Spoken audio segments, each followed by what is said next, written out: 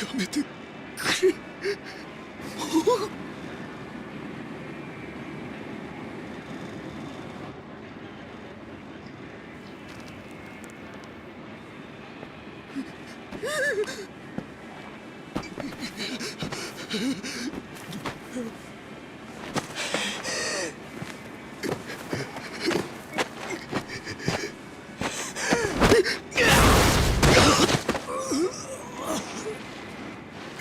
ごめんなさい。ごめんなさい。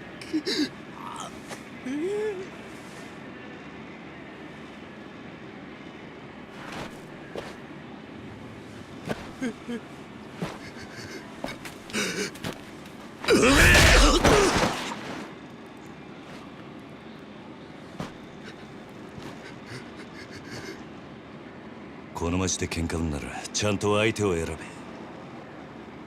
大金持ち歩いてるときは特にな。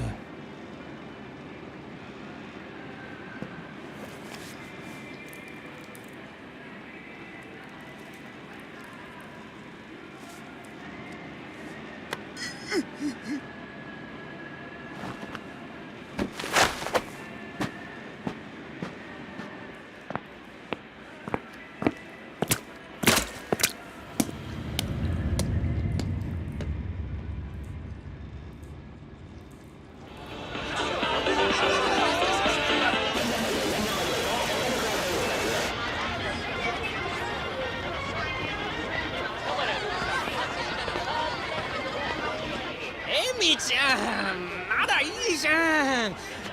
こんな時間サスビラ切ったってタクシー捕まんないんだから。やだもう。いいから宅代出してよ。じゃあさ、プラザのスイートでも取るよ。だから俺と朝までね。なんだてめえ、いてんだよ。おいちょっと待てよこれ。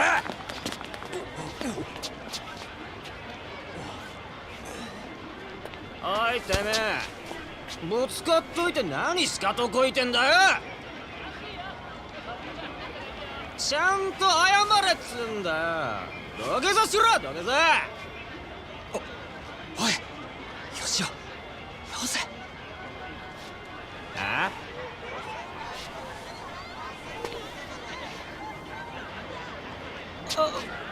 いや、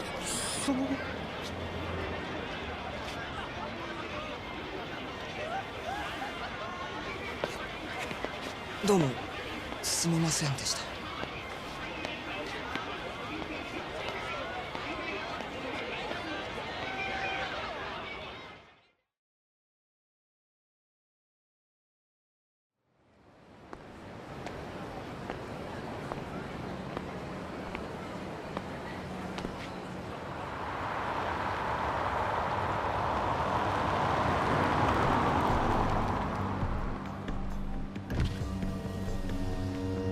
よ、頼んでおいた仕事どう？終わりました。ちょっと封筒が。このままでいいっすか？そんなこと気にしないでいい。むき出しだろうが金は金だからね。堂島組さんは仕事早くて助かるよ。はいこれ約束の1割。ご苦労さん。どうも。でこれは俺からの気持ちね。いや、それは取り半が常識のこのご時世、安い取り分でやってもらってんだ。普通なら本職の人にこんな安い額の取り立て頼めないからね。でも同年代のガキどもが万札ちらつかせてタクシー乗る時代に本職の君が金もないんじゃ様になんねえだろ。ま、これは俺との初仕事を終えたご祝儀みたいなもんだ。はっ、取っとき。ありがとうございます。しバカに金貸しちまうと後が面倒でしょうがねえな。30万ポッチ捨てんのは簡単だが、回収しとかねえと商売としてのけじめがつかねえなあ。ええ、まあ俺も長いことこの町で金貸しやってるからよくわかる。今の世の中、金の本当の価値が分かってるやつなんてほとんどいやしない。その点、学のない君の方が高学歴の若造よりよっぽど分かってる気がするんだけど、そうじゃない？俺には分かりません。それじゃこれで。なあ、うちに来ねえか兄ちゃん。君の腕っぷしならヤクザやるよりもっと簡単にもっと多くの金が稼げる。いい飯腹いっぱい食っていい女を好きなだけ抱ける。それだけじゃない、金さえあれば不幸な人間を幸せにすることすらできる。ヤクザは下積みが長え。手っ取り早くのし上がるにはうちに来て稼ぐってのもいい選択だと思うんだが。3年前にその言葉を聞いてればそうしてたかもしれませんけど、一度極道になったもんは時間を巻き戻せない。それが答えか。ヤクザには誰かを幸せにすることなんてできないんすかね。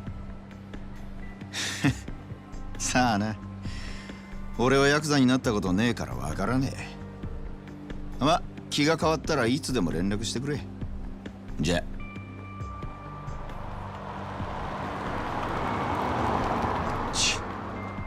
金貸しが偉そうに。めんどくせ。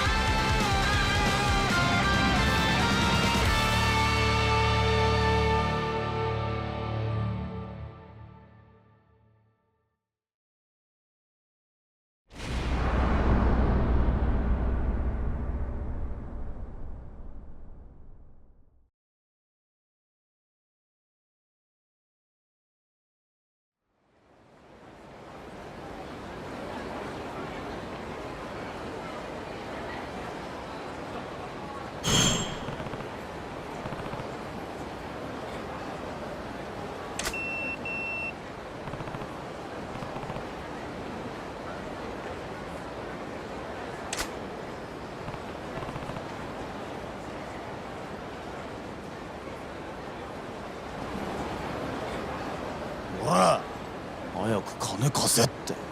後で返すっつってんだろうが。困ります。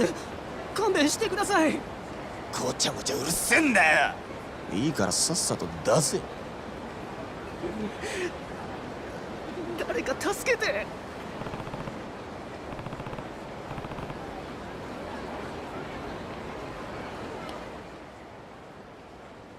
なんだよ、見てんじゃねえぞ俺。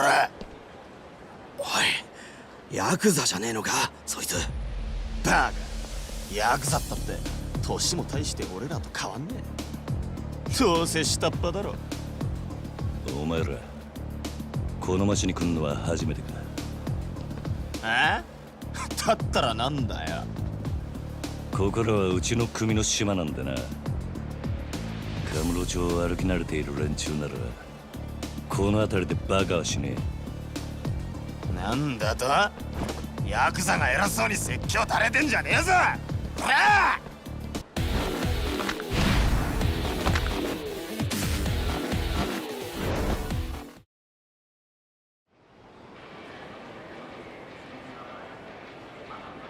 おお、相変わらず容赦ねえな。え。錦、おめえいつまでたっても来ねえから待ち合わせすっぽかされたかと思ったよ。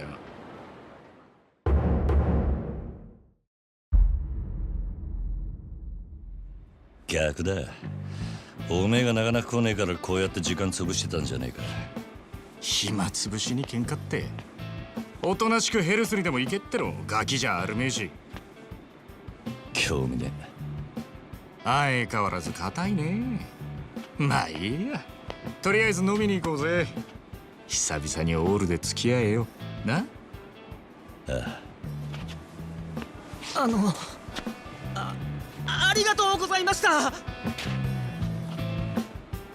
はいや、この度はどうも。お日柄もよく。行くぞ錦。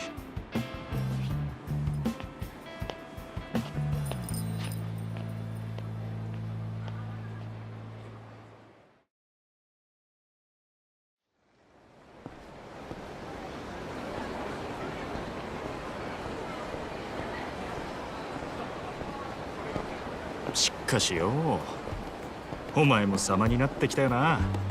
もう一発のヤクザだ。今日の取り立てももう済ませたんだろ。まあな。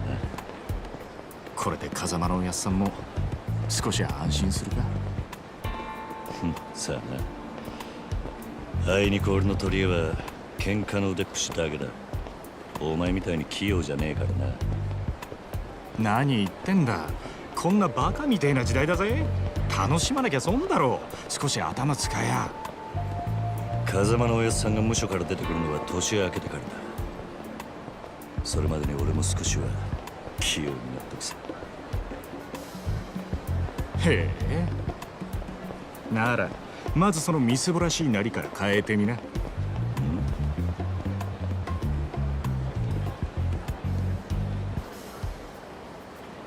お前もたまには50万のスーツでも着てみろよ。そうすりゃ世の中の見え方もちった変わる。俺は服なんかどうでもいい。風間のおやっさんだっていつも地味な服着てんだろ。お前な、あの人は組の若頭、堂島組のナンバー2だぞ。あのレベルまで行きゃそれでも通用するがな。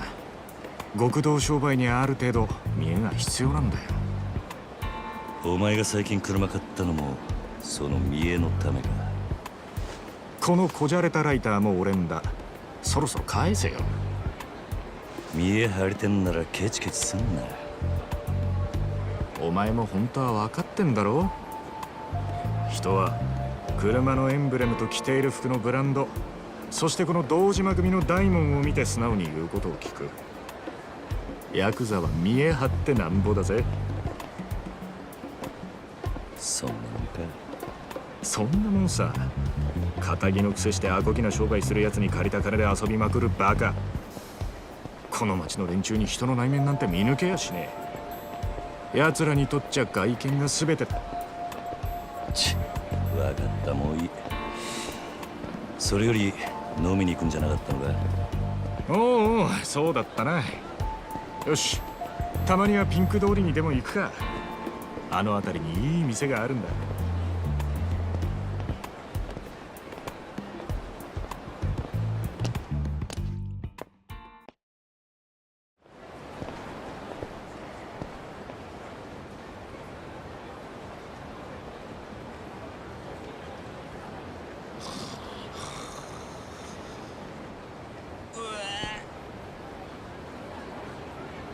たく相変わらず品のねえ町だよな。だから人が集まってくるんじゃねえのか。最近の景気で金持った欲の塊みてえな連中がな。そいつらが酒やら女やら欲しがって集まる場所なんだ、この彼女って町は。なんだよ、不器用なりに一応分かってんじゃねえか。見直したか。錦山くん。よなんだあいつら。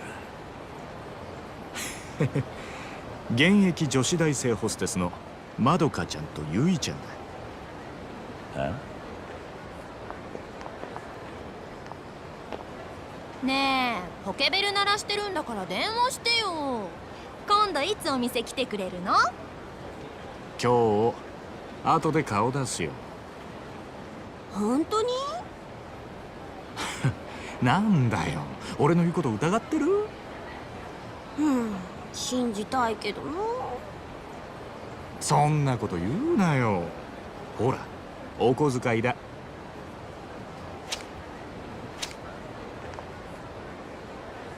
ったー、信じてるよ。女ってのは器用なもんだね。ありがとう。じゃあまた後でね。待ってるよ、錦山くん。いつの間にか大した顔じゃねえか、錦。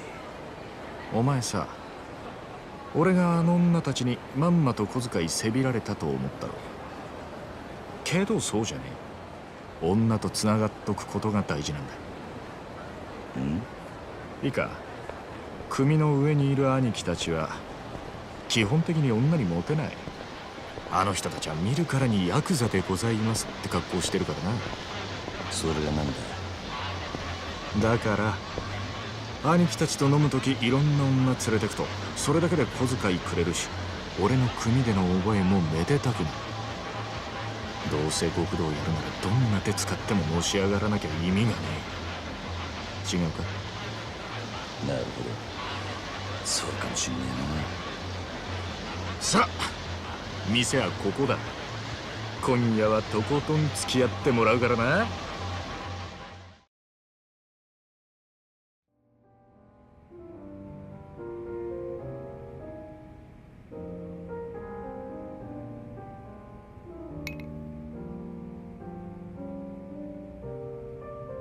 お前この店にはよく来んのか？ん？これで2度目だけど。なんでだ？ボトルキープなんかしてるからよ。常連なのかと思ってな。ちまちまビール飲むより見栄えがいいだろう。店のもんに顔も売れる。俺は安く見られるのはごめんなんだな。なるほど、お前は偉いよ。確かに見栄ってのを大事にしてる。おめえもこの世界でのし上がりたきゃ少しは見習えよ。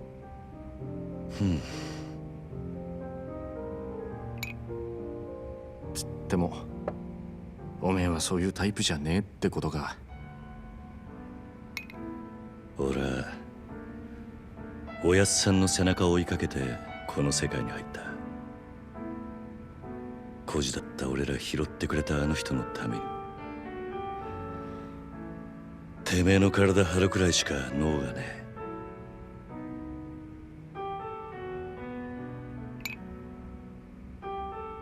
え。いや、もしかしたらおめえは今のままでいいのかもな。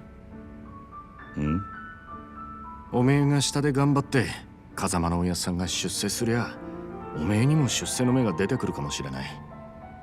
そういうのし上がり方もあるさ。ただおめえは風間のおやっさんの子じゃない。堂島組の組員なんだ。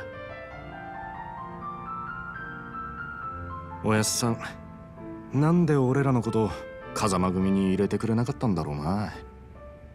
そりゃ堂島組の方が格は上だけどさ。よせよ、おやっさんに考えがあってのことだ。まあそうだな。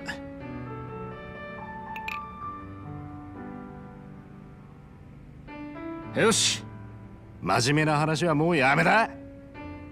カラオケでもしてパーッと騒ごうぜ。なあ。わかった。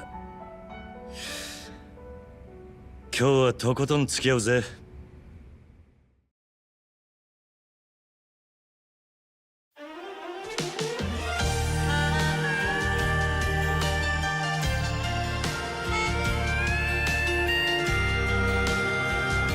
I sing for you バカみたい子供なのね夢を追って傷ついて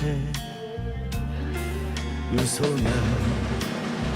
下手なくせに笑えない笑顔を見せたI love you もろくに言わない口下手でほんまに不器用なのにどうしてさよならは言えたのダメだねダメよダメ好きすぎてどれだけ強いお酒でも歪まない思い出がバカみたい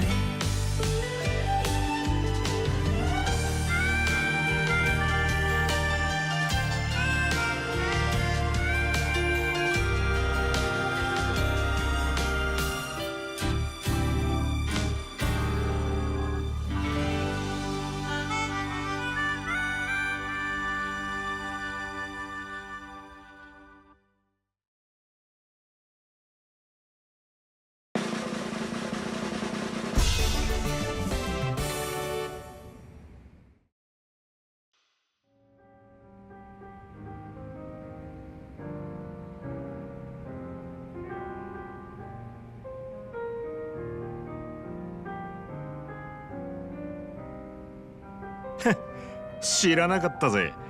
おめえがあんなにカラオケ好きだったとはよ。バカそらお前がハメ外そうとか言うから仕方なく付き合ってやっただけで嘘つけ。その割にはノリノリだったじゃねえか。普段から隠れて練習してるんだろなあ。よせよそんなわけねえだろ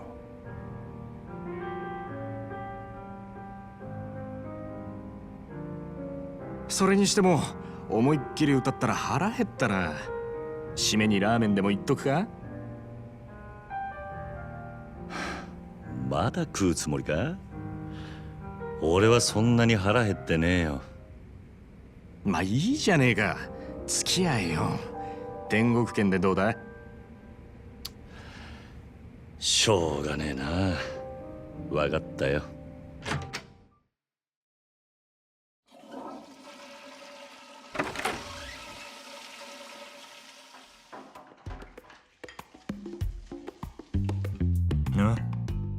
おい、なんだよ。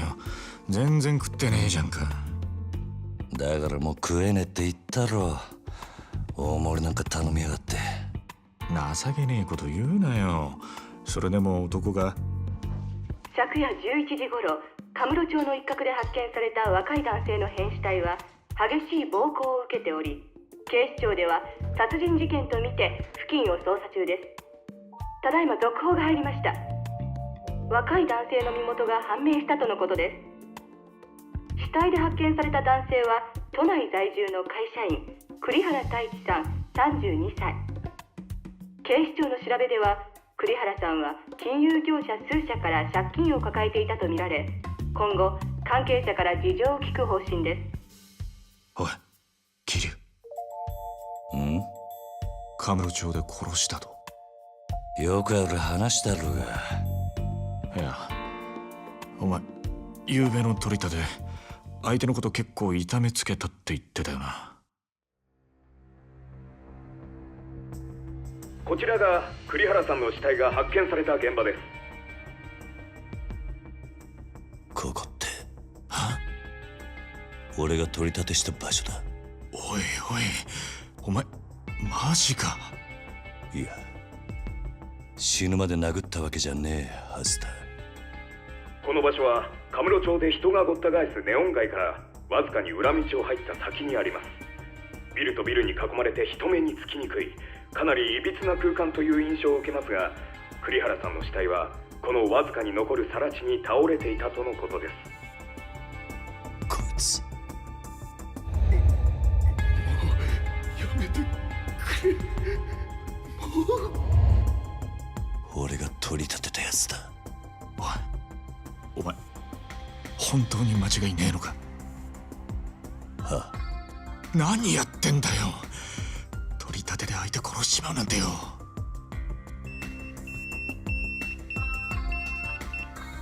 誰からだ。組か。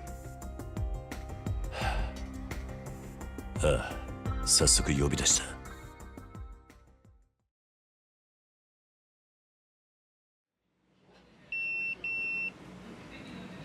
事務所に電話してくれ。やっぱり今のニュースの件で呼び出されてんだよな、お前。まずいことになったな。いや、お前ももちろんやべえけど、これで風間のおやっさんの立場も危うくなる。何？この不始末につけ込まれちまうってことだ。どういう意味だ？お前や俺がおやっさんに拾われたってことは堂島組の人間なら誰でも知ってる。だからよ、俺らの不始末はおやっさんの責任にもなっちまう。だが俺がやっちまったことだ。おやっさんは関係ねえ。そうはいかねえよ。殺しとなるとことがでかい。多分おやっさんの後釜に座ろうって連中は間違いなくそこをついてくる。堂島組、若頭補佐の3人とかな。くそ。そもそも半年前、おやっさんが札にパクられたのもその3人の誰かに売られたって噂だ。なんだそれは。おやっさんの仕切ってた鳥羽、周到に場所変えてたのにいきなり摘発食らったろ。ありゃ組の事情に詳しいもんが札にチクったとしか思えねえ。でそれが誰かっていや、3人の若頭補佐の一人、久世の兄貴だったって噂だ。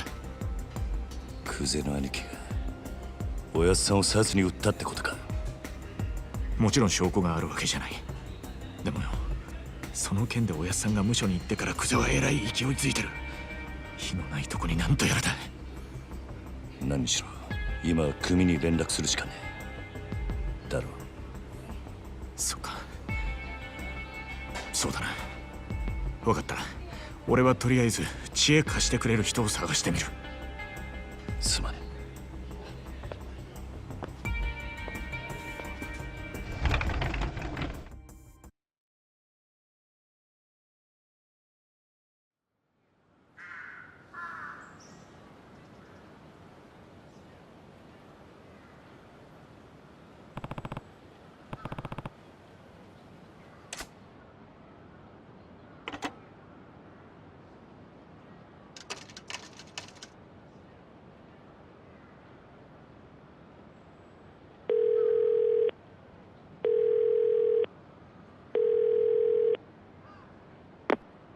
桐生だ。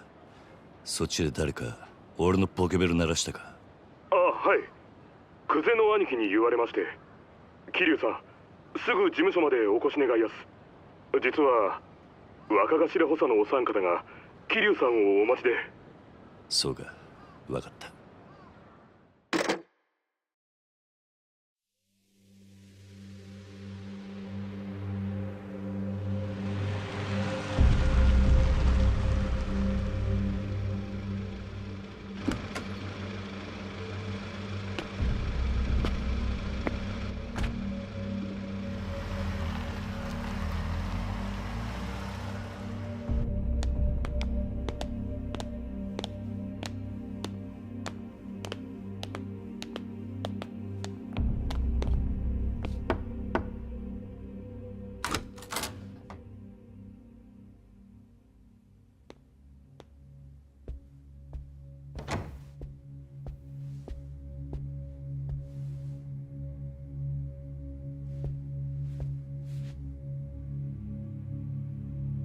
おう、ずいぶん待たしてくれるじゃねえか。偉くなったもんだな。おう、桐生。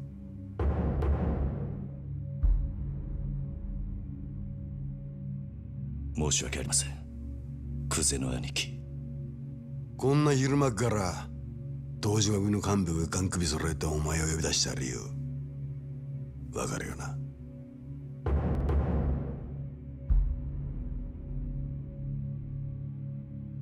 カムロ町で見つかった死体の件ですが。やっぱりてめえか。こりゃゴロどころじゃなくなっちまったな。なあ、クゼの兄貴。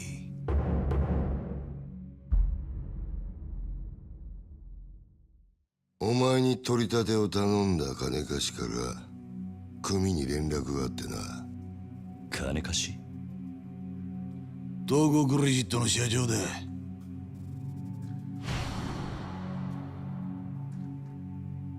あの社長に頼まれて仇ぶっ殺したのはおめえだろ。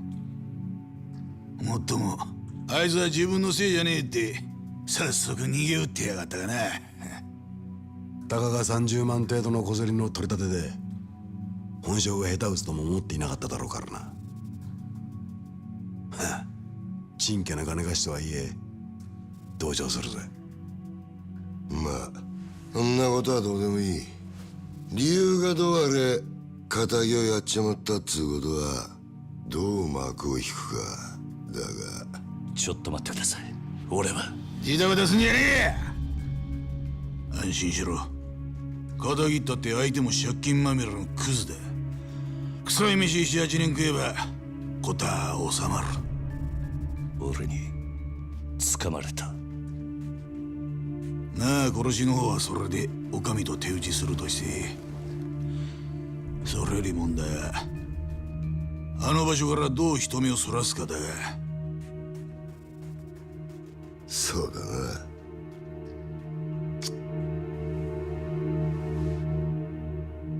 面倒なことをしてくれたもんだ。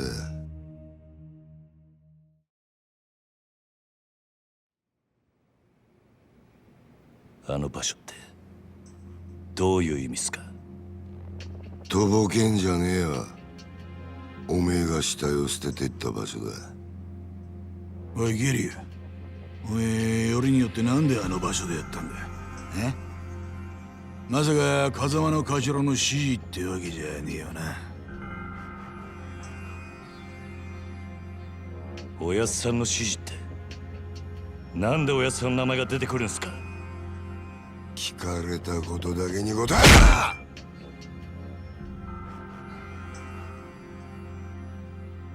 なんであの場所を選んだ？頭の指示じゃねえのか。あ？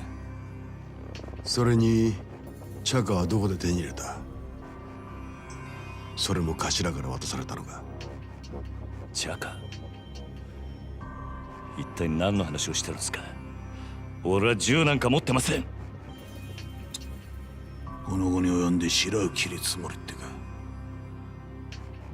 見つかった死体は痛めつけられた後、とどめに頭を撃たれていた。札はまだ公表してねえかな。本当ですか、その話？だったら死体転がしたのは俺じゃありません。俺は素手で奴を殴っただけです。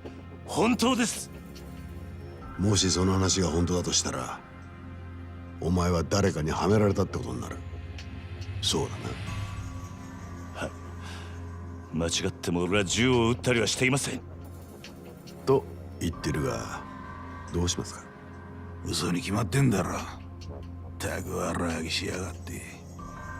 てめえみたいな下っ端はめて誰が得するってんだ。おうキリ、もう一度聞くぞ。なんでわざわざあの場所で騒ぎを起こしたんだ？金貸しからの指示だったんです。あの場所に相手を呼び出すから、少し痛い目に遭わせてから金を取り立ててくれって。今言ったこと間違いねえな。ええ。どうやら金貸しから話聞く必要がありそうだな。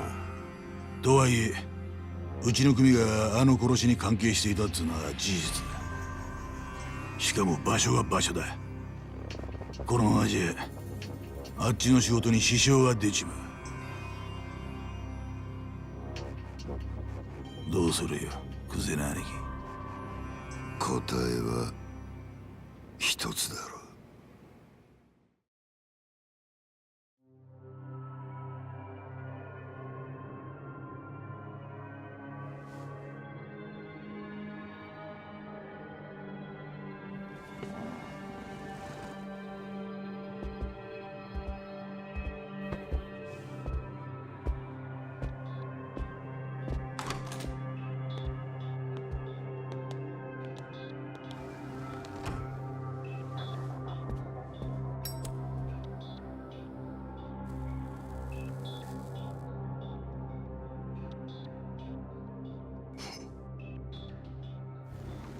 何が何だか分かんねえって面だな。ええ。例の死体が見つかったあの場所はな、あそこは通称空の一坪って厄介な土地なんだよ。お前ら下っ端は知らねえかもしれねえけどな、堂島組長から俺ら頭補佐の3人に命令が出てたんだ。どんな手使ってもその空の一坪を手に入れろとな。空の一坪。針の穴ほどの隙間もない繁華街に偶然できた一坪の空き地だ。それを親父が欲しがってる。親が欲しがるものを差し出す、それが子分の義務ってわけだ。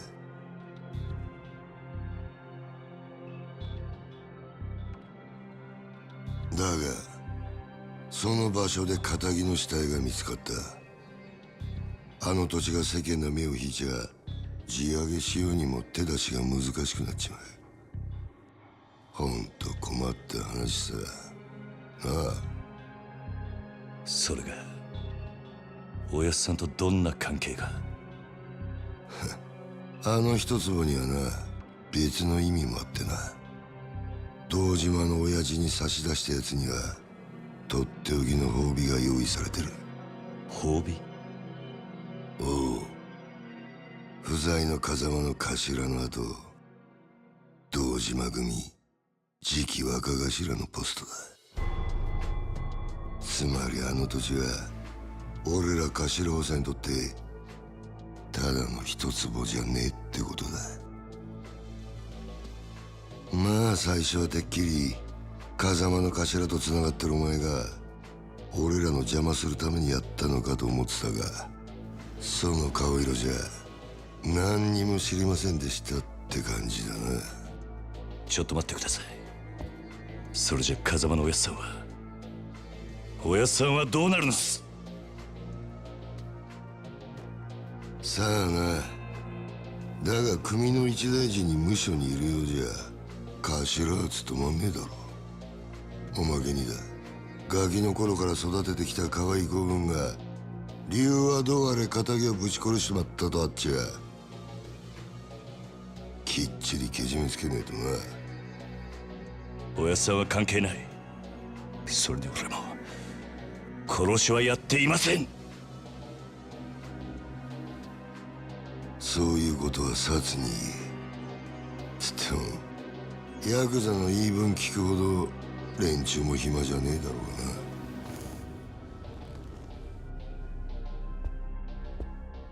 殺には今日中に実施しろよ。それと縁故詰めとけや。お前も極道なら組長に挨拶しとかねえと筋が通らねえぞ。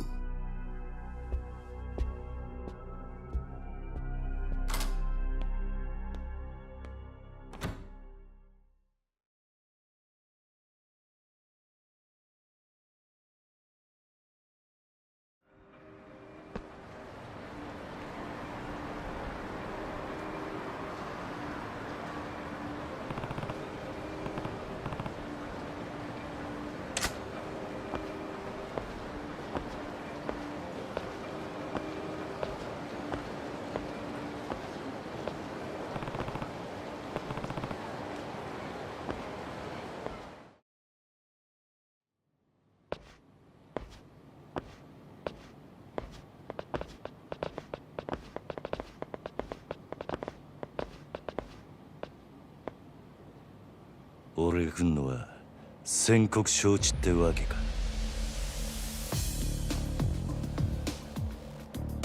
堂島組の桐生一馬だ。東国クレジットの社長に俺をはめた礼を言いに来た。うちの社長はあんたに会う気はありませんよ、桐生さん。じゃあお前ら半殺しにして会う気にさせてやる。この人数相手にあんた一人でか。ああ、こっちはいい加減爆発しそうになってんだ。さっさと道上げねえがチンピラー。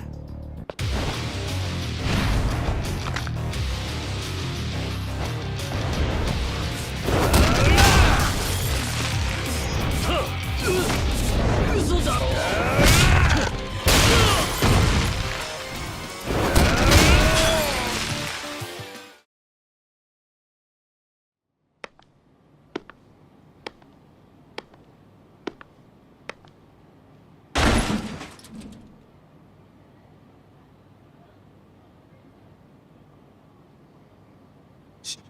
信じられねえ。まさかここまでたどり着くかよ。あとはあんただけだ、社長。じっくり話を聞かせてもらう。話？何の話だ？今さらとぼけだって時間の無駄だ。なぜ俺をはめた？あんたの目的は何だ？おい、近づくな！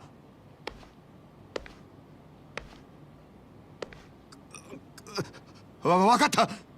全部話す。だからちょっと待ってくれ。俺はあんたをはめる気なんてなかった。ただ人から頼まれた通りに動いただけだよ。あんたにあの場所で取り立てさせるようにって。そいつを頼んだのは誰だ？その人は。あ、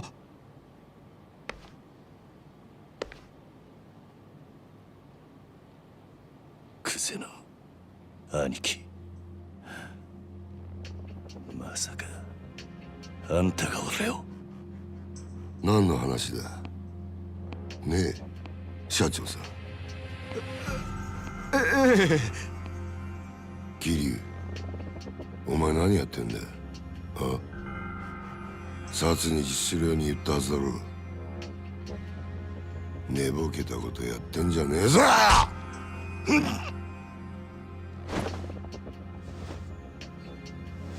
あ、やっぱちょっとなまってんな。現役の頃はガキのしつけなんざ一発で済んだんだがよ。社長さん、ちょっと外してもらえませんか。この若いのに説教しねえとなんねえもんでね。ごゆっくり。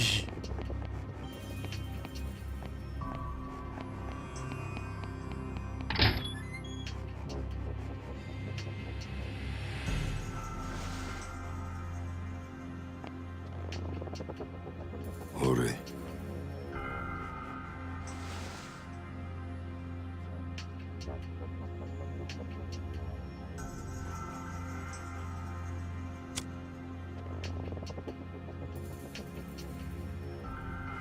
うめえぞそれ。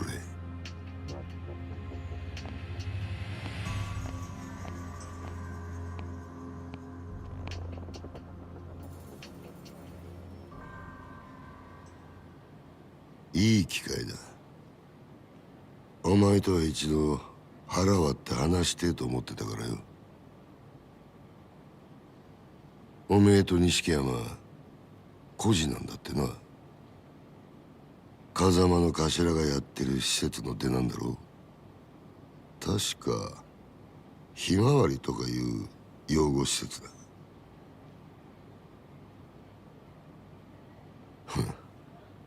極道なんてまともに育ったやつの方が少ねえ。孤児だからって恥じる必要はねえぞ。ただな、風間の頭もえげつねえ真似をするよな。どういう意味ですか？拾ってきたガキに育てた恩着せてよ。今じゃ立派にあの人の玉よけになってるじゃねえか。おめえと錦山、頭のためなら命も惜しくねえってよ。こういうの洗脳っていうのか。そろそろ本題に入ってもらえませんか、クゼの兄貴。あんたの話はさっぱり先が見えねえ。桐生、お前風間の頭をスパイしろ。何？殻の一粒の話はしたな。それさえ手にすりゃ俺が次の若頭、堂島組の跡目を。だがそのために必要なあの土地のある情報ってやつを檻ん中の頭が握ってやがる。ある情報？ああ、お前そいつを頭から探り出せ。うまくやりゃ組手の将来を俺が約束してやる。あの人まさかお前に裏切られるとは思ってねえからな。構成員25000の登場会、その直系堂島組でのし上がったとなりゃ大した出世だ。それに例の殺しの真犯人も渡してやる。やっぱりあんたが俺をはめたんだな。さあな。ただこの話を蹴りゃおめえは確実に無所行きだ。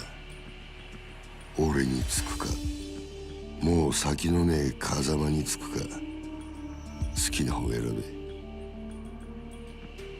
だが返事は今だ。この場でしろ。クゼな兄貴。なんだ。あんたは賢いつもりで立ち回ってるんだろうが、全然器じゃねえよ。何？俺のこともおやっさんのことも。あんたは何も分かっちゃいねえ。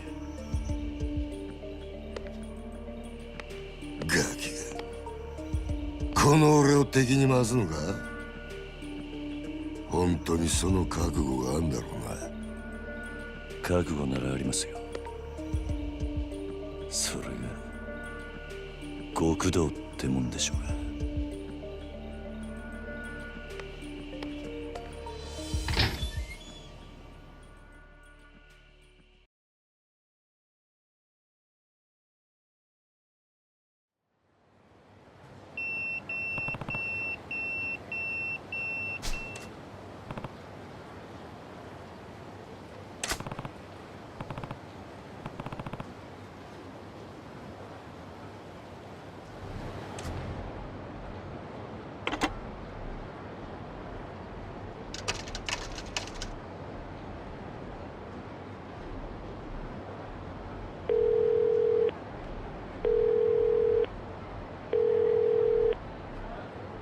もしもし、桐生だな。錦山だ。ああ、やっぱりお前からの呼び出しだったんだな、錦。お前今どこにいる？風間組の事務所だ。天下一通りの。風間組？なんでお前そんなとこに？今柏木さんと会って話してる。なんかいい知恵貸してもらおうと思ってよ。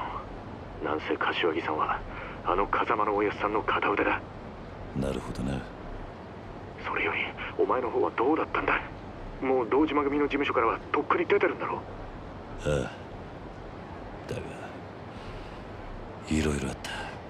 いろいろ？そいつは直接会ってから話す。分かった。なら俺は柏木さんと風間組で待ってるからすぐ来てくれ。実はな、お前も柏木さんの話を聞いといた方が良さそうなんだ。お前殻の一坪って聞いたことあるか？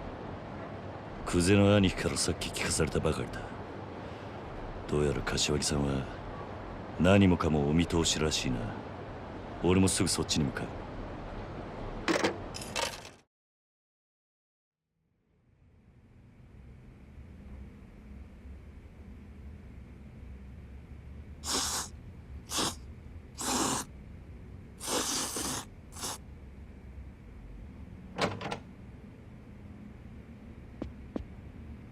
よう桐生、早かったな。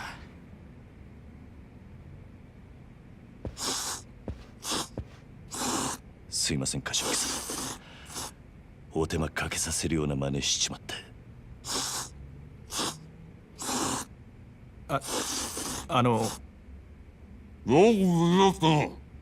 はい。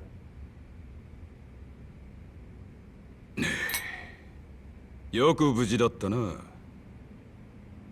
お前が本家から呼び出されたってとこまでは錦山から聞いてる。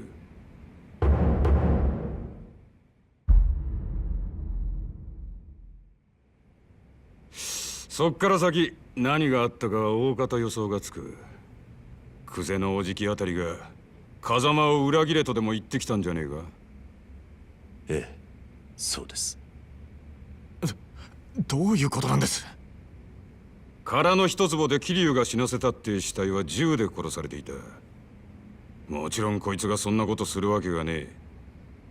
つまり誰かにはめられたんだ。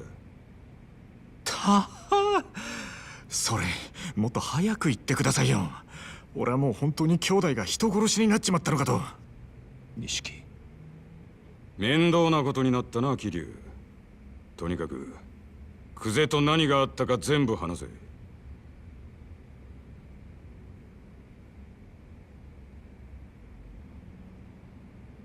なるほど。つまり若頭補佐の三人衆が頭の座を争ってるってわけだ。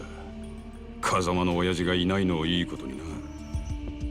冗談じゃねえ。親さん以外に堂島の頭が務まるかよ。落ち着け錦山。それより久世の話に出た殻の一坪だ。お前らが知ってるのはほんの触りだけだな。ええ、柏木さんは詳しくご存知なんすか？ああ。まず今カムロ町のある一帯に大規模な再開発計画があってな。堂島組の例の若頭補佐3人が食い争うように地上げをしてる。それなら聞いてます。権利者バラバラの土地に根こそぎ買い漁ってるって。そいつをまとめ上げてでかく転売する腹でしょ。そうだ。だがその中にどうやっても手に入れられねえたった一坪ばかりの更地があんだよ。それが殻の一坪。ああ。そいつは最近になって一帯の地上げが8割方終わろうって時に見つかった土地でな。厄介なもんで再開発用地のど真ん中にある。そこが手に入らん限りいくら周りの土地まとめても売り物にならねえ。そんなからくりがあったのか。ところでその一坪まだ誰も手に入れてないんですか？所有者が行方不明らしい。もし今出てくりゃ10億って値になってんだがな。10億？たった一坪の土地が？ああ。殻の一坪が欠けりゃ再開発自体がひっくり返る。だが堂島組は周り一帯の地上げにもう100億以上突っ込んでんだ。一坪10億だろうが今さら引けやしねえ。久世はその土地を手に入れるのに必要なある情報を風間のおやっさんが握っていると言っていました。風間のおやっさんの持ってる情報って何です？いや、わからねえ。俺も初耳だ。でもやっぱり姿消している土地の所有者に関係することでしょうね。何にしても久世はその情報をおやっさんから探らせるために桐生をはめたってわけか。ああ。そのために人一人殺してまでな。おめえら今の状況わかるか？桐生は当然として追い詰められてんのは風間の親父も同じだ。桐生が仇殺したってことで後見人の親父もけじめを迫られる。その上久世が殻の一坪手にして若頭になってみろ。奴は親父を必ず組から追い出す。組から追い出す？まさか堂島組の波紋もあり得ると？ああ。親父も無所にいる以上今は何も手が打てねあのおやっさんが破門？破門された極道の末路は言わなくてもわかるな。一度上までのし上がった後で底辺の屈辱に耐えられる人間は少ねえ。自殺したホームレスに元極道って肩書きがついてるのは珍しい話じゃない。でも桐生は実際殺しはやってないんです。こいつの疑いさえ晴らしゃおやっさんも破門にはならねえはずでしょう。疑いを晴らすには真犯人を抑える必要がある。そうだ。だが久世が真犯人を握ってる以上手は出せん。相手は堂島組の幹部だ。この世界で上に噛みつくことは何があっても許されねえ。でもこのままじゃ桐生は無所にぶち込まれるんですよ。俺らが久世に手を出せば風間の親父は余計立場が悪くなる。その時点で破門は確実になるな。だったらどうすりゃいいんですか俺たちは。柏木さん、とりあえず俺の濡れ衣も殻の一粒も後回しだ。今とにかく俺はおやっさんを守るために動きます。何かいい手があるのか？ええ、俺の不始末は俺一人でけじめつけます。おやっさんに責任がいかないようにするにはもうこの手しか残ってねえ。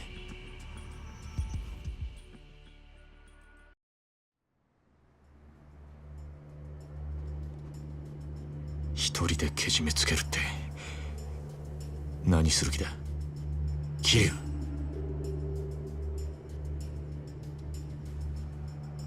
俺は今日限り堂島組を抜ける。杯返して極道から足を洗う。桐生、お前今回の一件とにかく俺一人の責任としてケリをつけるんだ。その後久世を捕まえて真犯人の居場所を吐かせる。何言ってんだ。杯もらって3年そこらのヤクザが5体満足で足洗えるわけねえだろ。最悪殺されんぞ。認めたかねえけど今の堂島組仕切ってんのは久世だ。それを袖にしたお前が組み抜けるっつってあいつが生かしとくと思うか。杯返す先は久世じゃねえ、堂島組長だ。それにまだ殺されると決まったわけじゃねえ。車回してくれ錦。これから組の事務所に行く。ふざけんなって。お前やけになってるだけじゃねえか。うるせえ。他に手はねえんだ。このまま指くわえて見てるわけにはいかねえ。やめろ桐生。錦山の言ってることは正しい。正しいかどうかなんてどうでもいい。所詮俺は風間のおやっさんについていくために極道になっただけの半端もんです。俺の不始末でおやっさんに迷惑かけるくらいなら俺にも覚悟があります。おめえなめたこと言ってんじゃねえぞ。あ？俺の言うことが聞けねえのか？ああ桐生。ええ、たとえ風間のおやっさんが止めたとしても俺は行きます。こんな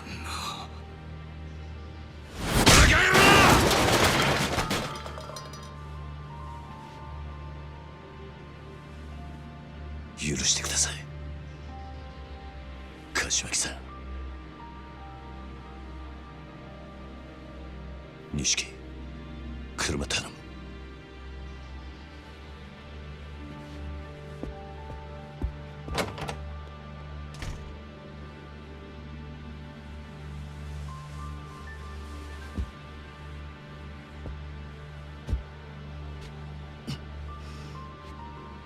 長い間お世話になりました。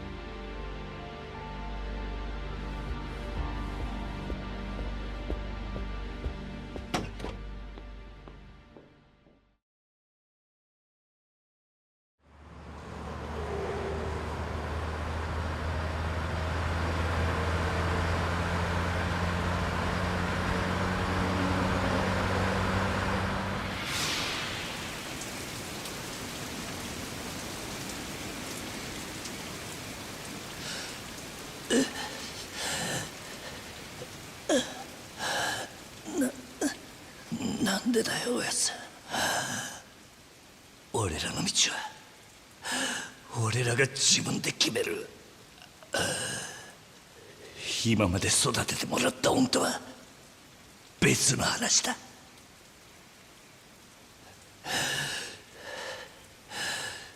今さら善人ぶんなよ。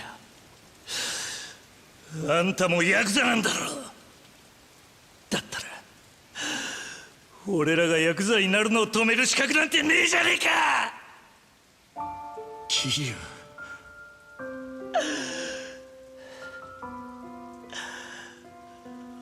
俺たちはずっとあんたの背中を見て育ったんだ。いい車乗って肩で風切って周りの人間に頭下げられて、そういう人間になりてえって俺たちがそう思っちゃいけねえのかよ。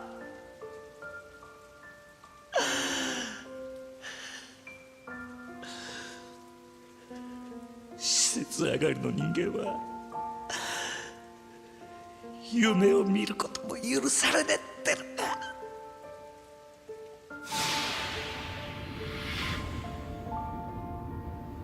なあ、今お前何考えてた？何も、ぼーっとしてただけだ。俺はよ、いつだったかおやっさんに殴られていた時のことを思い出してた。俺たちがこの道に入る前の晩だったよな、確か。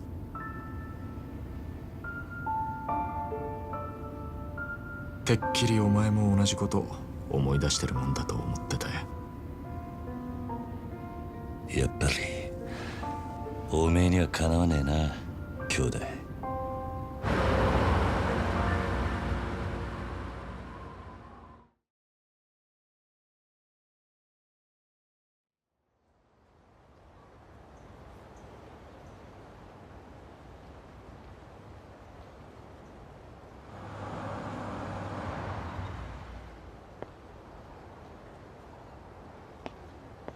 見慣れたはずの事務所が今日はやけに不気味に見えるな。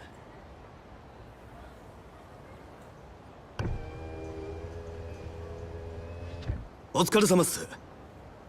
親父は堂島組長は事務所にいるか？ええ、いらしてます。ここで降りんのは俺一人だ。え？組長に伝えてくれ。桐生一馬が杯を返しに来たってな。桐生さん、本気っすか？ああ。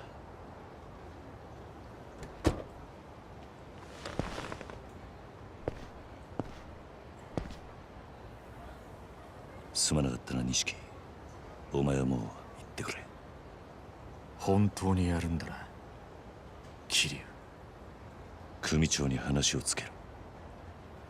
死ぬと決まったわけじゃねえ。せいぜい器用にやってみるさ。お前にそんな真似ができるのかよ、バカ野郎が。またな、兄弟。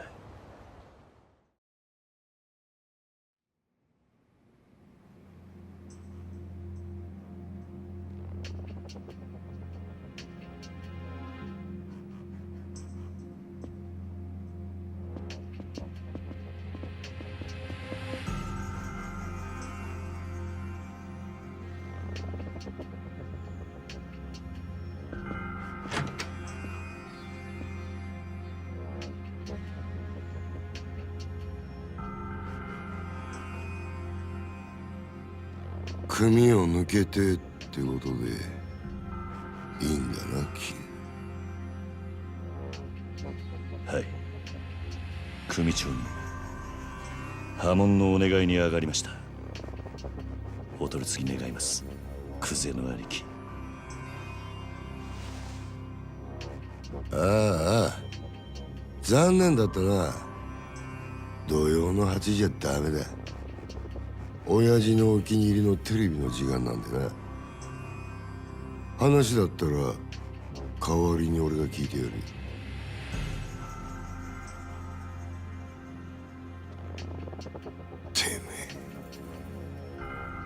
縁故も詰めてねえじゃねえか。手ぶらで組抜けの挨拶とはな。てめえ極道なめてんのか？ああ、あんたと話しに来たわけじゃねえ。組長はどこにいるんだ？今現場で組み仕切ってんのはこの俺だ。口の利き方には気をつけろよ。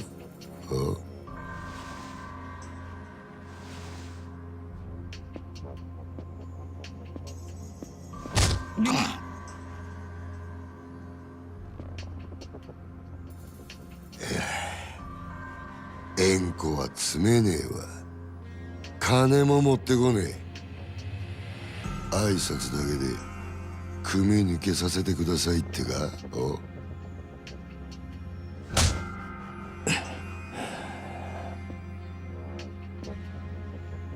俺学生気分で敷居またげるほど極道の世界甘くねえぞこら。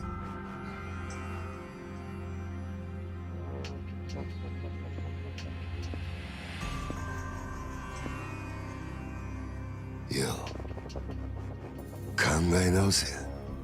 キー今なら全部水に流してやる。風間の頭から彼の一粒の情報を聞き出せ。もうそれしかお前の生きる道はねえんだからよ。組長に会わせてもらえませんか？ほら破門してもらいに来たんす。答えはノーってことか。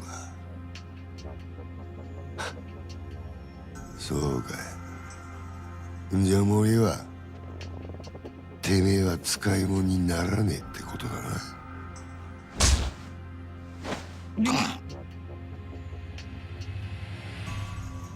お前には俺のそばについてのし上がるチャンスがあった。そいつを蹴らなきゃ死なずに済んだのによ。あ、米田。はい。消し方考えろ。地味ですけど山ん中で生き埋めが一番かと。薬品でドロドロにして流すってのもありですが。ああ、死体は残せよ。後々こいつの死体が見つかった方がいいんだ。堂島組は身内のしつけには厳しいって方が本家での評判も上がるってもんよ。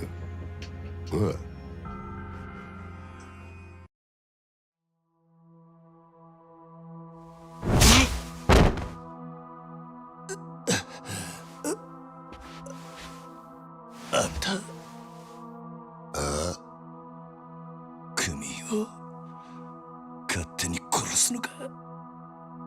組長に無断で？寝ぼけてんのか？もう親父なんて関係ねえよ。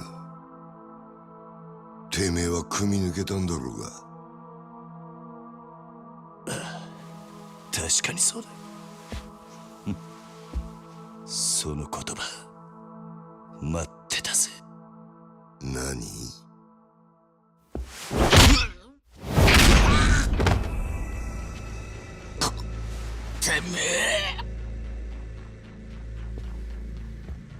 てめえ兄貴分に向かって何しやがる？兄貴分だと？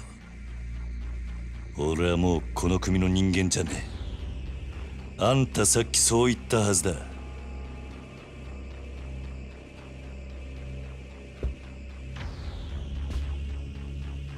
かかってくんのはあんたらの勝手だが、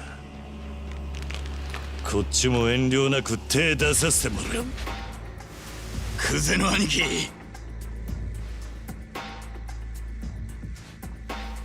こいつは俺がやらしてもらいます。任せる。好きにしろよ。待て、あんたにはまだ話がある。俺にはねえ。どうせお前はここで死ぬんだ。もし生きて俺んとこまで来られたら話ぐらい聞いてやる。なら首洗って待ってろ。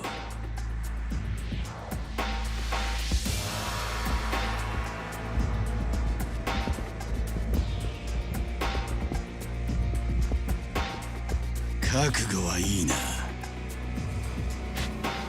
いつでもいいぜ。来い。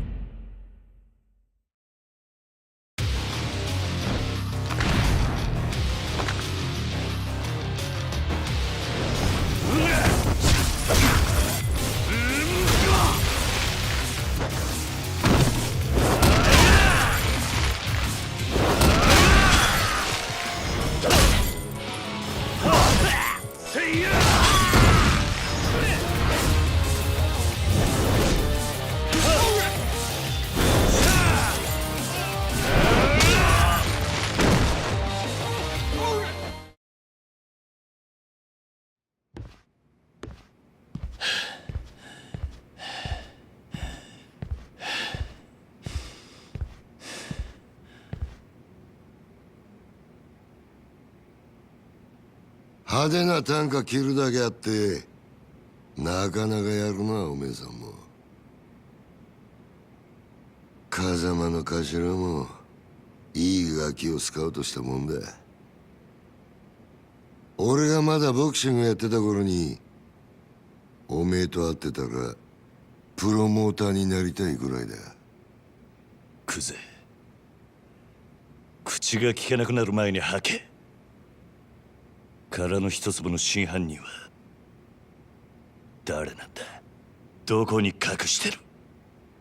ガキが調子に乗りやがって。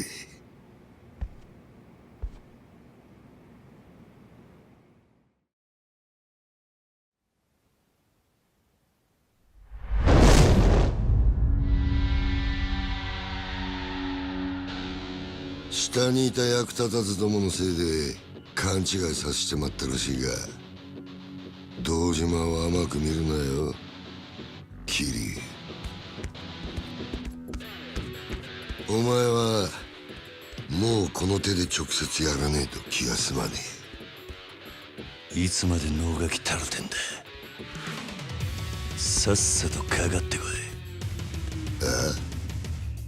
かかってこねえならこっちから行くぜ。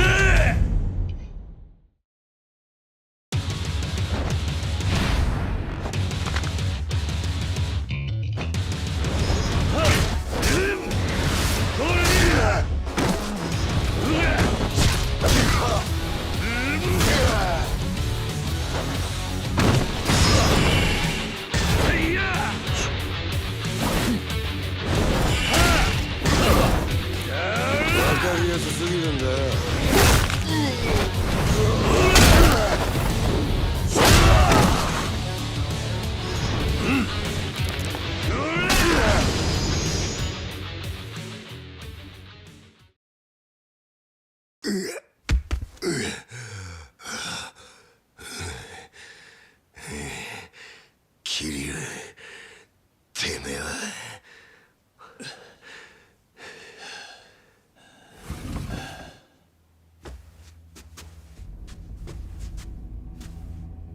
兄弟手貸せ。このガキ始末しろ。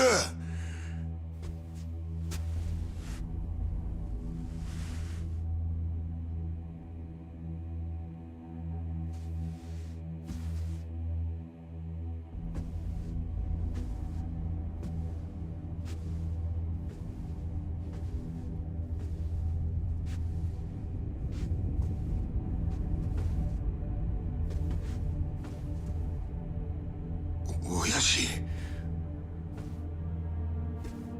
堂島組長。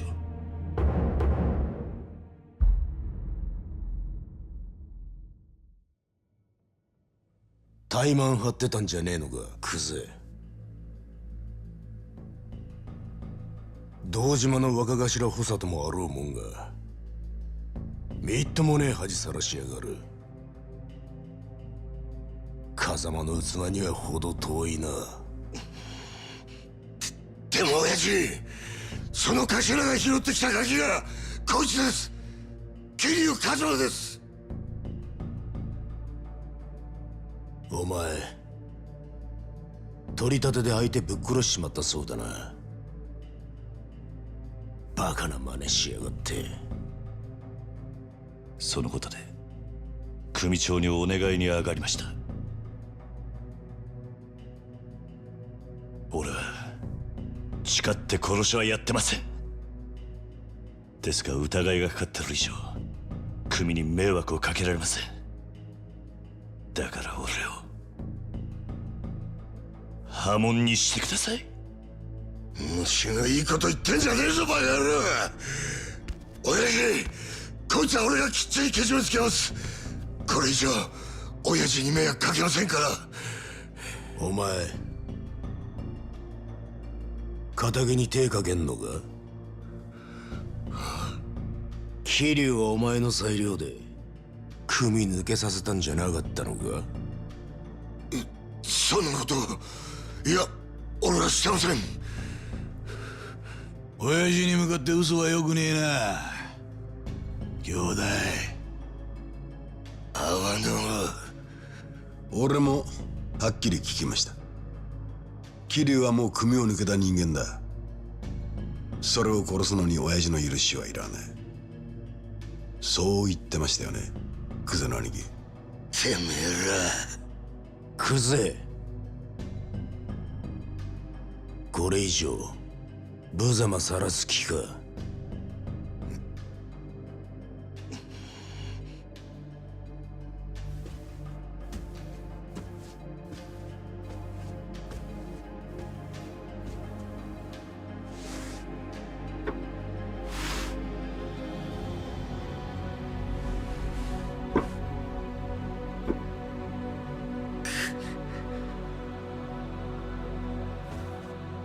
さあ兄弟、久世剣能界の人間なら作法は知っていますよね。兄貴の好きなけじめです。男見せてください。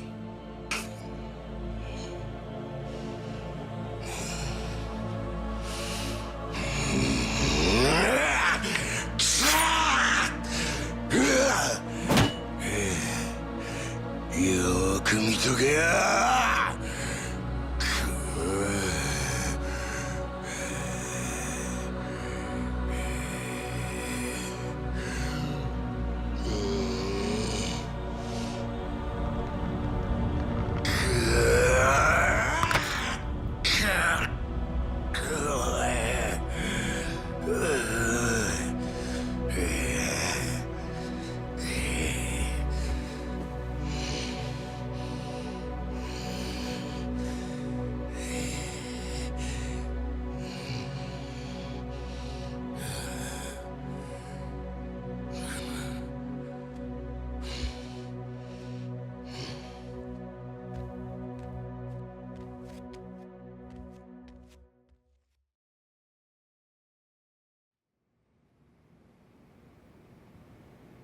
うちの若頭補佐が一度口にしたことだ。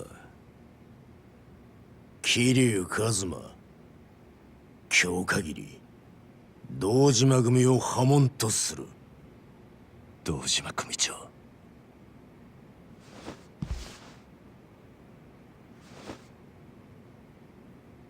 ありがとうございます。桐生、ここまで苦労して組を抜けたかった理由は何なんだ？俺と風間のおやっさんの身の潔白を明らかにするためです。今回の一件、俺は殺しをやってません。風間のおやっさんも全く関わりありません。ですがあの一坪で俺が金を取り立てた男が死に組に迷惑かけちまったのは事実です。俺は組抜けて責任取らせてもらいます。ですからどうか風間の親父のことだけは。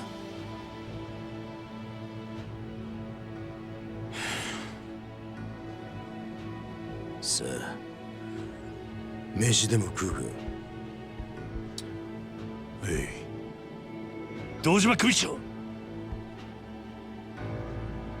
お前が組抜けて取れる責任ってのは何だ？それは絶対に俺があの一粒で男を殺した犯人を捕まえます。それで俺と風間のおやさんの身の潔白を。そうか、その必要はない。でも犯人は。犯人？そんなのはサツが勝手に探す。お前はもう仇だ。それじゃけじめがつきません。けじめ？だからてめえは仇だろうが。今さらごちゃごちゃうるせえんだ。お前は自分の不手際があると認めるところはあるんだろう。はい、少なくとも自分があの場所で追い込みかけなければ、ひょっとしたらこんなことには。だから破門を申し出た。そうです。安心しろ。けじめならきっちり取ってもらうさ。え？風間が拾ってきたガキ、桐生、お前の不手際であの土地に手が出しづらくなっちまった。その責任は風間に取ってもらう。お前もさっきまで極道だったんだ。この理屈はわかるだろう。堂島組長、極道は一度身引いたらしまいだ。お前は仇として幸せになる道でも探すんだな。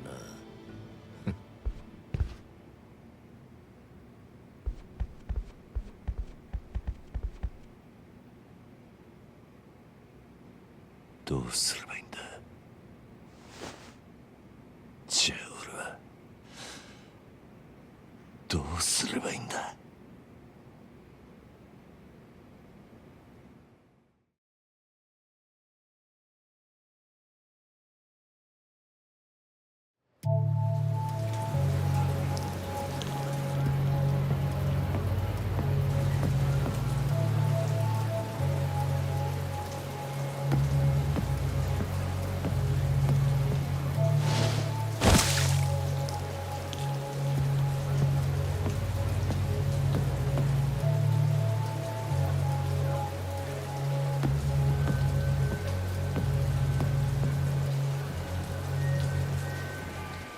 立てますか？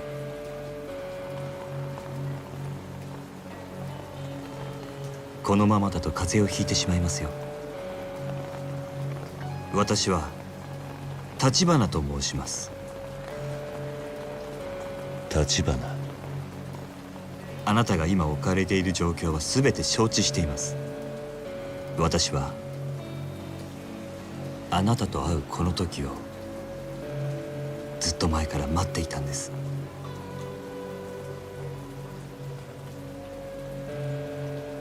少しだけ話聞いていただけませんか？桐生一馬さん。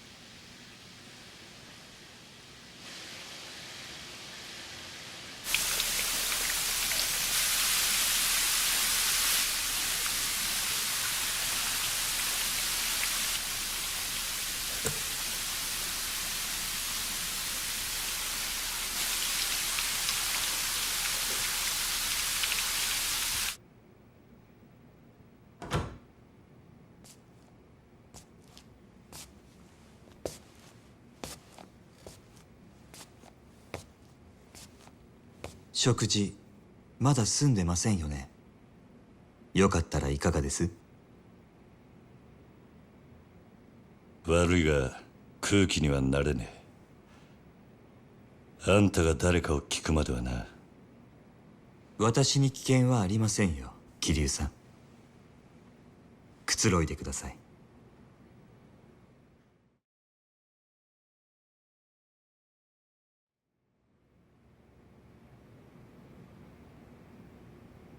俺の服は？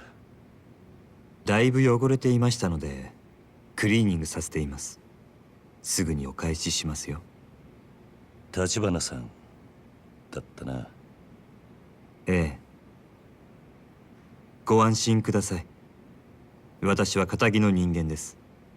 神室町で不動産屋を営んでいます。不動産屋？それが俺に何の用だ？料理本当に食べないんですか？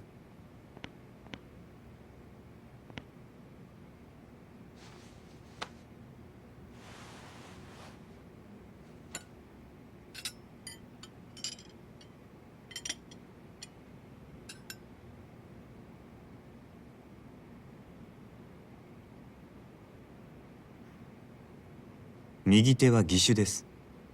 不作法なのはご容赦を。数年前に失ってから寒くなると痛みます。不思議なものでないはずの指先までうずいて鎮痛剤も効きません。四六時中痛みを我慢するだけです。でも痛みを顔に出すのは面倒なんでやめました。そんなことは聞いてねえ。桐生さんは登場過剰という言葉を知ってますか？登場過剰。いくつもの花が集まって大きな一つの花になっているものをそう言います。実はあなたもよくご存知のある花もその登場過剰でしてね。何の話をしてる？ひまわりですよ。ひまわりのあの大きな花はたくさんの小さな花の集まりなんです。子供が集まる養護施設につけるにはいい名前です。風間さんがひまわりと名付けたんですか？あんた一体。あなたはひまわりで錦山さんと兄弟同然に育った。もう一人沢村由美さんというお嬢さんもです。やがてあなたと錦山さんは親と慕う風間さんを追って極道の世界に入った。そして今は殺人の濡れ衣を着せられ、その影響で風間さんも破門の危機にある。もういい。あんたが俺を調べたってのはよく分かった。大した情報源を持ってるらしい。だがなんで俺を調べた？あんたの目的は何なんだ？今神室町の不動産屋が欲しがるものといえば一つしかありません。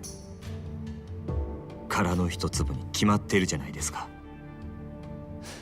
また殻の一粒か。私と手を組んでいただけませんか、桐生さん。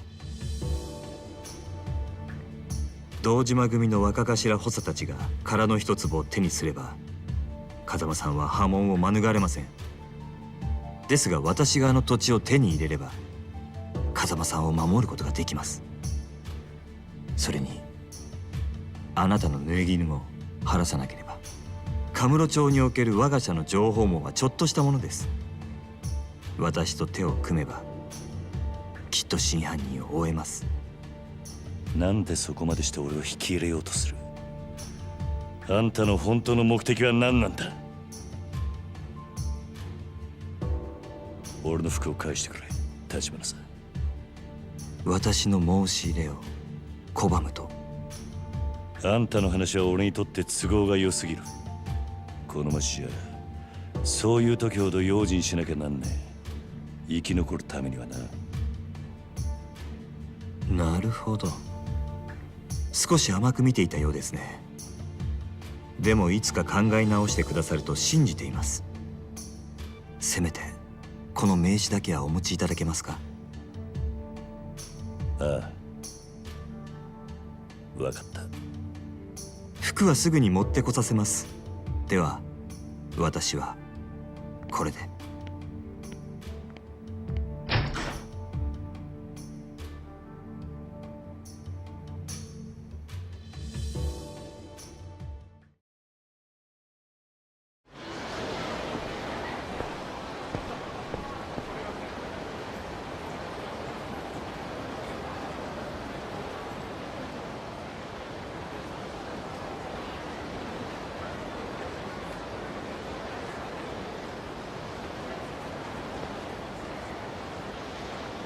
柏木さん。桐生、錦。お前大丈夫だったのか？おいマジかよ、よく殺されなかったな。ああ、なんとかな。だがこれで俺はきっちり堂島組は破門になった。そうか。それじゃあおやっさんももう大丈夫ってことか？おやっさんのことはまだだ。俺の濡れ衣が晴れねえ限り堂島組はおやっさんに責任かぶせる気でいる。なんでだよ、お前がもう組を抜けたってのにか。ああ、ただそれでも一歩前進だ。堂島の大門が外れた以上こっから好きにやらせてもらう。クゼを捕まえて真犯人の居所を吐かせてやる。そうだな、分かった。それじゃあとりあえず柏木さんにも伝えねえと。行こうぜ。いや、俺は登場界から破門された人間だ。もう風間組の事務所には入れねえ。柏木さんにはお前から伝えてくれ。おい何言ってんだよ、水くせえな。いいから来いって。せめてものけじめだ錦。きっちり筋は通す。筋ってお前は何も悪いことしてねえのによ。だったらお前この後アパート帰るだろ。俺もすぐ行くから詳しい話はそこで聞かせてくれ。分かった。じゃあ後でな。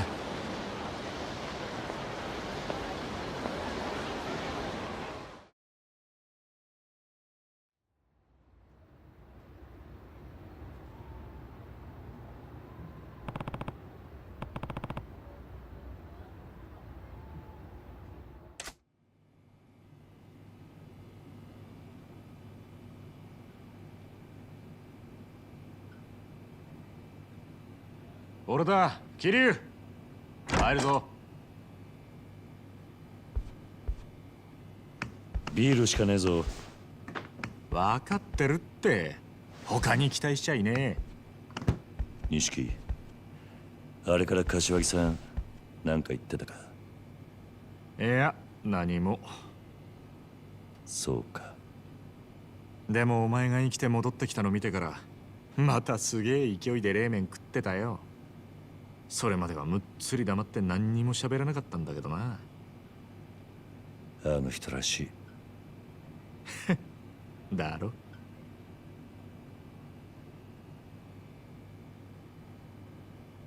そうか、あのクゼが円弧詰めることになるとはな。何が起きるかわからねえもんだ。ああ、だがまだこれからだ。若頭補佐の3人のうちの誰かが殻の一粒を手にすりゃ風間のおやつさんは組を追われる。それに俺の殺しの濡れ衣も晴らさねえと。殺に目つけられたらもう終わりだ。そのことなんだけどよ、桐生。実はな、東光クレジットの社長さっき殺されたぞ。何？ニュースになってる。会社の中で撃ち殺されてたらしい。あの社長はクゼの指示でお前を殻の一坪におびき出したんだろう。多分クゼがその口封じに殺させたんだ。クゼはあいつはそんなに簡単に人を殺すのか？あのバカなんだってやるさ。てめえの身を守るためだ。だからよ、正面切ってクゼから真犯人聞き出すってのは相当難しいぜ。他のやり方考えねえと。他のやり方？いや、そんなもんがありゃ苦労しねえか。錦、お前橘不動産って知ってるか？あ？橘不動産？組を抜けた後、その橘って男が来たんだ。殻の一粒を手にするために協力しろとな。奴は俺の濡れ衣を晴らせるとも言っていた。おい、待て桐生、俺知ってるぞ、この橘不動産。奴ら殻の一坪にまで手出そうとしてんのか。どういう連中なんだ。橘不動産は町に事務所構えてるような真っ当な会社じゃねえ。俺も聞きかじりだけどよ、一言で言えカムロ町に特化した不動産乗っ取りのスペシャリストだ。不動産乗っ取り？ああ、今カムロ町は狭い土地に飲み屋やら風俗やら店がひしめき合って空きがねえ。しかもそのほとんどを東上界の極道たちが仕切ってる。だが橘不動産はそのカムロ町の鉄の壁に穴を開けることができるんだ。鉄の壁に穴を開ける。どんなに繁盛してる店だろうが、橘不動産が目をつけりゃ数日持たずに中の人間は追い出されちまう。金、脅迫、嫌がらせ、ヤクザ顔負けのやり口で店潰しちゃ空きになった不動産を転売するって話だ。たとえ東上界のケツ持ちと勝ち合おうがお構いなしにな。今時の不動産周りは金のわしづかみ競争だ。得体の知れない連中が群がってる。けどその中でも橘不動産は札付きだ。東上界本家も連中を排除しようと追ってるらしい。本家か。そのくらい厄介な連中ってことだ。けどそいつらがおめえの味方につくとなると面白くなるな。信用できる相手ならの話だ。なんで俺を引き込もうとするのか橘の腹が読めねえ。なら明日少し突っ込んで橘不動産を調べてみようぜ。探ってみる価値はある。いや、調べんのは俺一人でやる。あ？お前が俺と一緒に動けば堂島組に目をつけられる。お前は関わるな。桐生、組抜けると決めた時から一人でやるのは覚悟の上だ。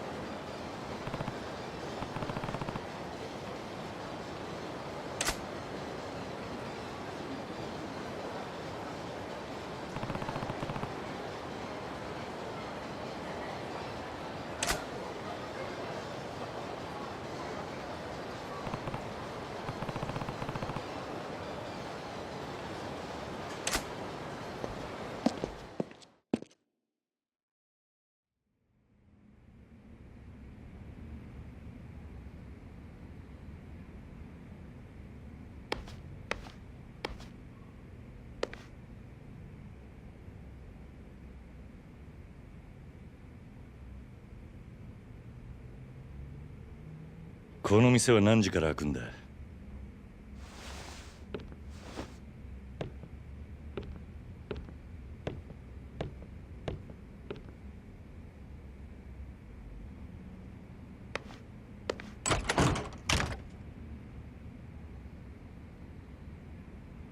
誰？店ならまだ準備中だよ。橘不動産の話を聞きに来たんだが、あんたここの店の？店長だけど、もしかして人生一家の人？人生一家？なんだ、違うのかよ。おい、ちょっと。少しだけ話を聞かせてくれないか。あんた橘不動産にこのビルから追い出されそうなんだろう。何なのあんた。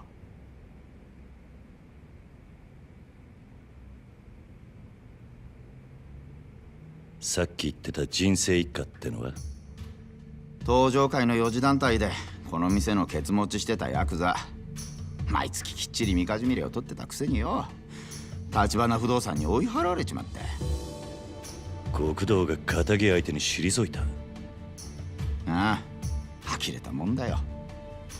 このビルの他の店はもう橘不動産に立ち退かされたのか？ああ、ある時急に橘不動産が来て、このビルのオーナーになったから全員出てけってさ。中には橘不動産って聞いただけで店閉めるやつもいて、残ってんのはもううちだけ。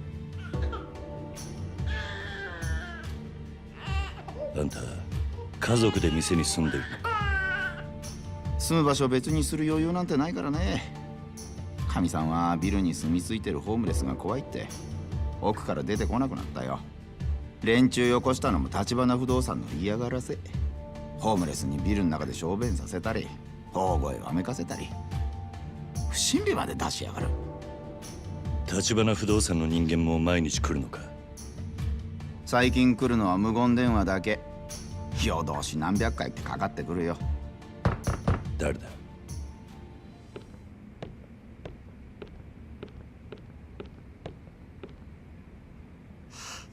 橘不動産だ。なんで急に。どうしよう、5、6人はいる。生瀬さん、橘不動産です。入れてやってくれねえか。連中と話してみたい。安心しろ。何があっても俺が守ってやる。わかった。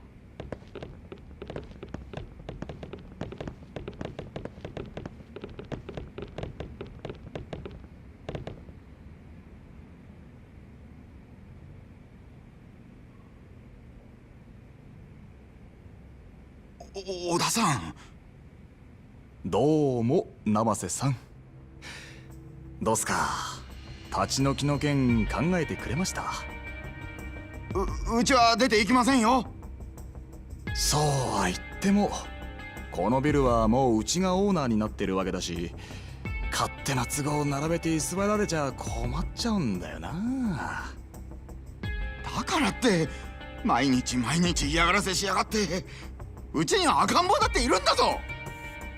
見ない顔だけどそちらさんは。ねえ生瀬さん、こんなヤクザに頼ると後が怖いですよ。あいにく俺は堅気の人間だが、この店の用心棒と思ってくれていい。用心棒？誰に対してのです？橘不動産って堅気ずらしたヤクザだ。別に部外者が何言おうが構いませんが、まあそれより今日はちょっと預かってきたもんがありましてね。これ人生一家の親分さんからです。何それ？今まで生瀬さんが人生一家に取られたみかじめ料、月3万の3年分に色つけて200万。生瀬さんの代わりに取り返しておきましたよ。極道から金を取り立てた。あんたらがか。200万。それとうちの社長から気持ちとしてプラス200万。お子さんのミルク代にもう200万かな。ねえ生瀬さん、もうこれで手打ちましょうよ。早いとここのビルから出てっちゃもらえませんかね。金の問題じゃねえ。俺はな、勝手な理屈で弱い者の人生好きにできるって、あんたらのその態度が気に食わねえんだよ。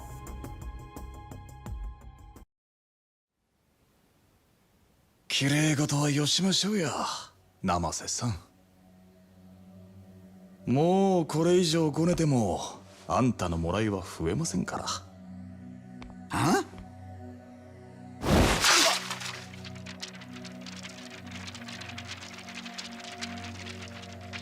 見えすぎた芝居しやがって。金の問題じゃなかったら何の問題だこら！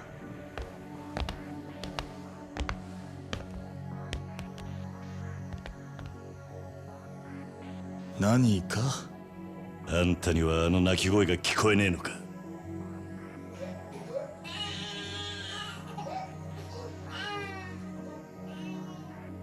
子供の前で親の顔にさっさば叩きつけるのが橘不動産のやり方か？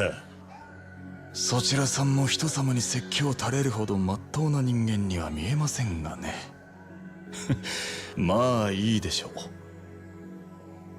生瀬さんにはこちらの誠意が通じたと見えますし。何勝手なこと言ってんだ。生瀬さん、今夜あたりお電話いただけそうですね。いいお返事を期待していますよ。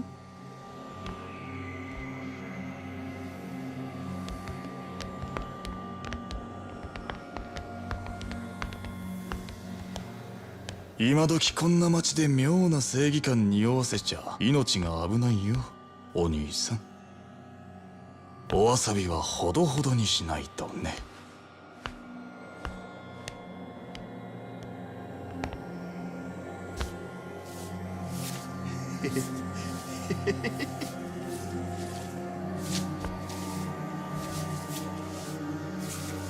あんた、この店閉めて出ていくのか？ああ、出てけと言われてさっさと出てった連中はバカだ。辛抱を重ねりゃこういうボーナスが出てくるってのによ。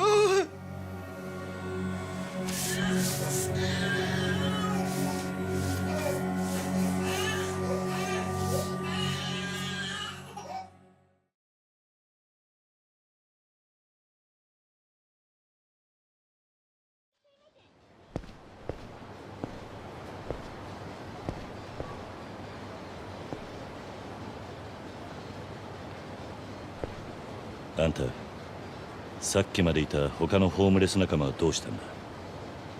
もうここでの仕事は済んだってさ。次のとこに移されてったよ。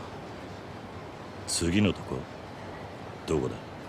さあね、いろいろだよ。橘さんとこは手広くやってるから。どういう連中なんだ、橘不動産ってのは。何が目的か知らんけど、あそこに関わんのはやめときな。あの人たちはカムロ町の闇だよ。闇？俺から見りゃヤクザなんかよりよっぽど怖い。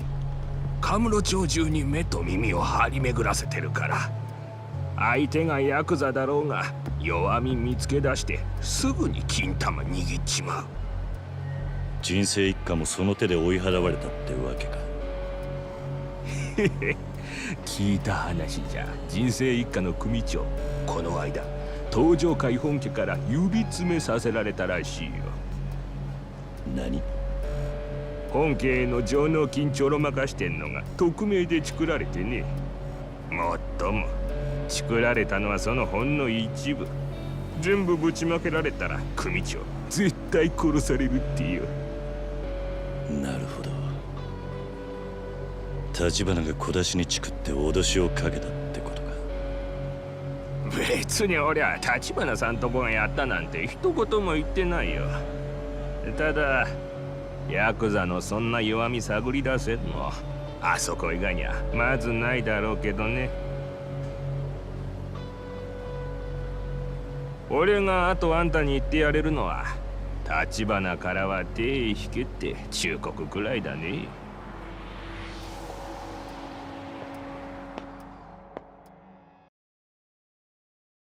そこは適当に合わせておいてさ。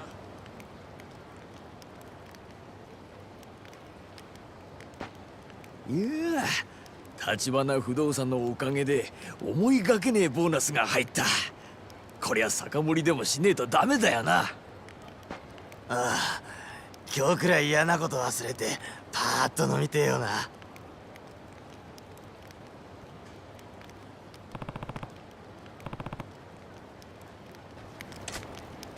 あんたらに話聞かせてもらいたいんだが、今構わないか？お？ああ、別にいいけど。ああ、いや、ダメだ。こう寒くちゃ舌が回んねえよ。何？そうだな。酒でも入れりゃ滑らかに喋れるってもんだ。あんた、話聞きてえってんなら、ちっとばかし酒を都合してきてくんねえかな。ああ、そいつはありがたいね。ずいぶん流暢に喋ってるように聞こえるが。ラーメンラーメン、連連ラーメン。わかった。酒を持ってくればいいんだな。ただその前に一つだけ聞かせてくれ。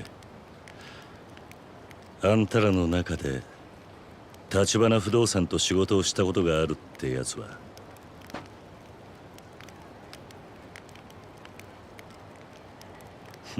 なるほど。飲ませがいがありそうだな、あんたらには。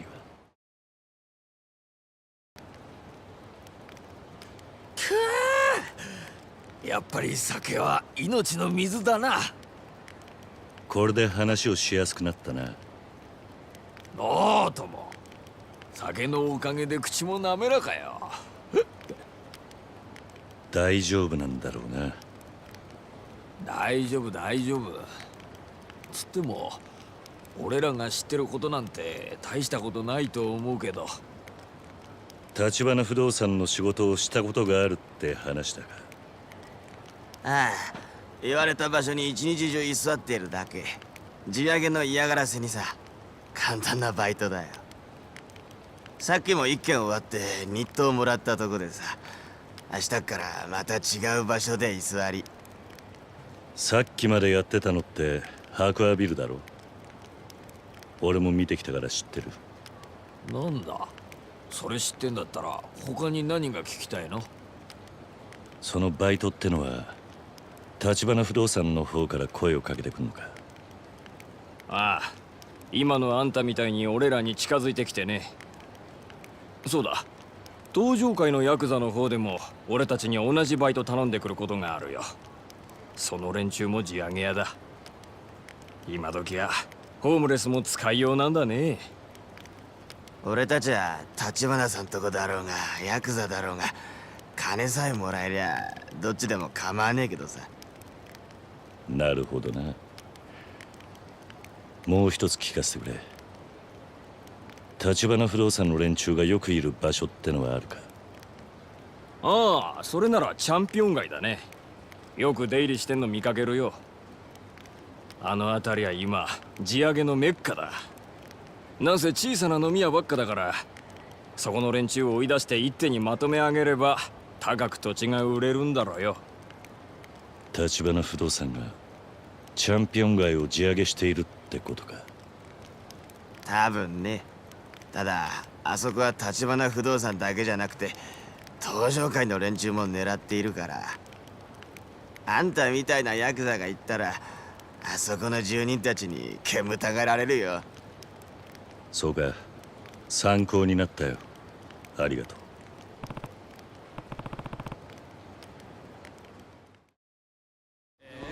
よかったじゃん。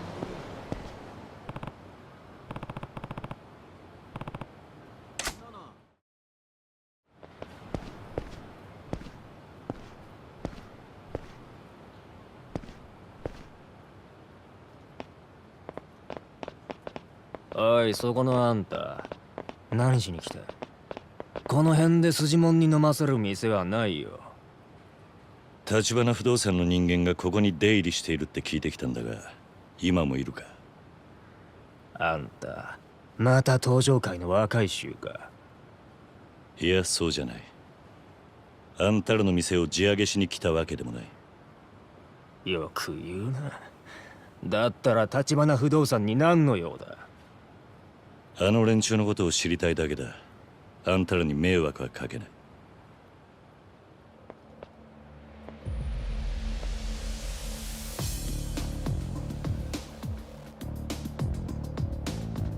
あまり歓迎されてないようだな。俺らはもうヤクザにうんざりなんだよ。お前らはここらの店をゴミとしか思ってないんだろうが、俺らにはもうこの場所しかないんだからよ。そんなに追い出したきゃ俺ら殺すしかねえぞ。俺は橘不動産の話を聞きに来ただけだ。ふざけんな！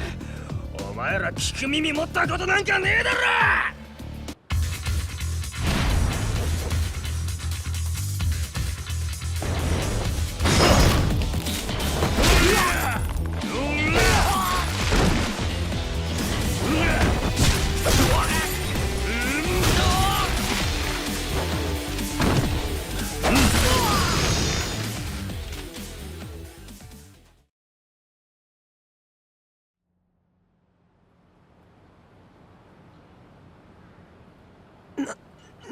なんだこいつ。少しは話を聞く気になってくれたが、あんたらに怪我させるつもりはなかった。俺は橘不動産の人間がここで何をしているか知りたいだけだ。あの人たちを売る気はない。ここの住人なら誰だってそうだ。ん？連中もここで地上げしてるんじゃないのか？違う。あの人たちはヤクザの地上げから俺たちを守ってくれている。あの人たちのおかげで今日のチャンピオン街がある。なんだと？そうでしょう、小田さん。どうも。誰かと思えばスナック生瀬のお兄さんか。あんた堅気の人間とか言ってなかったか？なかなか信じてもらえねえが、今は堅気だ。前は堂島組にいたかな。堂島組かよ。登場会の中でもよりによって。俺は組を破門された身だ。もう関係ねえ。その元ヤクザがなんで俺らのこと嗅ぎ回ってる？あんたらの社長から手を組まねえかと誘われたもんでな。あんた名前は？桐生だ。そんな話聞いてねえぞ。待ってろ、社長と話してみる。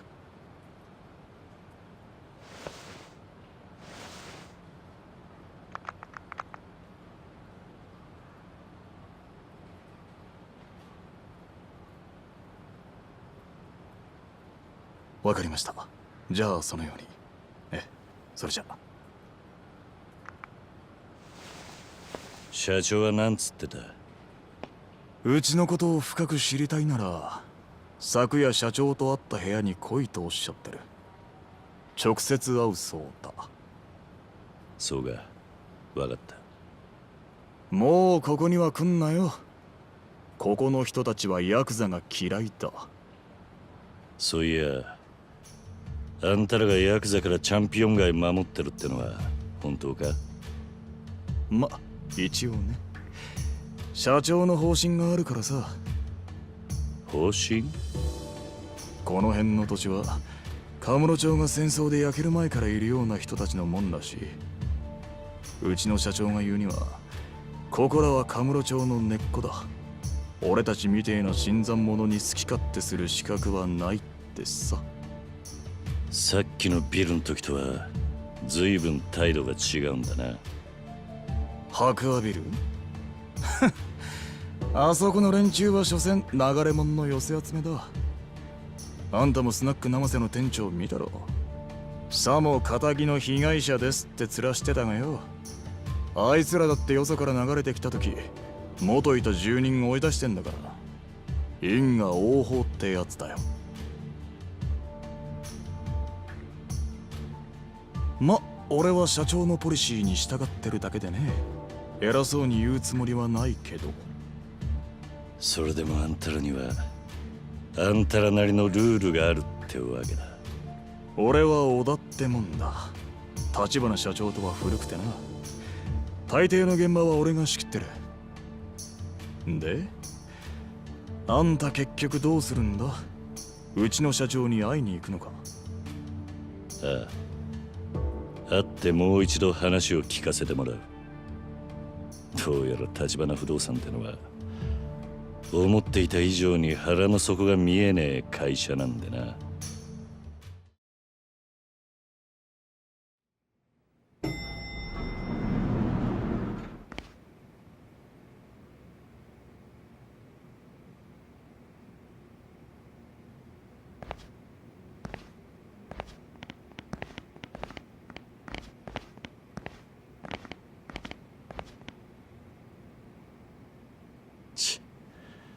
俺は橘から呼ばれてきたんだ。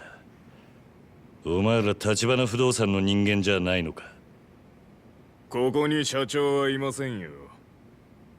後で来ることになってるはずだ。部屋で待ってろと言われた。それは何かの間違いじゃないですか？何？うちの小田ってもんから連絡が入ってましてね。若いチンピラが来るだろうから死なない程度に可愛がってやれと。なんだと？小田が？俺、回れ右すんなら今のうちだ。おとなしく帰んなら見逃してやるよ。てめえ聞こえなかったのか？さっさと帰れっつってんだろうが。俺はここんとこどこ行っても歓迎されやしねえ。だが呼ばれた先で門前払いとはコケにされたもんだ。だから誰も呼んでねえっつってんだバカ野郎。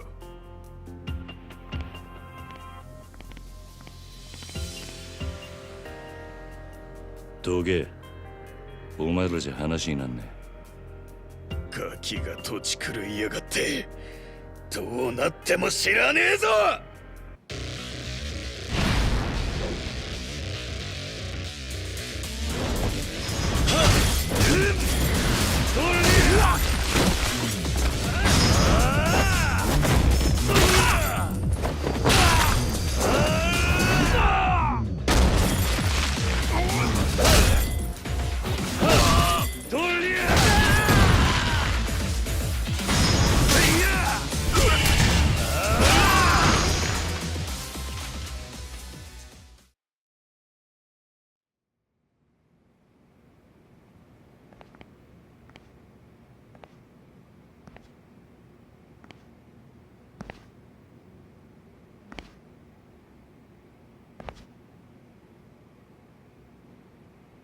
お前は小田。よう。お前が俺を襲うようにさっきの連中をけしかけたのか。なんでだ？あんただって俺たちを品定めしてたろ。ならこっちにもその権利があるんじゃねえかと思ってさ。ま、腕っぷしはそれなりみたいだけど、あの立花社長がわざわざスカウトするほどかと言われると、どうもね。部下に襲わせるだけで俺の何がわかんだ？だからさ、やっぱ自分でやるしかないみたいだよ。いやー、仕事を人に任せられないってのはしんどいね。カムロ町で不動産やってると荒事も多くてさ、俺そこらの極道よりよっぽど血の気が多いんだよね。ただのサラリーマンとは違うと言いたいわけか。大したもんじゃない。元極道の半端もんといい勝負だ。だったらお互い手加減はいらねえな。そのつもりでかかってこい。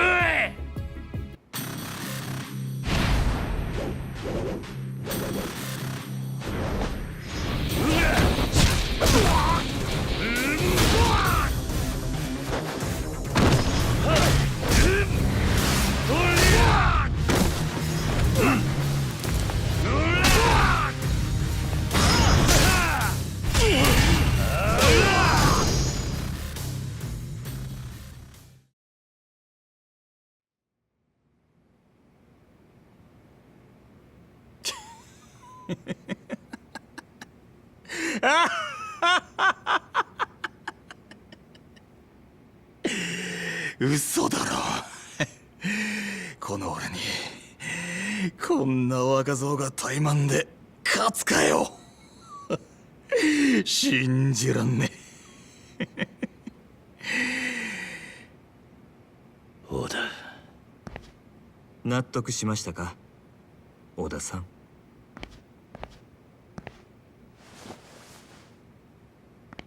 ええ、俺の負けですよ、社長。どうなってる？あんたも承知で小田に俺を試させたってことなのか？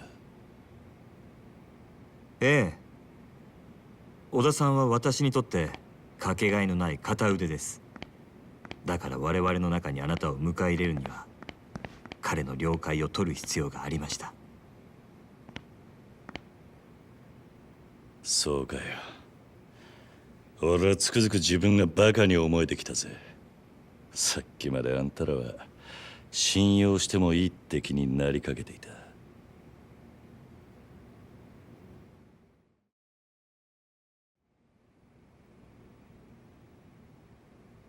立花、そろそろ腹の中に隠してるもん見せろ。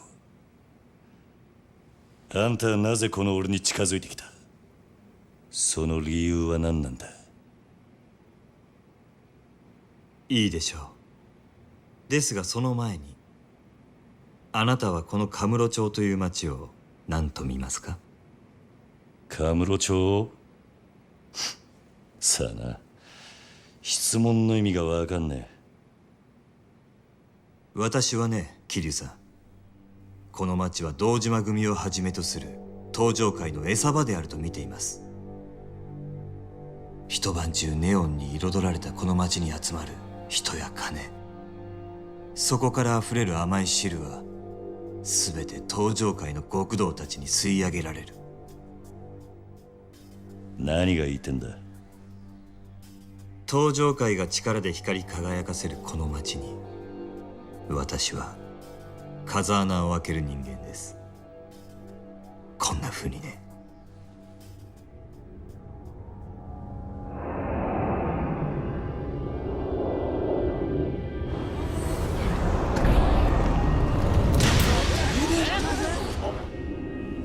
なんだと？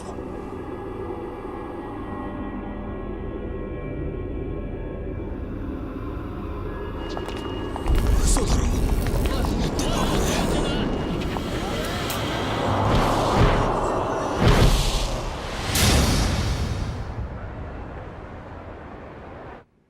金は力。私は自分の力がこの先どこまで東上界に迫れるか試してみたい。ですがまだまだでしてね。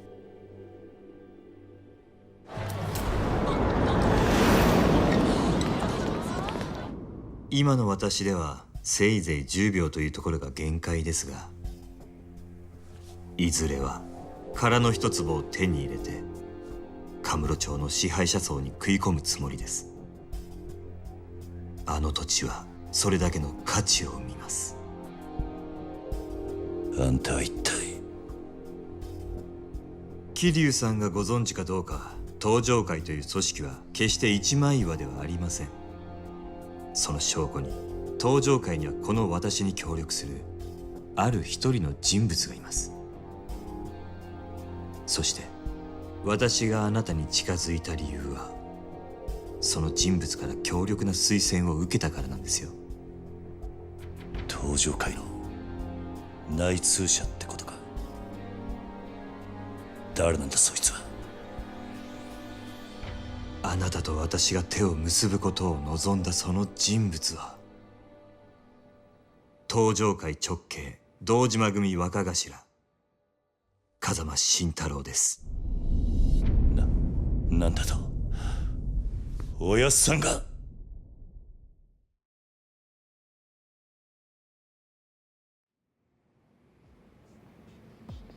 あなたは堂島組の若頭補佐久世さんから風間さんをスパイするように言われましたね。風間さんの隠し持つ殻の一坪の情報を探れと。風間さんが隠し持っていた情報、それは殻の一坪の所有者を見つけ出すことのできる人間、つまり私のことです。あんたが？我々は殻の一坪をめぐる争奪戦であの堂島組より大きく先へ進んでいる。いずれそのことを知れば彼らは激怒するでしょう。本気で潰しにかかってくるはずですが、それを承知であなたが我々と手を結ぶことを他ならぬ風間さんが望んだ。私が風間さんからあなたのことを託されたのは半年前。あの人が刑務所に入るよりも前のことです。風間さんは久世があなたに近づくことも、あなたが組にいられなくなることもほぼ見通していました。まさかいくらおやっさんでもそんなことまでわかるわけないだろう。風間さんは堂島組どころか東上会という組織で頂点へ上り詰めるだけの器量を持った人間です。その懐はあまりに深い。風間さんにとってあなたの周りに起こることを予測するのはたやすいはずです。そしてその風間さんが殻の一粒を手に入れる目的は、おそらく自分の身を守るなどということじゃない。あの人はもっと大きなもののために絵を描いてるはずです。だったらなんで今おやっさんは無所に入ってるんだ。それすらも風間さんの計画のうちではないかと私はそう信じています。なんだと。バカな。ご理解いただけましたか、桐生さん。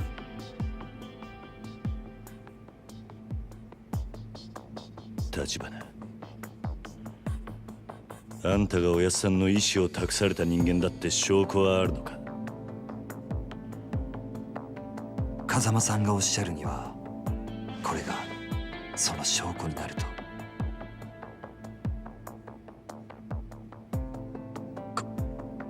これはあなたも見覚えがあるはずです。風間さんが沢村由美さんからプレゼントされたものだそうですね。おやっさんがあんたにこれを渡したのか。あなたにお渡しするよう預かっていただけです。あなたから風間さんにお返しください。すべてが片付いた後で。俺にはまだおやっさんって人がどういう男なのかまるで分かっちゃいなかったってことか。だがあの人が俺に何かを望むなら俺はいつでもそのために命張る覚悟だ。あの日おやっさんに逆らって極道になった時からそう決めていた。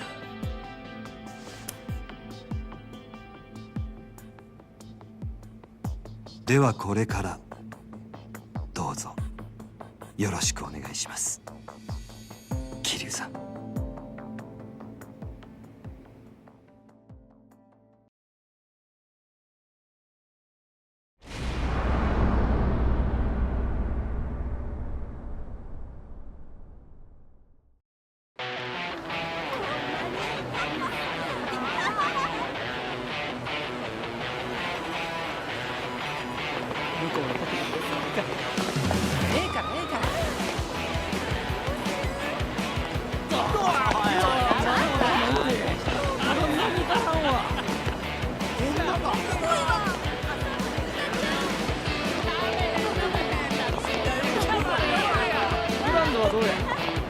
らしいで。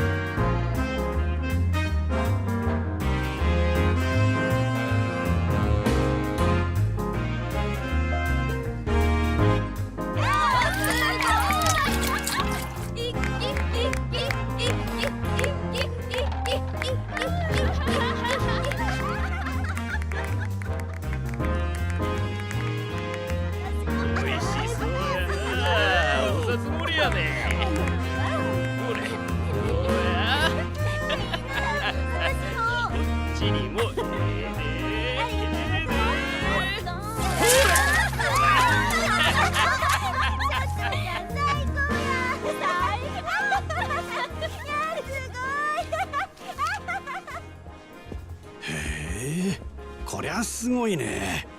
東京でもこんなに派手な店は見たことないよ。そりゃもうここが何はナンバーワンの店ですさかい。蒼天堀来てグランドへ寄らんやなんてタコなしのたこ焼きみたいなもんですわ。いや先生には遠路はるばるお越しいただいたんやから今日はたっぷり楽しんでもらわんと。ささ行きましょう。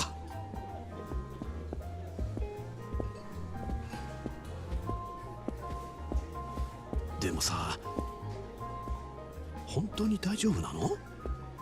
こっちってこれもん多いって話じゃない。そないなことありまへんて。もう先生何べん言うたら信じてくれはるんですか。でも蒼天堀って言ったらあの近江連合のお膝元でしょ。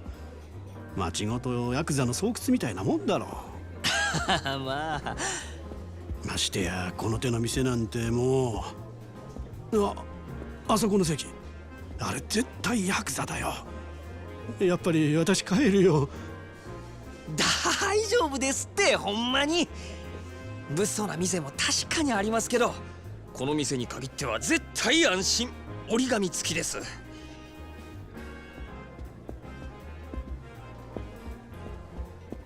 あれは確かにヤーさんやけどこの店じゃおとなしゅうしてますよ。妙にこの店の肩を持つね。まあまあ細かい話は抜きにしてさまずは座って一杯やりましょうねえ。ほらさあ。でもね、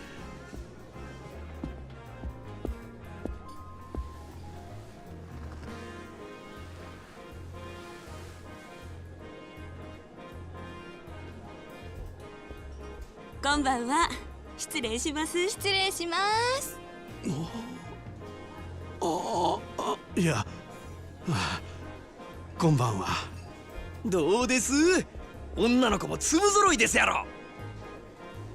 このお方はな東京のでっかい会社のお偉いさんやで。ほら君らも顔売っとき。やっぱり偉いさんなんや。なんか貫禄ある思た。東京から来はったんですか？かっこええですね。こっちにはよう来はるんですか？いや今回はたまたま出張でね。ここもこの人に無理やりね。そうせやから君らがたっぷりサービスしてくれんと私の面目丸つぶれ。頼むで。なんや責任重大やわ。じゃあまずはお飲み物からやね。何言っちゃいます？どれ？ほう、シャンパンで10万か。やっぱり結構するもんだね。そしたらまずシャンパンいっときましょうか。おいおい大丈夫か？10万だぞ。大丈夫大丈夫。先生はもうお金のことなんて気にせんと存分に楽しんでください。シャンパンね。ありがとうございます。でも一本でええんですか？え？せやね。東京の偉いさんもおるのに一本やと足りひんのとちゃいます？大阪の人間がケチや思われますよ。ちょっと君ら。なるほど確かにその通りや。よっしゃここは潔く一人一本いっとこか。ほな4本やね。お前らの分もかい。ねえわええわ4本いっとれ。さすが男前。お願いします。うわすごい。うまいな。もう一杯や。社長さんすごい。にぎやかでいい店じゃないか。でも前にこっち来た時は全然知らなかったよ。ああこの店が有名になったんはつい最近なんですよ。そうなのか。ええ少し前に支配人が変わってそこから急に。支配人くらいでそんなに変わるもんかね。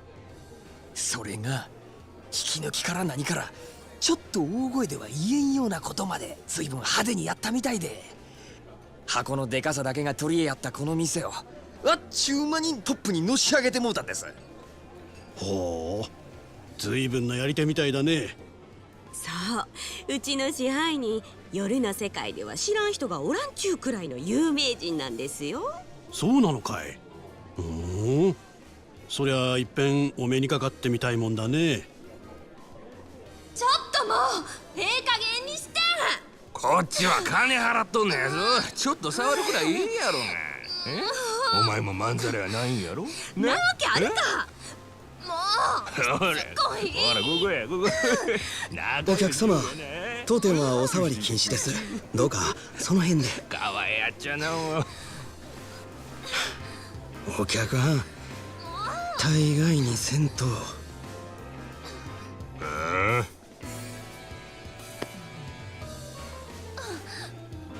大概にせんかったら何やっちゃねんこれ。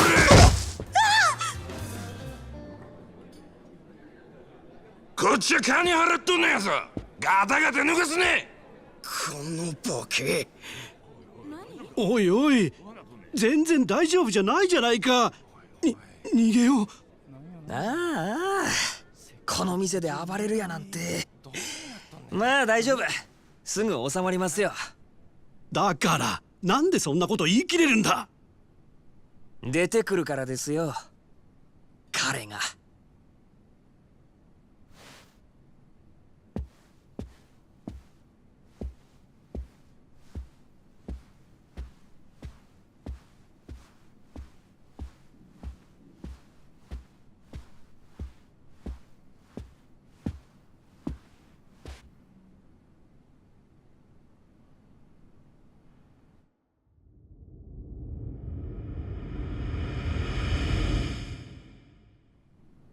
彼ってあの男か。ありゃただのケツ持ちだろう。お客様、本日はお越しいただきありがとうございます。何やお前、ケツ持ちちゃうんか。よく間違われます。ですが違います。せやったらなんやねん悪い。申し遅れました。私当店支配人の真島と申します。お前が支配人やと。あれが例の。この店はヤクザが仕切っとんのかい。お見苦しくて申し訳ございません。こう見えても堅気です。それよりもお客様、恐れ入りますが、当店でのお触りや暴力行為はどうかご遠慮願います。気に食わんちゅうんやったら力ずくで来てみろや。その面こき落としけ。そういうわけには参りません。お客様は神様ですから。ほう、そらええ心がけやないか。お前さんのその心構え気に入ったわ。こいつはおごりや。たーんと飲み。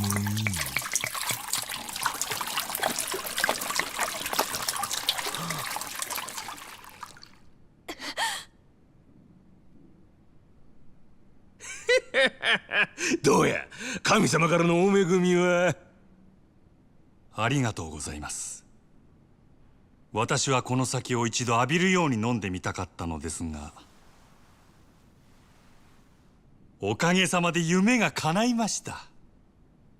こんな野郎。どけよや。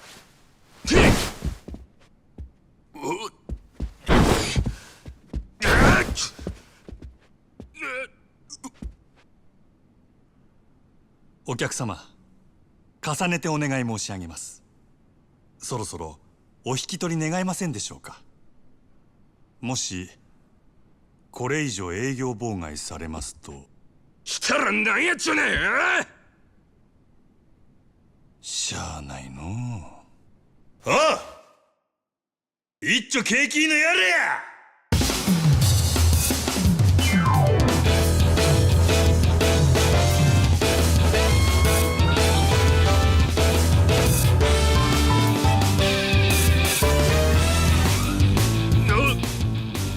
そこまでお客様がお望みならこの真島僭越ながらお相手いたしましょう。ただし私からは一切手出しはいたしません。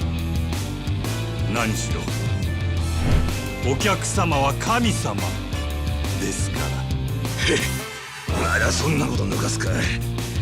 なめおってさあショータイムや。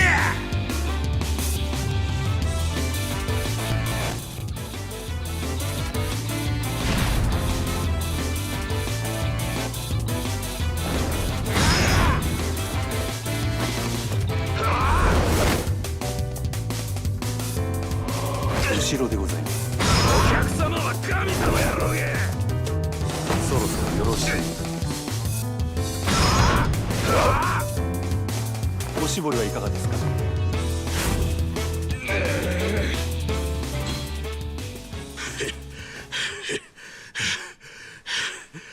なんなんやお前は。くそー。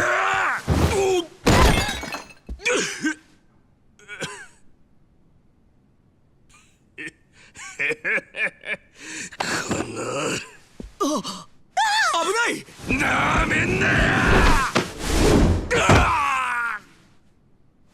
危険ですのでこちらはお預かりいたします。あ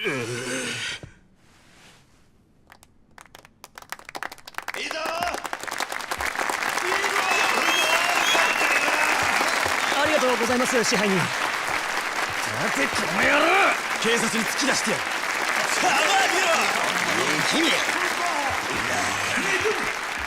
お静かに。こちらのお客様はご覧の通り店内での違反行為を繰り返し皆様へご迷惑をおかけしました。本来ならばこのまま警察へ出頭していただくべきだと存じます。ですがどうかそれはご容赦願えませんでしょうか。なんだそんな。こちらのお客様、このまま警察へ突き出されればこれまで築かれた社会的地位を失うことになりましょう。一時の気の迷いに対する報いとしてはあまりに酷ではないでしょうか。そこでお客様に一つお願いがございます。俺に？はい。夜の世界の流儀として酒の席での失態は酒で注いでいただきたいのです。今日この場のお題すべてお客様がご馳走してはくださらないでしょうか。蒼天製薬営業本部長様ともなれば年間接待費は億を下らないはず。それ俺のいつの間に。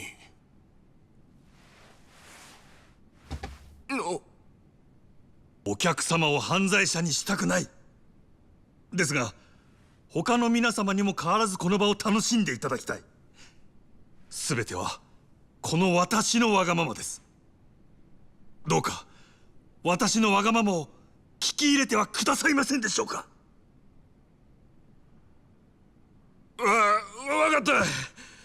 皆さんがそれでええ言うてくれるんならこの場のお題全部俺が持たせてもらう。それで許したってくれんやろか。ありがとうございます。こちらのお客様はこうおっしゃってくださいました。皆様いかがでしょうか。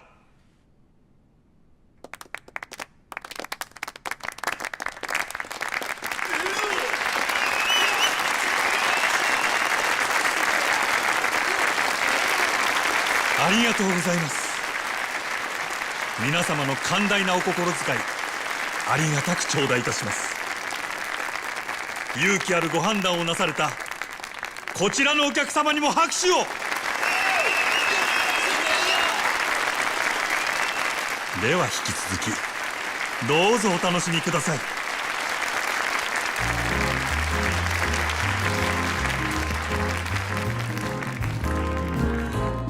あれがここの支配人。はい。なるほどな。この店がナンバーワンになった理由が分かった気がするよ。彼を見るとみんなそう言います。キャバレーグランドの支配人真島五郎、蒼天堀の夜の帝王っちゅうやつですわ。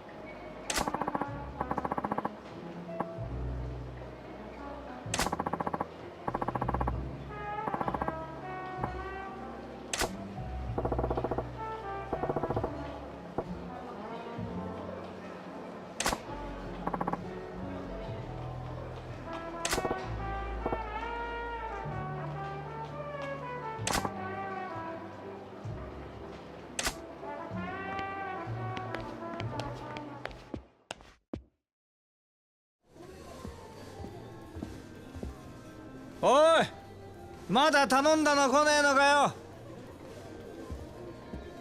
あれです。どうしました？なんでもあらへん。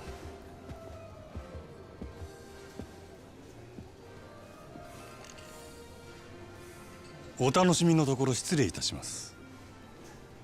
なんだ、やっと持ってきた。おお、あんたは眼帯の支配人さんじゃねえか。酒は人の金で飲むに限るよな、まったく。お客様、ちょっとお話があるのですが、ご足労願えませんでしょうか。なんだよ、人が気持ちよく飲んでんのに。お時間は取らせません。どうか。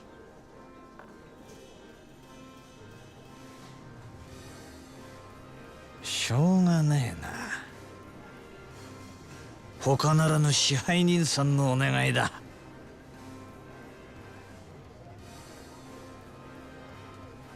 さて、ちょっくら行ってくるよ。支配人。この方は俺が相手する。お前は仕事に戻れ。はい、わかりました。さあ、参りましょう。あいよ。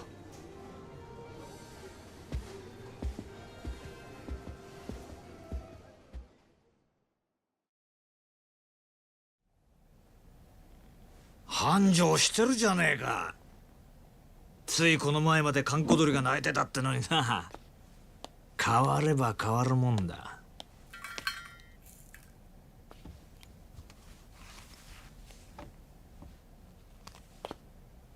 何しに来たんや、佐賀。そう邪険にすんなよ、真島ちゃん。ちょいとお前さんの働きぶりを確認しにな。これも仕事だ。まあ、ただで飲めるとは思ってなかったけどな。来るならちっとは行儀をしてくれんか。客が減るっちゅうね。おお、そいつはすまなかったな。ついはしゃいじまったよ。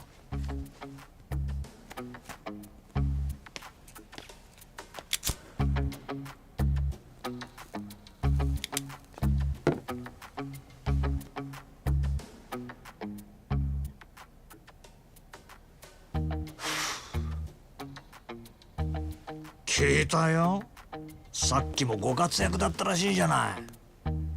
さすがは真島五郎、蒼天堀の夜の帝王だ。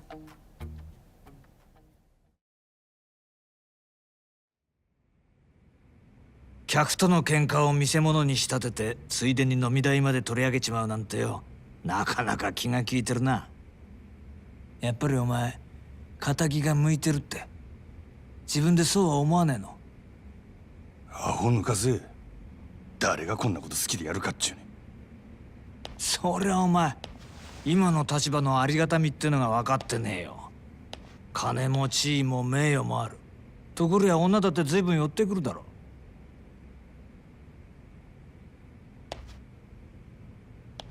そんなことは望んでないってか。皮肉なもんだ。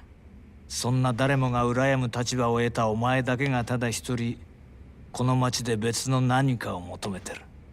はっ、幸せってやつはいちいち意地悪にできてるらしい。今日は随分おしゃべりやないか。しけた面のお前を見てたらなんとなくな。でもまあこの現状をお前が気に入らないのは当然だ。これはお前への罰なんだからな。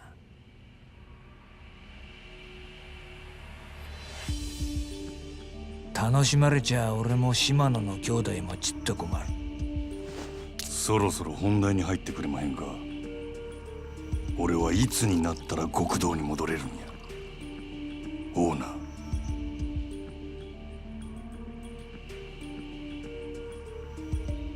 何度目だろうなそのセリフ。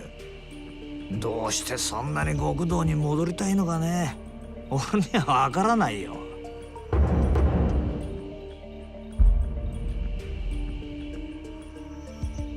あんたに分かってもらう必要はない。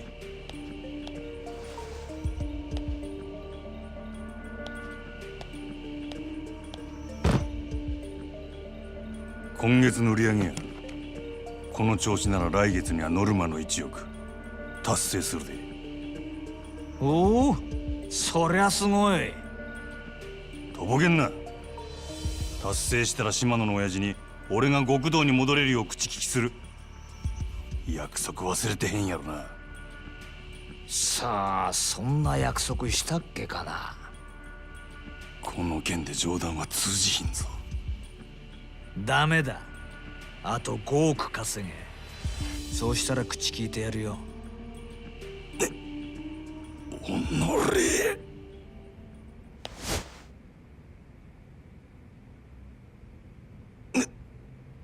なんだ、殴らねえのか。まあやれるわけないけどな。そんなことしたらお前はあの暗い場所に逆戻りだ。それは嫌だろうからな。これがお前の戻りたがってる世界のやり方だよ。ヤクザがお前みたいな金づる簡単に手放すわけがないだろう。どうだ、やっぱり仇の方がいいんじゃないか。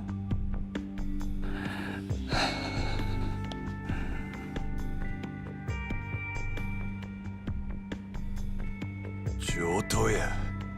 5億やろうが何やろうがなんぼでも稼いだろわ。極道に戻るためやったら俺は何でもやったるわ。ほう、何でも。ああそうや。それが殺しでも。どうした、極道に戻れるとしたらお前は人殺せるの？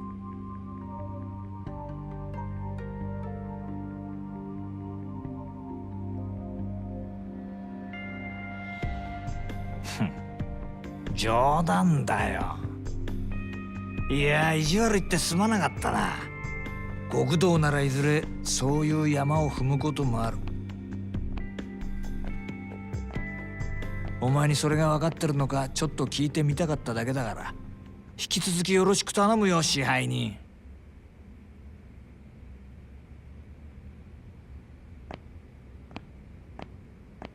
あ、そうだ、一つ忘れてた。ここのホステスにノリコっているだろう。それがどないした？そいつ明日から別の店でやらせることにしたから。即戦力が欲しくてさ。のりこここのナンバーワンなんだろ。おあつらい向きかと思ってよ。本人にはもう伝えてあるからこっちの方がよろしくな。売り上げ落ちないように頑張るよ。なんせあと5億稼がなきゃなんねえんだからな。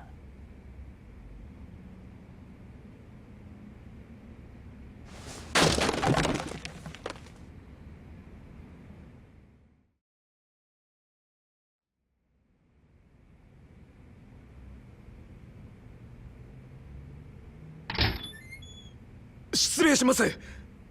支配人、今のりこちゃんから明日からよそに移るって電話が。ああ、俺もさっき知ったわ。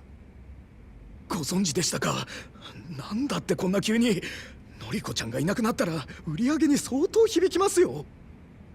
分かっとる。せやけどオーナー様のご決定や。どうしようもあらへん。そうだったんですか。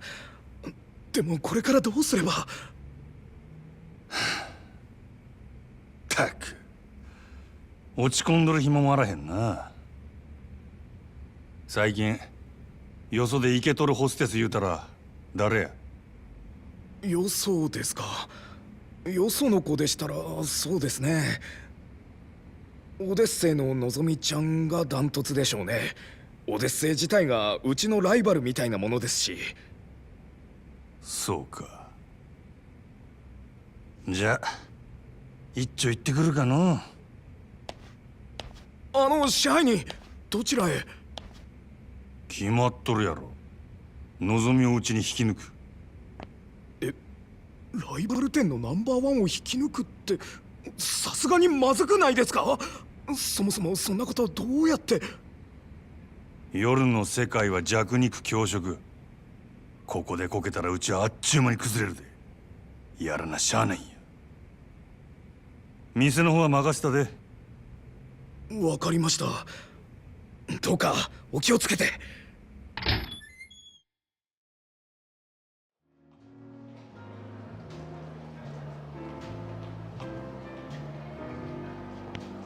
いらっしゃいませ。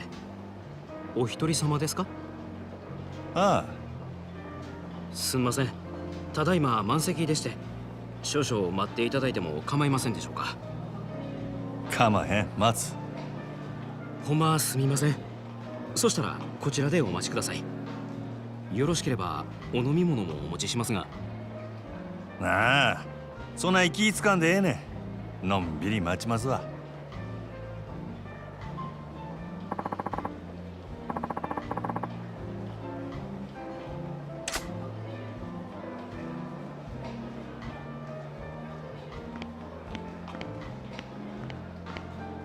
大変お待たせいたしました。1名様ご案内いたします。こちらへどうぞ。失礼します。高子です。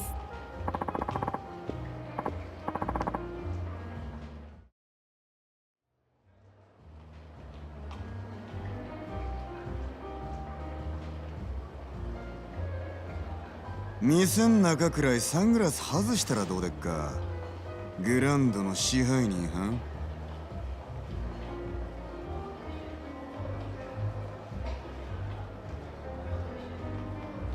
ようこそオデッセイへ。楽しまれてますか？これは山形藩。オデッセイの試合に自らおいでになるとは恐縮やの。すまんの。ちょっと外してもらえるか？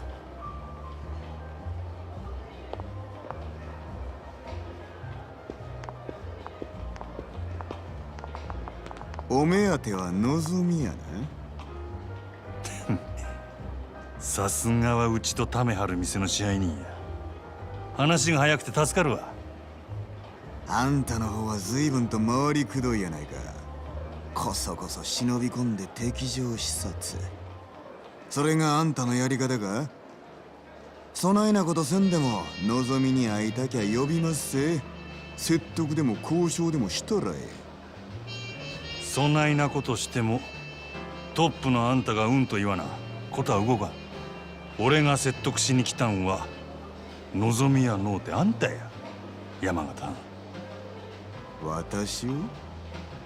俺が見たところこの店確かに繁盛しとるが、客層がおっさんに偏っとる。今はそれでもええが、今後もっと売り上げを伸ばそう思うなら客層を広げんことには頭打ちや。うちは在籍100名を超える大箱ですせ。客の好みにも幅広く応えられてんとちゃうか？いや、この店のホステスはどれもおっさんが好きそうなタイプの女ばかり。若い男に受ける子が絶対的に不足してる。まだある。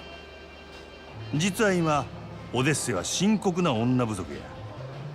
一人でも多くの新人が欲しいちゃうか？根拠はあるんやろな。俺が店に入った時、満席っちゅうことで入り口でチートばかり待たされた。せやけど中に入ったら空席が目についた。これは客全部を相手にできるほどのホステスが出勤してないっちゅうことやろ。その証拠に男3人に女2人っちゅうテーブルがあった。普通はマンツーマンが基本。場合によってはクレームが来てもおかしない。よう見てはるな。ま、賢いあんたのことや。そんだけ言えば俺の腹は伝わったやろ。なるほど。こちらの事情は全てお見通しってわけやな。オデッセイのナンバー1は望みや。けどその望みがおらんようになっても今の客層を支えるホステスは十分揃っとる。ここにはホームランバッターは腐るほどおる。そろそろバントのできる選手が必要な時期なんとちゃうか？それでうちの4番に対してあんたは何差し出すつもりや？まずは手付けとして1000万。明日にでもうちの門に届けさせてもらうわ。おお。それだけやない。今うちで教育しとる新人、若い客層を狙って育てとった連中や。いわば将来の一番バッターっちゅうとこが。そいつらから好きなの何人でも持っていけ。真島藩、あんたが目つけた秘族をこっちによこすと？ああ、そうこうし揃った将来間違いなしの連中やで。ええんですか？敵に死を送るようなもんです。こっちは当面の売り上げが欲しい。その代わりあんたんとこには将来の売り上げを保証する。別にそっちだけが得をする話でもないで。なるほどな。あんたは顔に似合わず敵作らんとうまいことやる方法を知っとるらしい。これが真島五郎のやり方っちゅうわけか。交渉成立ってことでええな。ええでしょう。ただあんたんとことうちはライバルや。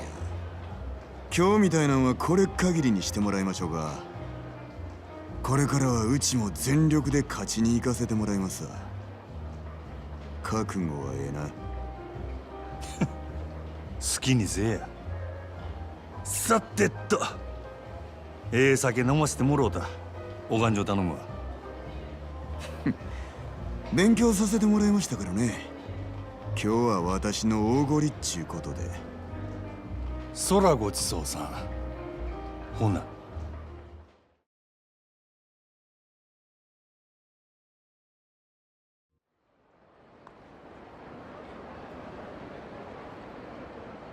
本当ですか？ああ、なんとか引き抜き成功や。いつもどうやってそんな。ま、いろいろあんねん。のぞみのシフトとか詳しいことは明日話すわ。わかりました。お疲れ様です。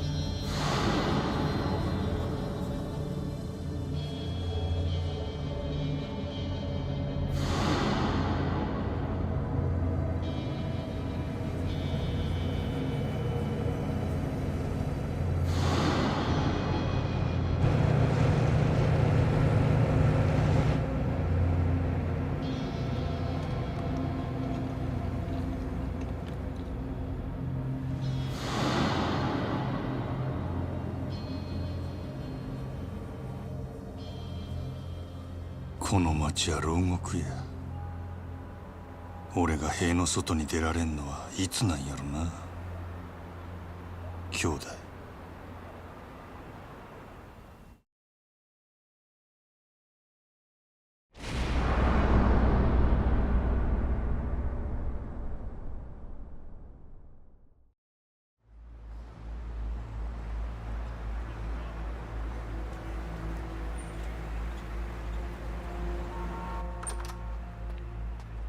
おう兄弟。おう。例のあれ持ってきたんやろな。ああ。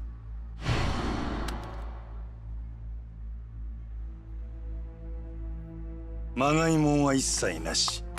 堂島組経由で仕入れた正真正銘の本物や。拳銃は全部で6丁。1丁につき6発撃てるとして36発は発射できる。36発か。相手は上野義治とその場にいる清和会の連中全員。こないなとこ呼び出して何のつもりなんすか、柴田はん。単刀直入に言います。今日の上野義治の襲撃、真島さん行かないでください。どうしてそれを？あなたと冴島は今日出所直後の上野義治を都内のラーメン屋で襲う、そういう計画ですよね。実はあの計画ちょっと問題がありましてね、予定を変更させてもらうことになりました。このまま襲撃に向かえば堂島組長、いや島野さんにも迷惑をかけることになってしまいます。兄弟はもう向かってんねや。じゃあ俺はどうしたらええんじゃ。真島さん、あんたは俺に兄弟裏切れっちゅうんか。このまま見殺しにせえっちゅうんか。落ち着いて落ち着いて。俺は行く。たとえどんな裏があっても構わへん。俺にとって冴島はたった一人の兄弟なんじゃ。真島さん、でもそれじゃああなたの身も。うるさい、関係ないわ。こっちはそないなもんとっくに捨てる払ってきたんじゃ。そうですか。それじゃ仕方ありませんね。おい、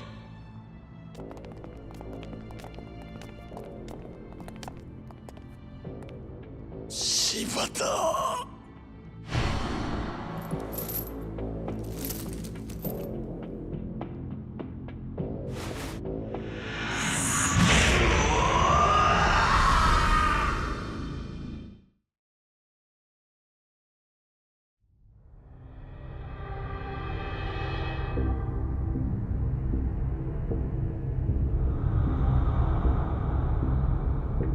お前には失望したで、真島。島野の親父。極道にとって親の命令は絶対。お前やったらそんくらい分かっとると思っとったがな。親父、兄弟は冴島はどうなったんですか。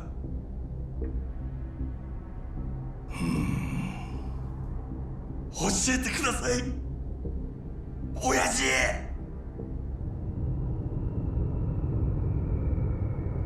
道を外した極道の行き着く先がこの穴蔵や。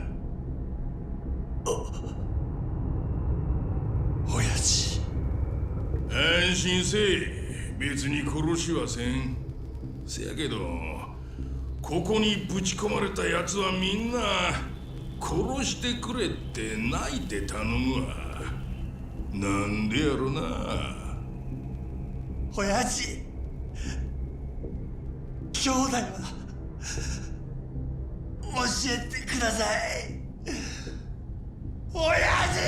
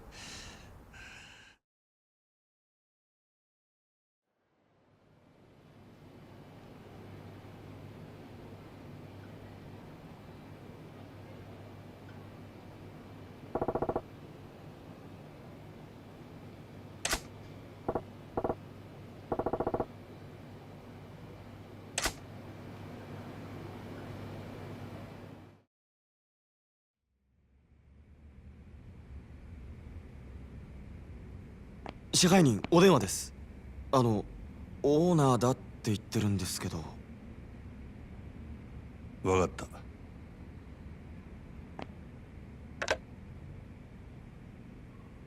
何の用や。お疲れさん。お前ちょっと今から出られねえか。な。いやさ、お前と飲みたくなってよ。どういう風の吹き回しや。あいにくあんたと酒飲むくらいなら自分のしょんべん飲む方がまだましやめとけ。あんまりうまいもんじゃねえぞあれは。店は下の連中に任せとけば1日ぐらいはなんとかなんだろう。俺は下場公園で待ってる。早く来いよ。おい。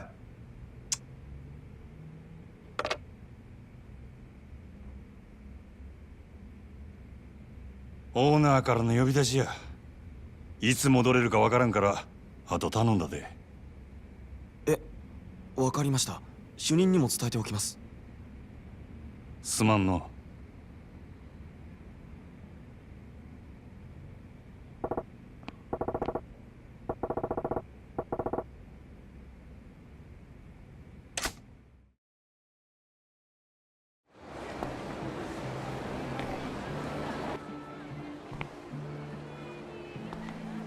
おう。こないなとこに呼び出して何の用や。そう構えるなって。お前と飲みたいだけって言ったじゃねえか。ほら座れよ。何にせよまずは一杯やってからだ。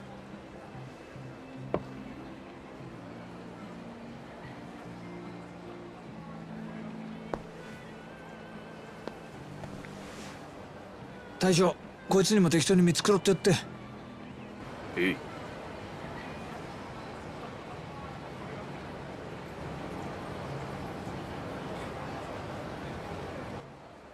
こんなご時世だ。10万するフグの解析だの、100グラム1万の松坂牛だのなんだの、高えもんはあらかた食ったけど、こんなボロい屋台の80円の大根が一番うめえ。金ってのは一体何なんだろうな。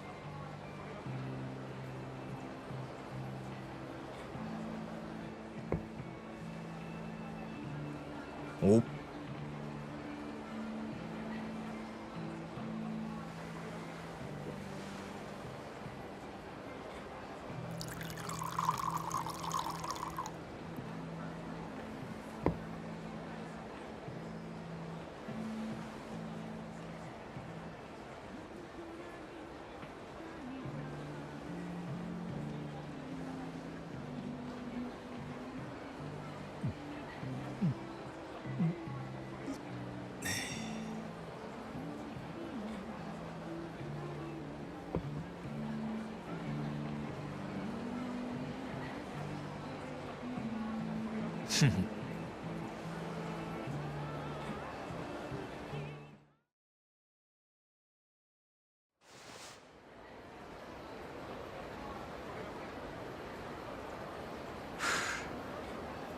なんだよ、最初の一杯きり全然飲んでねえじゃねえか。あんたが横におって気持ちを飲めるか。もう2年にもなるか、お前との付き合いも。なのにそういう反抗的なとこは変わんねえな。あの島野の兄弟がなんでお前みたいなやつを生かしておいてるんだか。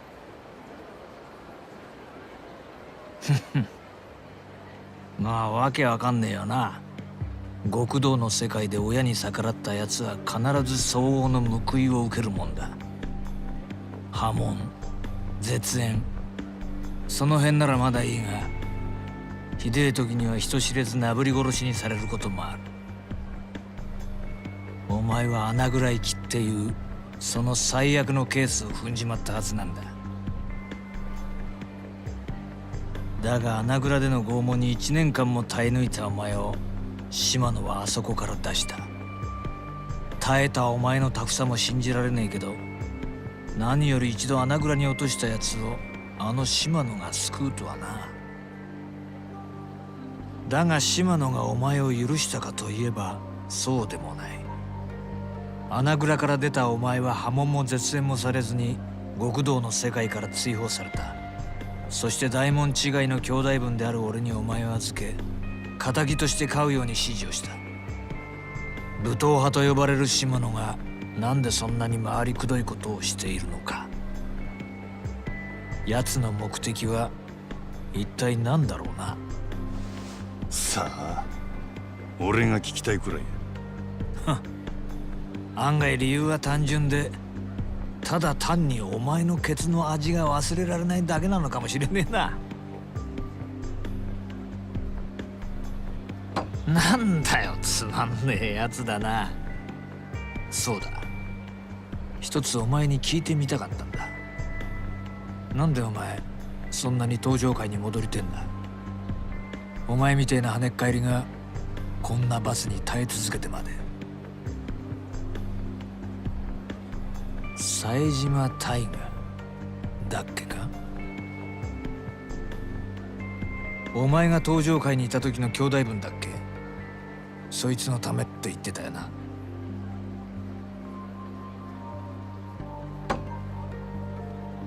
18人殺しの冴島大河か。当時は大騒ぎになったもんだ。登場会と敵対していた地元組織上野清和会の会合に単身襲撃。結果相手組員18人を射殺したんだからよ。登場会の生ける伝説、こっちでも随分話題になった。けどその冴島も今や無所の中。18人もやったんだ。あとは死刑判決を待つだけだろ。なのにお前はそいつのために登場界への復帰を望んでいる。そこがわかんねえんだ。兄弟は兵の中で死ぬような玉やない。あいつは必ず戻ってくる。俺を殺しにな。殺しに？あ、なんでもない。もう過去の話や。とにかく俺はどんな目に遭おうが、どんな屈辱に遭おうが、登場界でのし上がらなあかんねん。はあ、なるほどね。そうやって帰ってくるはずもない兄弟分の帰りを待ち続けてるってわけか。登場界に戻って冴島が戻ってきた時の席を用意する必要があるっつう。泣ける話じゃねえか。なあ。あんたには関係あらへん。まあ俺も大門違いとはいえ島野の兄弟には仲良くさせてもらってるからな。でもまあ俺だったら自分の人生の全てを捨ててまで他人のために生きる道を選択する気にはなれねえな。お前もいい大人なんだ。もっと器用に立ち回ってもいいんじゃないのか。まあいいや。お前が俺に言われて素直に入って言わない男なのは分かってる。じゃあお望みの本題に入ろうか。お前人を一人殺せるか。殺し？ああ、そうだ。なんで俺がそないなことを。言ったじゃねえか。極道に戻れるなら何でもやるってよ。違うのか。そないなことせんでも俺は店の売り上げあと5億上げて極道に戻る。オデッセイから望みを引き抜いてか。もう知っとんのか。けどさ、もし俺がオデッセイに連絡すりゃその話今からでもなかったことにできるんだよ。なんやと。まあつまりお前の未来は俺の手の中にあるってことだ。金儲けさせた上に人殺しまで手伝いっちゅうんか。どっちも大事なことなんだよ。俺にとってもお前にとっても。誰をやればいいんや。牧村誠、聞いたことないか。誰やそれ。知らないか。最近蒼天堀で荒稼ぎしてる売春組織の元締めだ。売春？牧村はそこらの女子大生やら若い女を捕まえては稼がせてその上がりを吸い上げてる。その上組織から逃げ出そうもんなら見せしめに赤ん坊の埋めねえ体にされるってよ。相手がクズでよかったな。やりやすくなっただろ。その牧村って男はどこにおるんや？それを調べるのも仕事のうちだ。牧村は女たちにテレクラで男を釣らせてる。探るんなら末端の女どもから当たるのがいいだろう。テレクラで牧村の息のかかった女を探すちゅうことか。仕事の期限は2日だ。それまでに的を仕留めろ。もしそれを超えた場合、今度はお前が狙われる立場になる。いいな。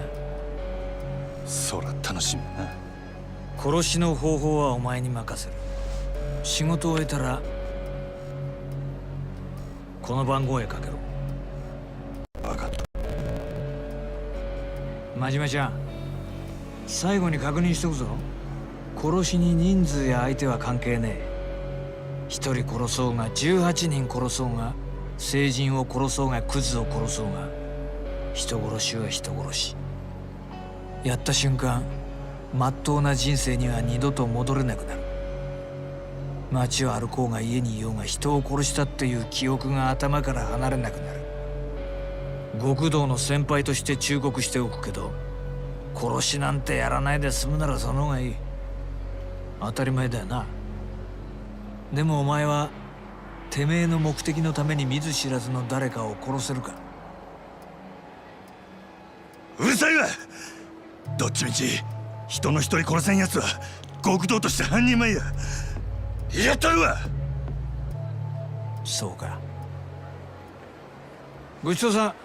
こいつの分もこれで。あとは好きに飲んでくれ。あ、ガンもうまいぞ。食っとけ。じゃあ頼んだよ。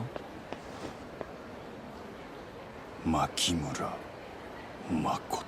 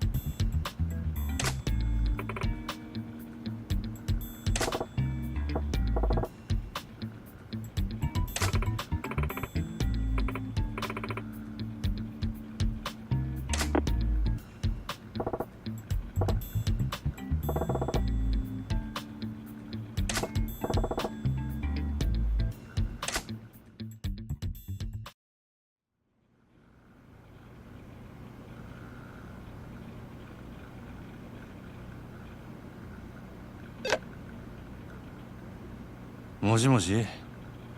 ああ、もしもし。どうもこんにちは。俺五郎言うんやけど、そっちは？うちあっこ。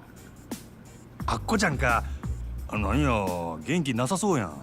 もっと楽しくおしゃべりしようや。せやけどめっちゃだるいんやもん。久々に学校行ったけど速攻で受けてもうた。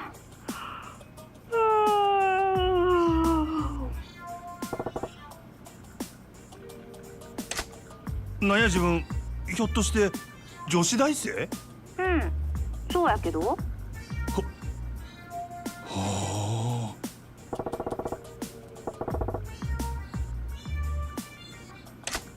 あこちゃん、テレクラにはよく電話しとんの？せやな。うち退屈なんが嫌やから遊んでくれはる人を探してんねん。ほな、外で会ったりとか？時々な。会う会わへんはどないして決めとるんや？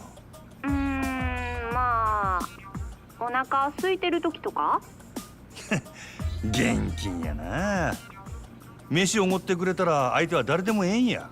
別に誰でもええってわけやないけど。あ、そうや、五郎さんやったっけ。五郎さん入れ墨してはったりせえへん？あ？入れ墨やと？うん、うちそういうのちょっと興味あんねん。しとる言うたらどないする？え、ほんまに？ほんまにしとるんやったらどんな柄なんか教えてくれへん？なんでそないなことが気になるんや？うち絵の勉強してんねん。せやけど入れ墨なんてめったに見られへんやん。せやからもし入れ墨しとる人がおったら実際に会うて生で見せてもらったりすんねん。般若や。え？俺の姓には般若が入っとる。そうなんや。般若か。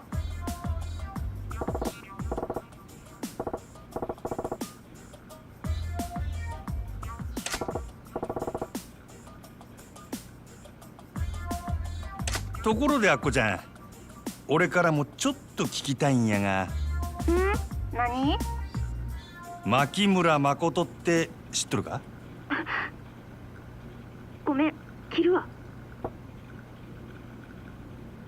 ちょっと待ってくれ。何？いやな、俺実はフリーのライターやっててな、牧村藩のこと興味あんねや。それで牧村藩を知ってる人から話聞きたいなあ思っててな。あこちゃん、牧村藩のこと何か知っとるんか？せやったら超大手話聞かせてもらえへんやろうか。ああ、もちろんお礼はするで。絶対あっこちゃんにも牧村藩にも迷惑かけへん。どうやろか？ほんまに？ほんまや、ほんま。わかった。せやったら今から岩尾橋に来て。岩尾橋やな。五郎さんはどんな格好してんの？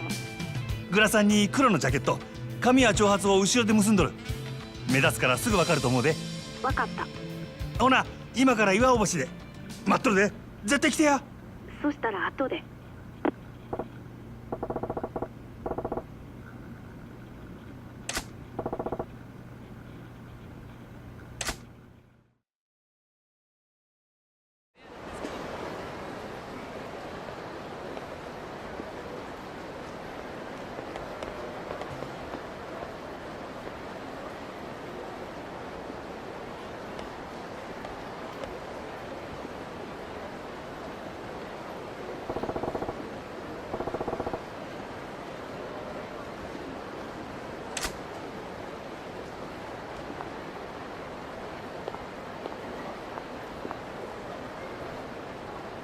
あんたが五郎さん？あんたがあっこちゃんか？よう来てくれたな、おおきに。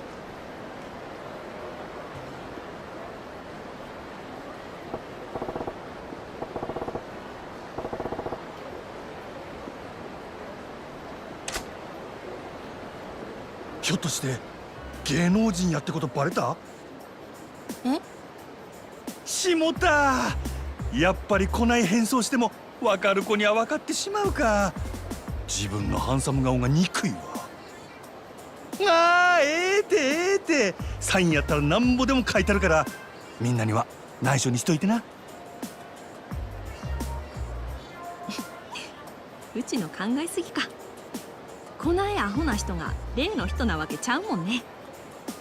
あ？例の人やと？なんでもない。優しそうな人で安心したわ。うちがあっこ。ほな早速やけど、そこらで茶でも飲みながら話聞かせてもらえるか？お茶？うちお腹減ってんねんけど。そしたら飯にしようか。何食いたいんや？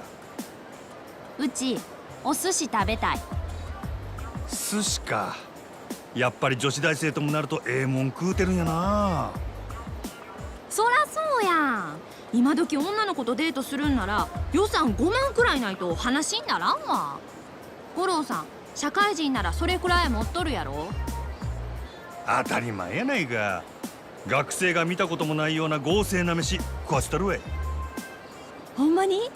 五郎さん分かっとるやん。よ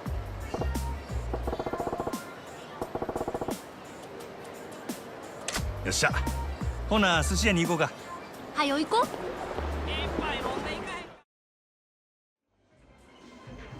何握りやしょう。ほな1万くらいでお任せするわ。あと今日のええとこお作りにしてくれ。あ、ウニとイクラは絶対入れてな。いいよ。五郎さん飲まへんの？一応仕事中やからな。今はやめとこう。それよりアッコちゃんの話聞かせてくれや。大学生にしたら随分慣れとるようやけど、この間の店よう来るんか？まあね、最近は割と毎日。毎日？なんや、そないノルマ厳しいんか？ノルマ？そんなんあるはずないやん。いつでも好きな時にやれるのがこのバイトのええとこやの。いやいや、バイトっちゅうことはつまり誰かから依頼されてやっとるわけやろ。その元締めが例の牧村はんやろ。聞いた話やと女子大生にテレクラで男捕まえさせてその稼ぎをかっさらっとるらしいやんか。はあ？誠さんはそんな人とちゃうし。うちらほとんど男の人にご飯とかおごってもらうだけやし。誠さんも稼ぎよこせなんて言わへんよ。あ？ちゅうことはあっこちゃん売りとかしてへんの？当たり前やん。ひょっとして五郎さん、ほんまは取材なんて嘘で初めからいやらしいことが目当てやったとか？せやったら悪いけど、なんぼおごってもろてもホテルとかついていかんで。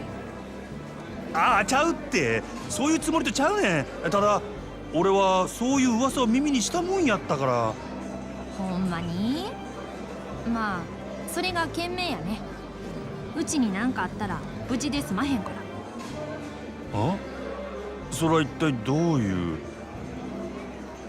はい、小肌。あー、美味しそう。ほな、いただきます。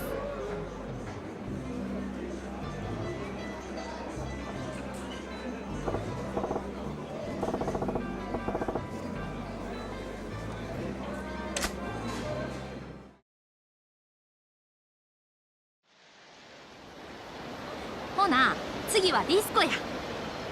ディスコ？あんだけ食った後でよう踊る気になるな。実はさっき電話でVIPルーム予約してん。うちな、一度でええからVIPルームに入ってみたいって思ってて。いつの間に予約しとったんや。人の金は思って好き勝手してくれるな。文句言わんの。連れてってくれたらそこで誠さんのこと話してあげるから。ほんまか？まあそう言われたら断れんな。ほら行こうか。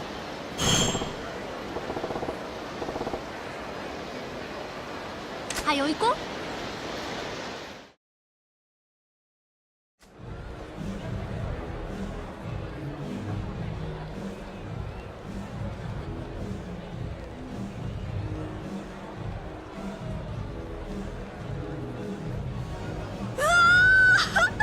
なんかめっちゃセレブって感じするわ。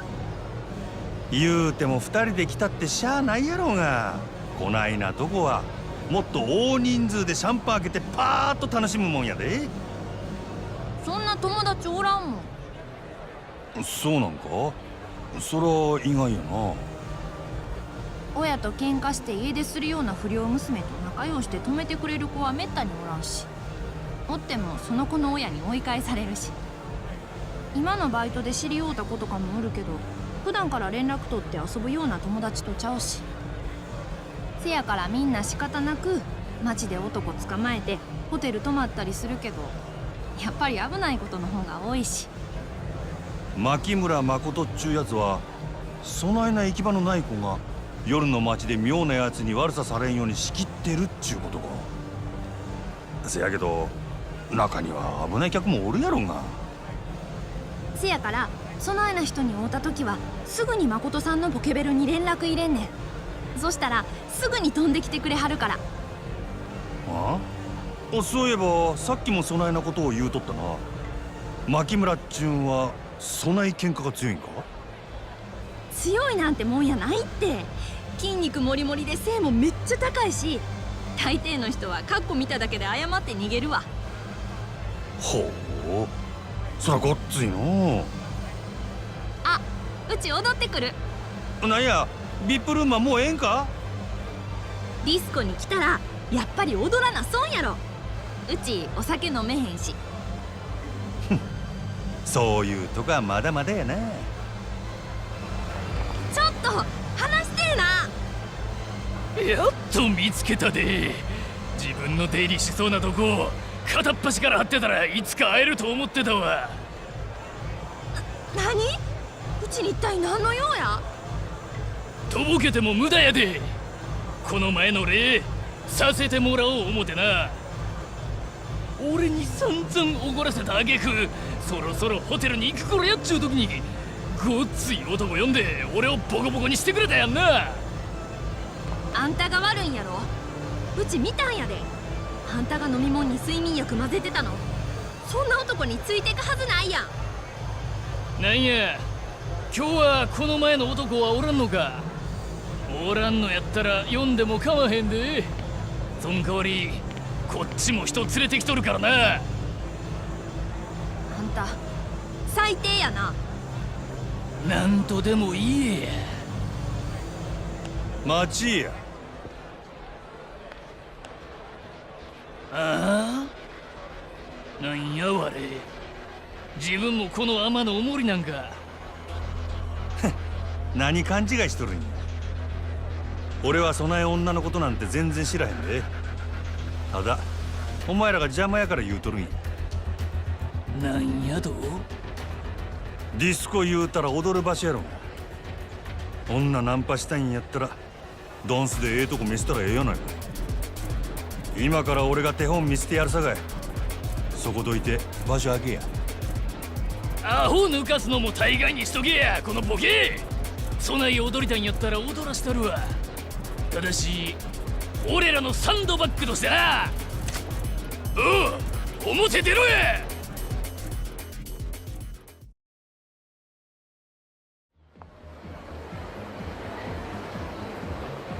五郎さんすごい。めっちゃイカす。ま、ざっとこんなもんや。せやけど男を出しにして金稼ぐのをほどほどにしときや。今たまたま俺がおったけど、いつでも例の牧村藩を呼べるとは限らんやろ。言うても誠さんいつもすぐ近くにおるからな。読んだらほんますぐ来てくれんねんで。そうなんか。誠さんな、普段整体師やってはるの。笑福町南にあるほぐし会館ってお店。ほんまか。そしたらそこ行ったら本人に会えるやろか。多分な。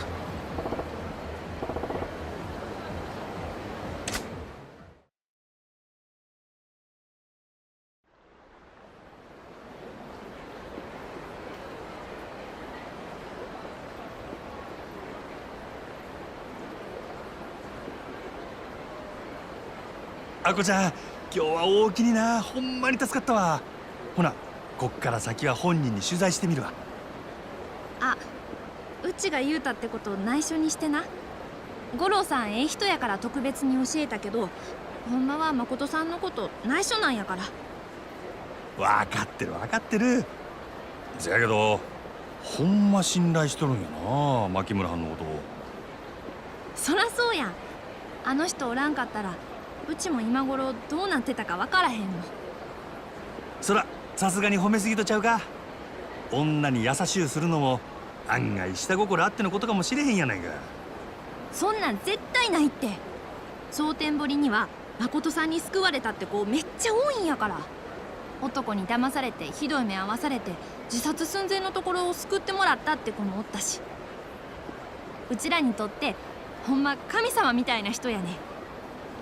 花ええ人疑ったら罰当たるわ。ふん。あ、でもただ一つだけ誠さんから頼まれてることがあんねん。頼まれてること？うん。もしお客さんの中でコウモリの入れ墨をした男の人を見たらすぐに教えてくれって。コウモリの入れ墨をした男、誰なんやそれ。うちも詳しくは知らへんけど、誠さんずっとその人を探してるみたい。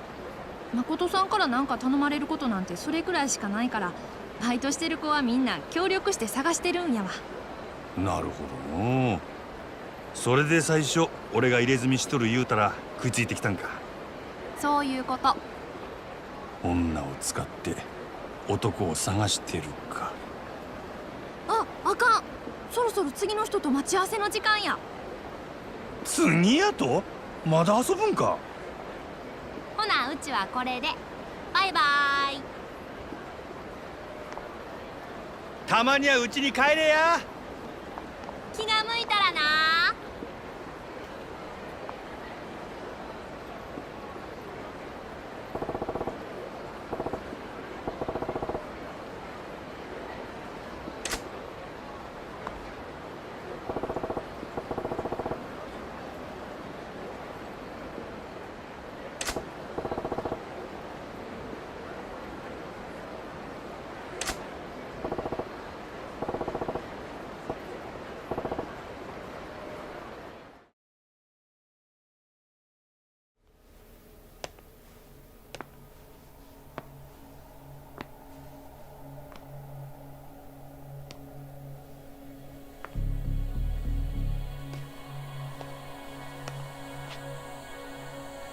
ここやな。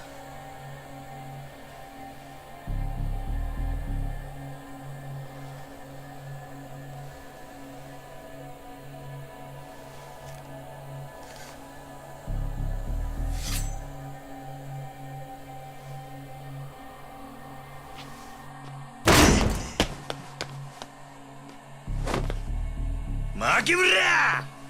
どこや！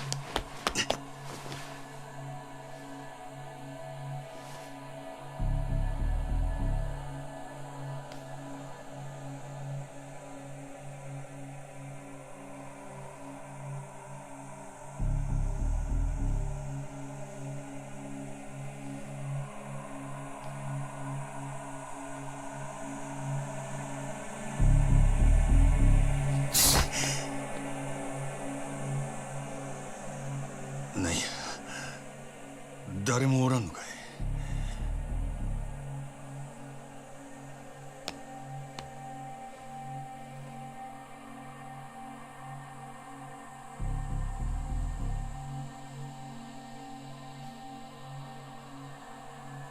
しゃあない、出直すか。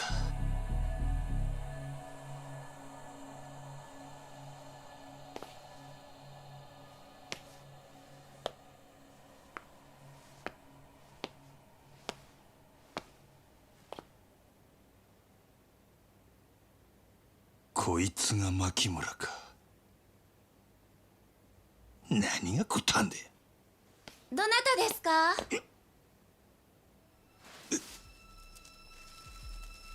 あれ、お客様ですか？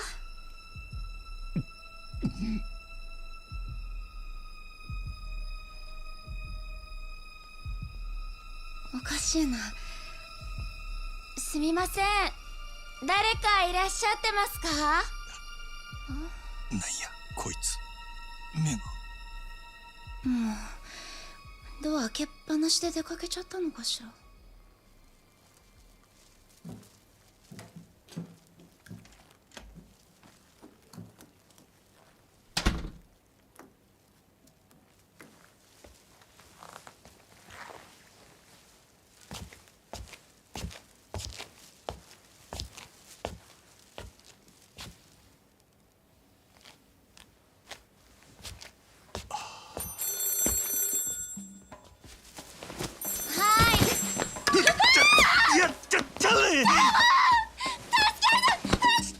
や、俺は客やって聞けや。おい、ええから聞けや。泥棒やったらとっくに逃げとるわ。落ち着けやな。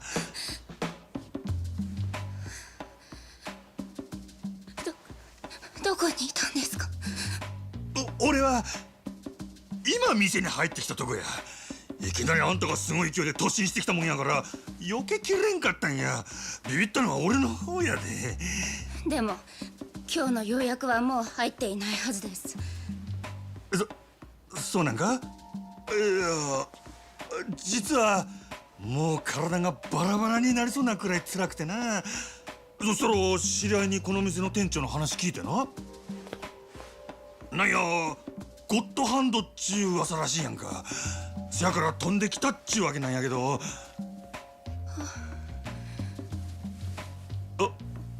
おい。すみません。怖くて。すみません。ええんや。で、店長はおらんのか？今日は出かけて帰ってきません。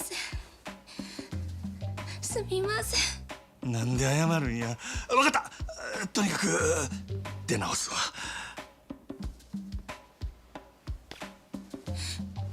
本当にすみません。泣くなや。どこがお辛いんですか？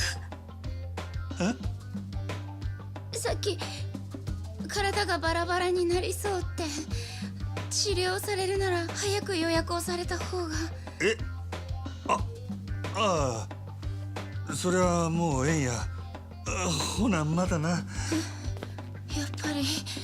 やっぱり？違う言うとるやろが。ほら分かった。お姉ちゃんにやってもらおうかな。それなら納得してもらえるか？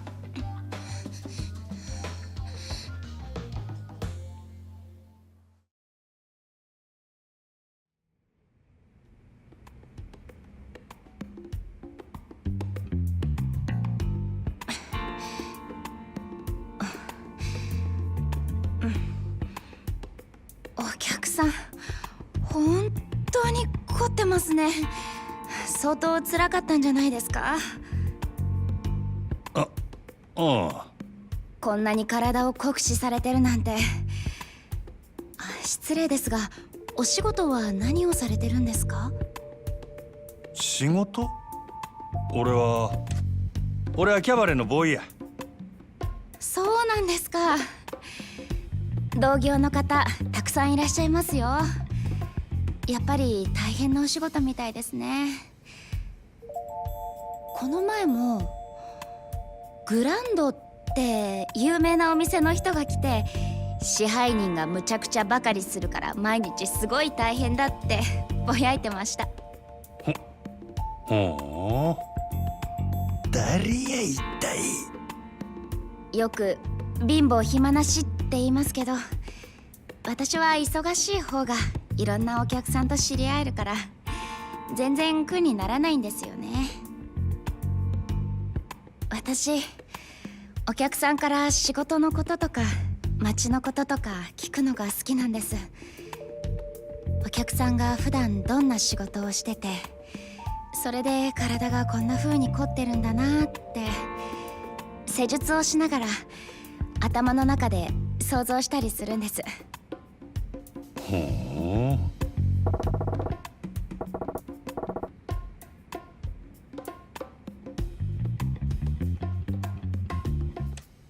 ほな、姉ちゃんの話聞かせてくれや。なんや趣味とかあるんか？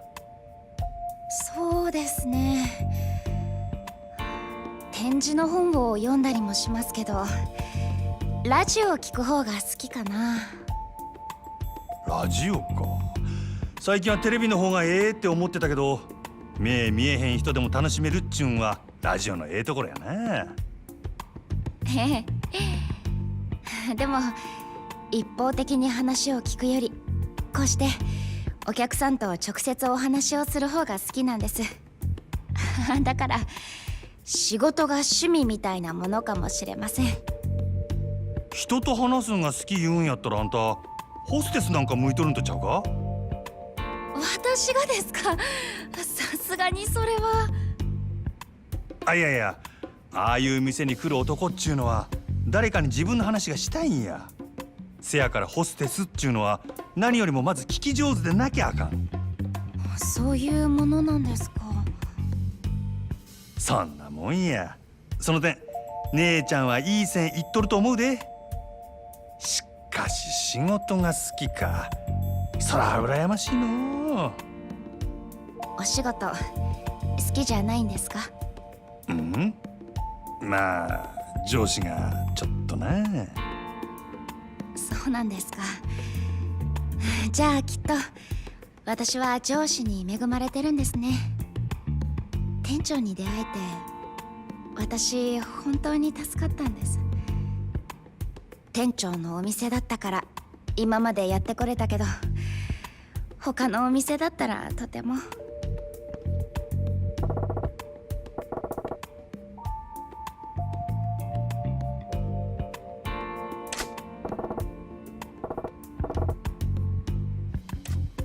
ここの店長ってのはどないな人なんや？店長ですか？そうですね。なんか見た目は可愛らしいです。なんやその見た目はっちゅうのは、まるで実はちゃうみたいやないか。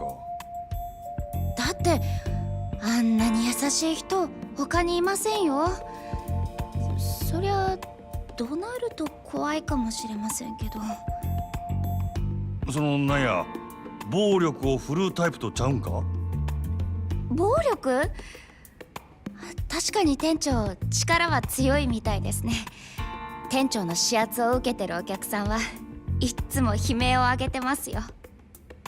いやそういう意味やのうてな。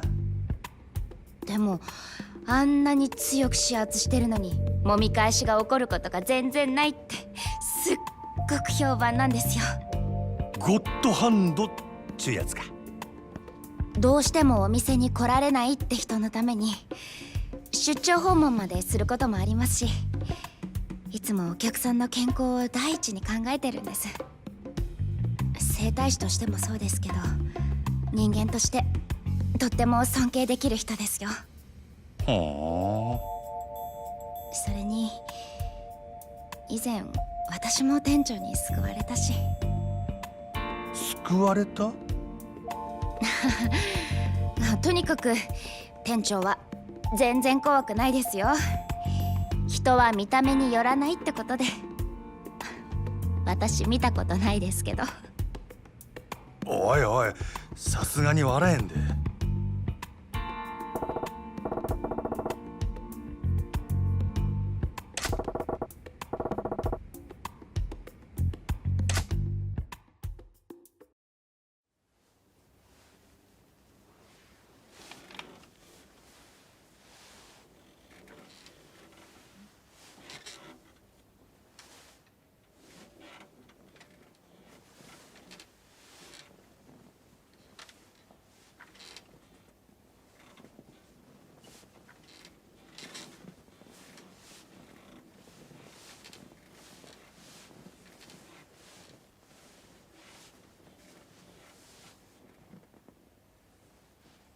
お客さん、お客さん。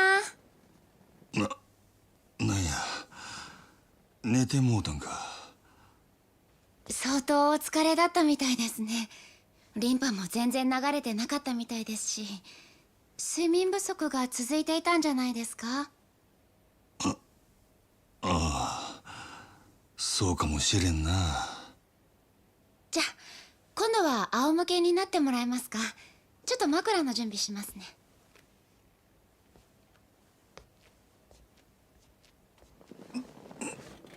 ったく何してんねん俺は。あれ？店長？いや参った参った。財布忘れたまま飯食うてもうたわ。また忘れ物ですか店長？おお、戦術中か。いらっしゃい。ほう、これはお邪魔やったかな。この方店長をご指名でいらっしゃったんですよ。お仕事が大変みたいで体中カチカチで、私が無理言って施術させてもらったんです。ですよね。ああ、そうや。ほう、そない体痛めつける仕事っちゅうんも興味ありますな。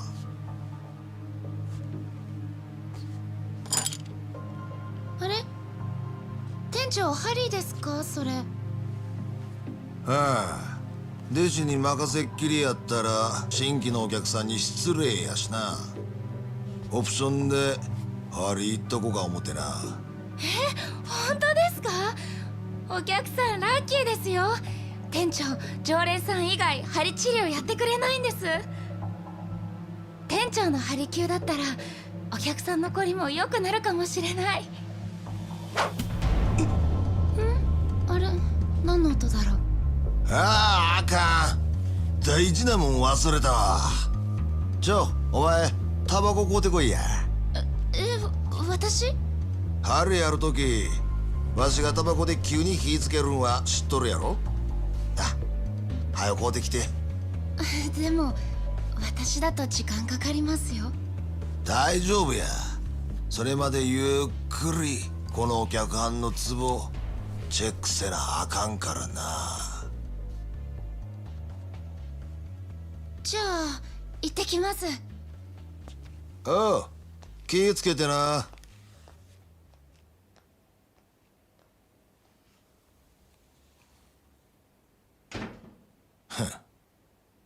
はよドス取ったらどうや、固めのあんちゃん。こういう状況も慣れっこっちゅうわけか。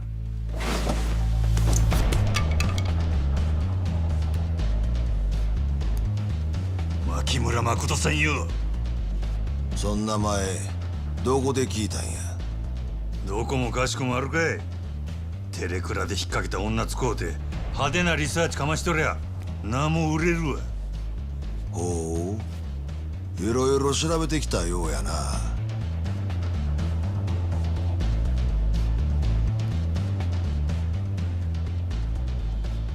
なんや、ずいぶん余裕やな。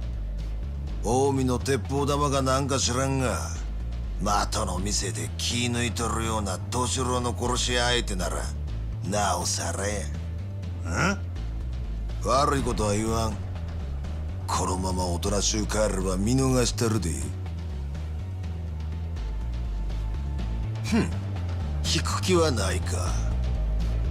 ならゴッドハンドの大サービスや。行くでー。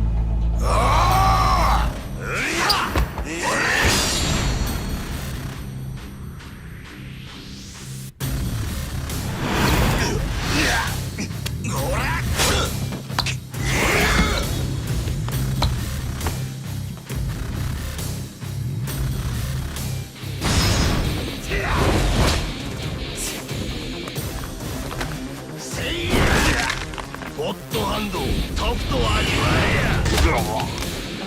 こいつはよう効くで。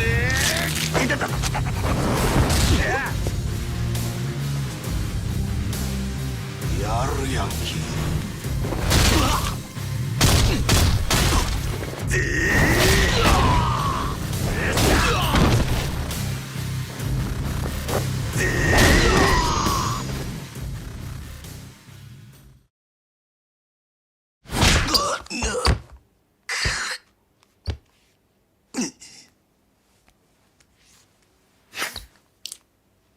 ただの鉄砲玉やと思っとったが一味ちゃうな。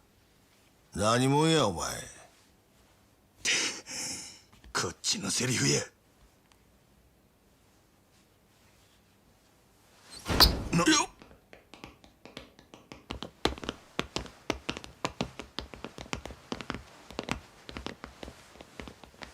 邪魔すんで。やっぱりちんけなチンピラかい。ちゃんとお仲間呼んどったっちゅうわけか。なおかお前の仲間とちゃうんか。なんやと？取り込み中すんまへんな。あんたが店長のリー・ウェンハイやな。牧村誠はどこや？リーやと？何言うてんねん。わしが牧村誠や。あ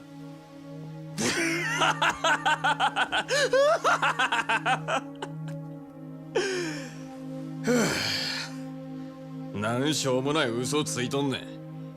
今までそれで乗り切ってきたんかもしれんが、うちらには通用せんで。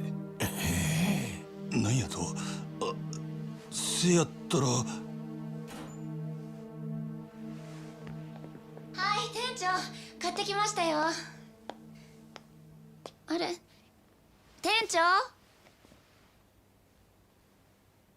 誠、なんやと？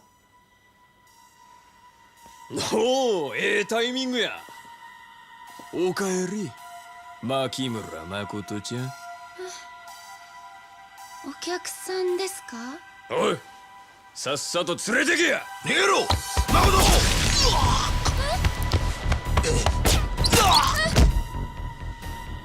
長、どうしたんです店長？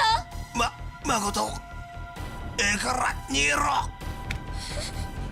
の店長、どこ？牧村、この子が。邪魔すんな、おっさん。おら、おさっとすんな。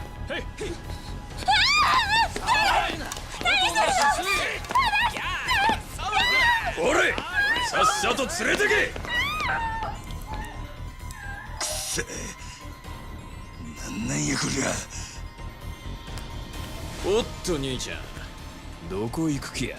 ほんまにあの子が牧村誠なんか？ああ、それがどないした。中華はあれ何もんやねん。あの女は俺の獲物や。お前らの勝手にされたら困んねえ。そらこっちのセリフやボケ。前あんたも死んどき。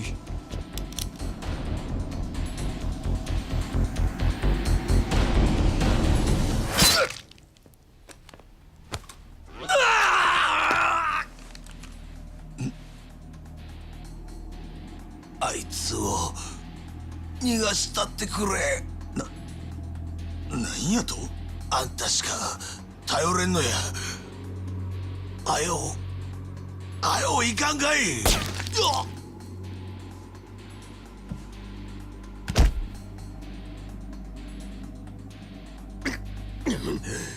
余計な邪魔しよって。なんなんやこの状況は。死体の処理が邪魔くさいけどしゃあない。二人ともそのまま蒼天堀に流したら。覚悟できとんな兄ちゃん。おう、やったれ。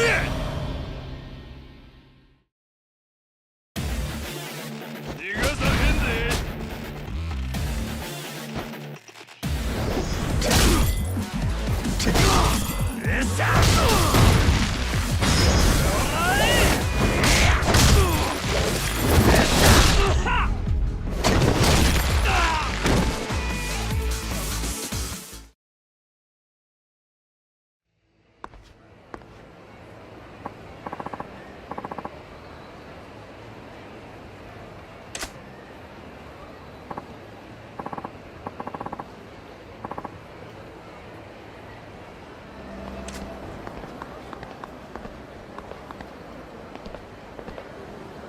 追いついたで。なんやわれ、邪魔すんなや。どこのヤクザか知らへんけど、こっちもその女渡すわけにはいかへんのや。返してもらうで。くそー、構えへん、ぶっ殺したれや。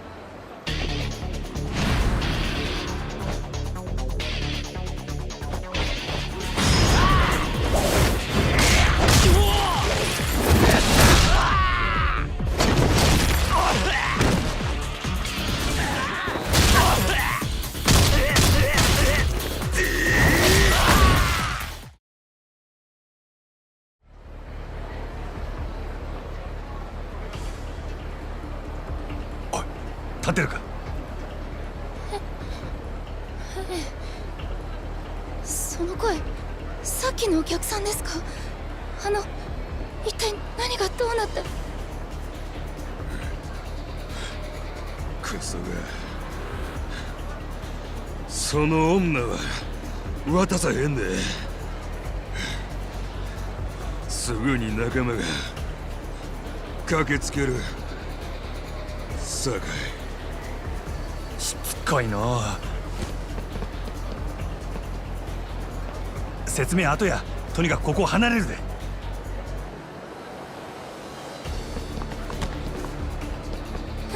何？静かにせい。あ、兄貴！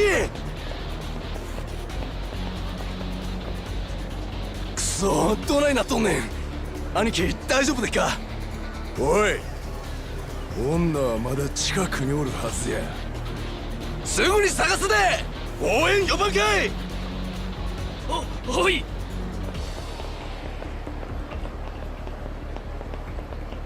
厄介なことになったね。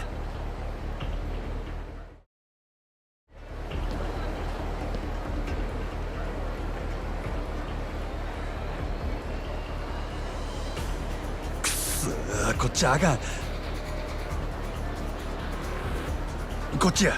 階段降りるで。階段？ちょっと待って。んな余裕ないわ。しっかり捕まってろや。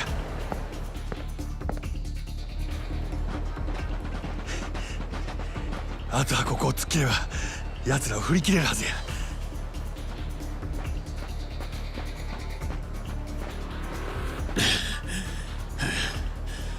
手こずらせてくれたな、兄さん。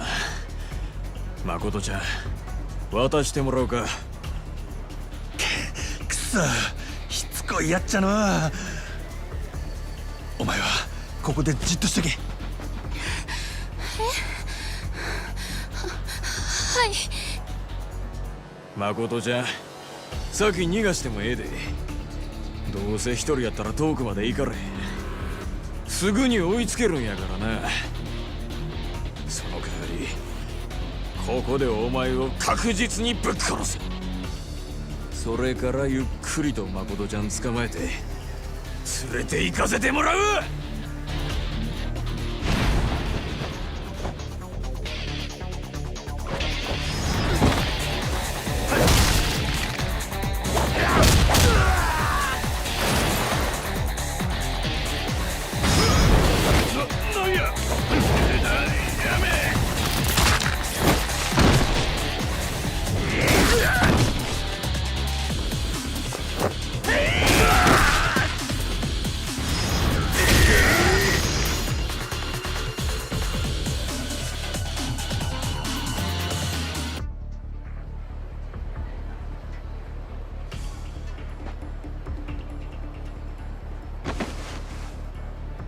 お前ら何もんや。なんであの女狙うとる。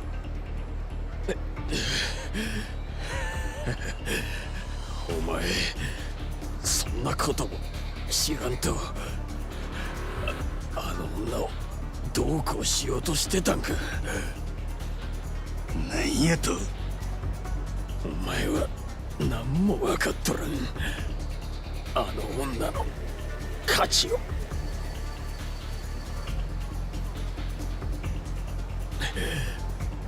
とんだ間抜けや。お前は自分が何に足を突っ込んでんのか分かって。おい、どういうことや。くっそ。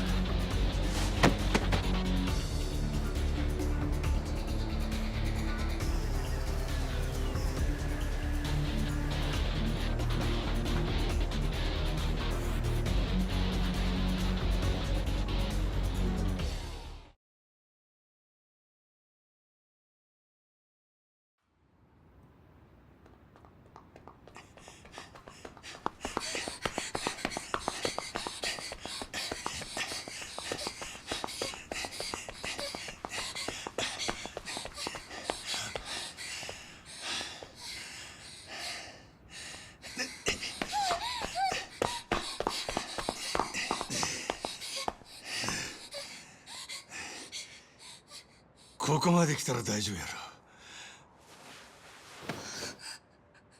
ろ。お前大丈夫か？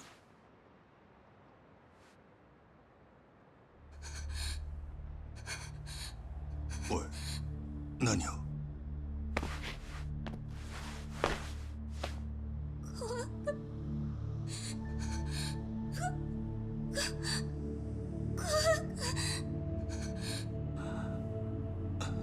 なんや？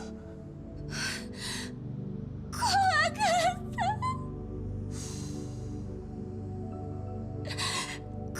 ったよ。大丈夫や。もう大丈夫や。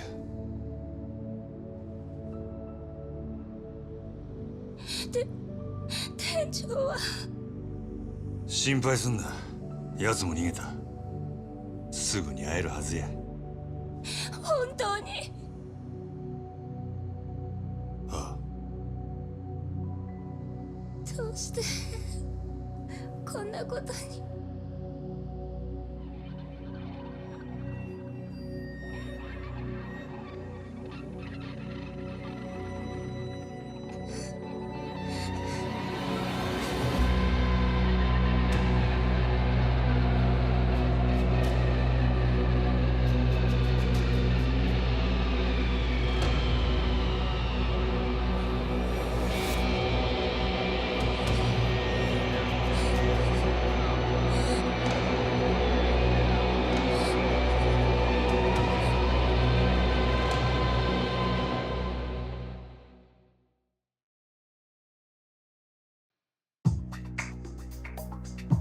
始まりはアジア最大の歓楽街カムロ町で起きたある一件の殺しだった。その濡れ衣を着せられた堂島組若衆桐生一馬は育ての親でもある若頭の風間を守るべく決死の覚悟で組を抜ける。桐生をはめたのは風間に次ぐ組の幹部堂島組若頭補佐久世剣能会会長久世大作。その最終的な狙いは殻の一坪と呼ばれる土地にあった。巨大な利権の絡むカムロ町再開発計画にとって欠くことのできない殻の一坪。そのわずかな土地をめぐる極道たちの熾烈な争奪戦にある一人の男が桐生を巻き込んでいく。橘不動産社長橘哲。その背後に隠された風間の意志が桐生の運命を大きく変えようとしていた。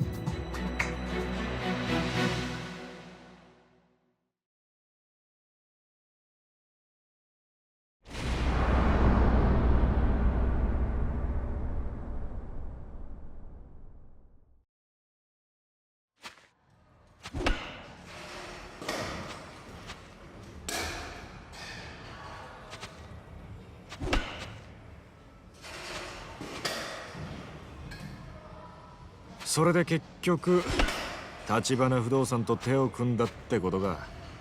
ああ、とりあえずはそこの社員って形だ。社員？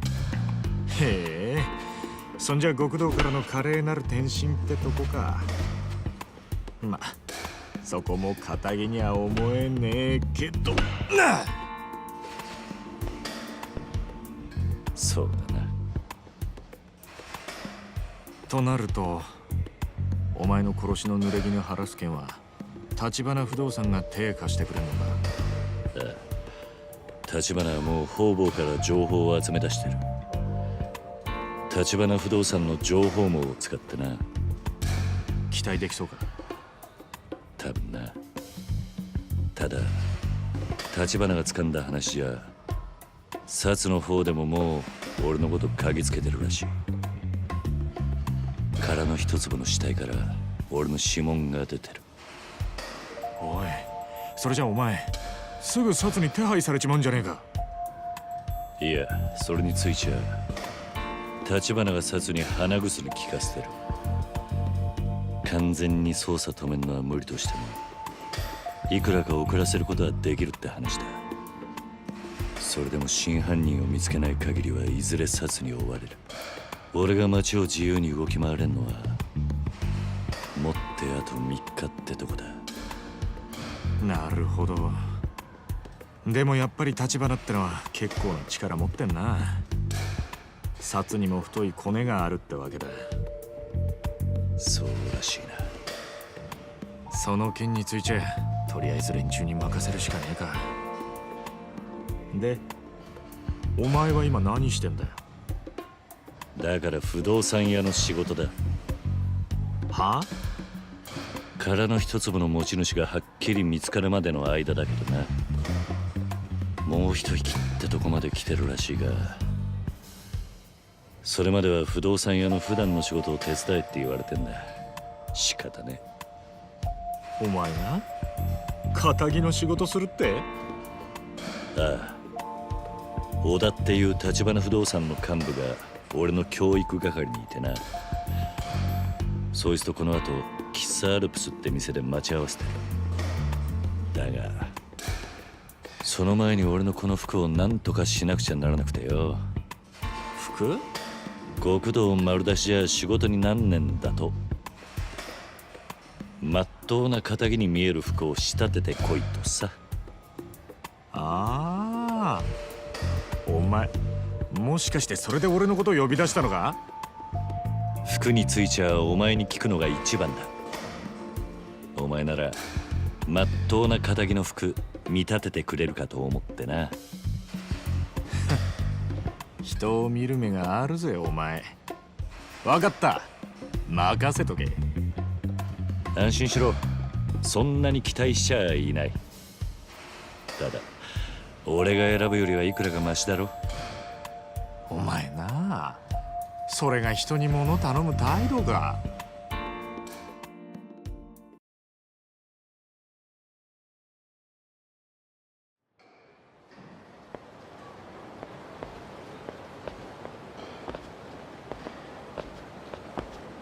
待ち合わせまで時間どれぐらいあるんだ？そんなにはないな。できればカムロ町で買い物を済ませたい。それじゃあんまり選択肢はないな。この近くでビジネス用の服売ってる店っつったら中道通り裏のメンズスーツか。中道通り裏？そんなとこに服売ってる店なんてあったか？新米のホストがスーツ買いに行くような店だ。高級ブランドなんかは置いてねえが、まあとりあえずの間に合わせにはちょうどいいだろう。贅沢は言わねえさ。それじゃ行くか。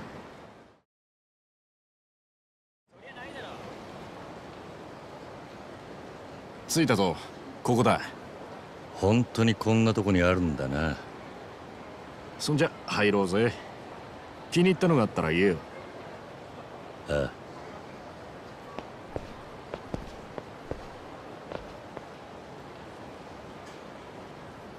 無難な線だとこんなところか。なんかパッとしねえな。地味だな。それが堅気ってもんだろうが。見え張ってなんぼなのは極道だけだ。ただこれじゃなんていうか貧乏人っぽく見えるんじゃねえか。ならおめえにぴったりだな。うるせえな。お、これなんかどうだ。バカ、おめえそれ絶対やめとけ。選ぶんじゃないかとは思ってたけどよ。なんでダメなんだよ。これじゃあスーツの自己主張が激しすぎて、アクセサリーや髪型、靴、腕時計全身コーディネートしないと浮いちまう。着こなすにはセンスだけじゃなくて手間も必要だ。おめえみてえに無頓着なやつだと服に着られるのがオチだ。たくめんどくせえ。それじゃあこれはどうだ。色は落ち着いてるがラペルがピークドで意外と派手に見えると思うぞ。白か。さっきの柄物に比べりゃマシな方だろう。よし、これ試着してみろよ。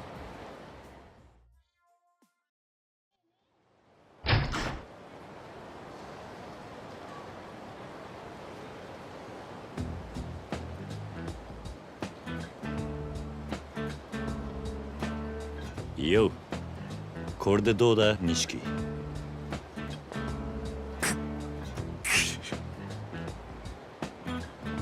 何笑ってんだよ。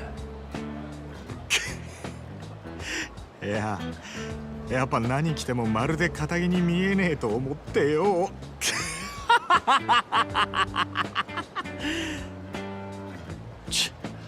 お前の見立てた服じゃねえか。分かってるって。いやでもよ。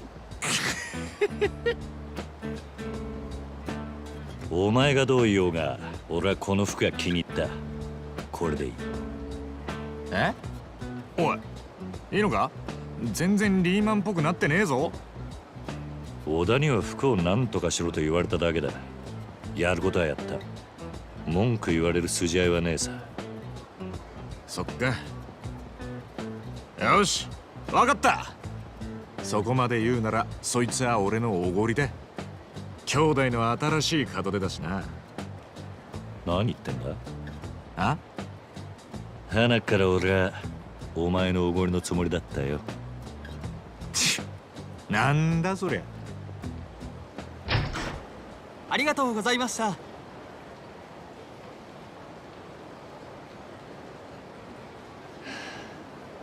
付き合わせて悪かったな、錦。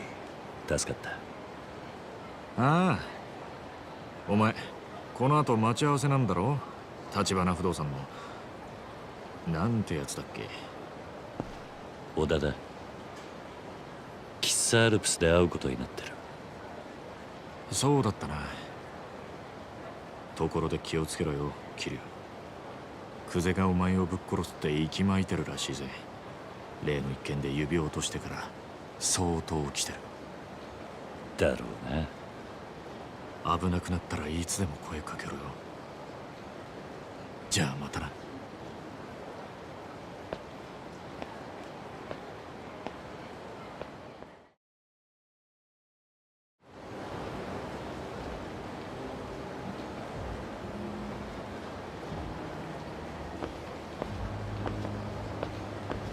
よう、来たか。待ちくたびれたぜ。小田。酸が抜けてるぞ、おい。上司呼び捨てにする奴がどこにいんだ。大体お前その服なんだよ。ちゃんとしろっつったろ。全然堅気に見えねえじゃねえか。あんたに言われたくねえよ。あれ、そうか？他にもっとマシな教育係はいねえのか、橘不動産には。バカ言うなって。俺以外の誰がお前の手綱握れるんだ？覚悟しときな。俺の教育は厳しいよ、桐生君。なんだこれ。伊達メガネだ。どんな面でもなぜかまともな人間に見える。俺にこんなもんつけろってのか？いちいちダダこねんなよ。まあ何もしないよりマシだわな。さてと、それじゃあ早速始めっか。まず今からこの店で得意先のじいさんと待ち合わせてる。そいつが年の割に世間知らずの資産家でね、どうもたちの悪い戦友屋に目つけられたらしい。戦友屋？ああ？ヤクザのくせに戦友屋を知らねえのがしょうがねえな。戦友屋っつうのは平たく言や立ち退き料目当てに建物を占拠しちまう奴らのことだ。建物を占拠？ああ、よく借金の方に裁判所で売りに出されるビルがあるんだが、これを競売物件という。普通の出物より相当安いけど、こいつを競り落とすとその占有屋がどっからか湧いてくるんだよ。で、自分たちはこの建物から出ていかないぞと居座る。連中の狙いはビルの買い手にデタラメな立ち退き料をふっかけることだ。本当はそこの住人じゃないのにってことか。そういうこと。もっとも占有屋は大抵ビルの元の持ち主とグルだ。占有屋はせしめた立ち抜き料から元の持ち主に分け前を払うって仕組みになってる。それじゃあその占有屋を力ずくで追い出すのが俺らの仕事ってことか。いや、そうはいかないんだ。か弱いビルの住人たちは法律で守られているんでね。力ずくで行けば警察沙汰になる。そん時捕まるのはもちろんこっちだけだ。おかしな話だろ。結局ビルの買い手は理不尽な金を払わねえと占有屋を追い出せねえんだ。確かにな。けどその金をなるべく払わずに済ませたいってのが今回の俺たちへのオーダーだ。じいさんそろそろ来ると思うんだが、先に店に入ってるか。おっと、その前にこれ渡すの忘れてた。桐生君の名刺だよ。これであんたも立派な橘不動産の社員だな。いいか、今日はお前のサラリーマンとしての適性を図る。あんまり舐めた真似するようならきちんと社長に報告するからな。分かっ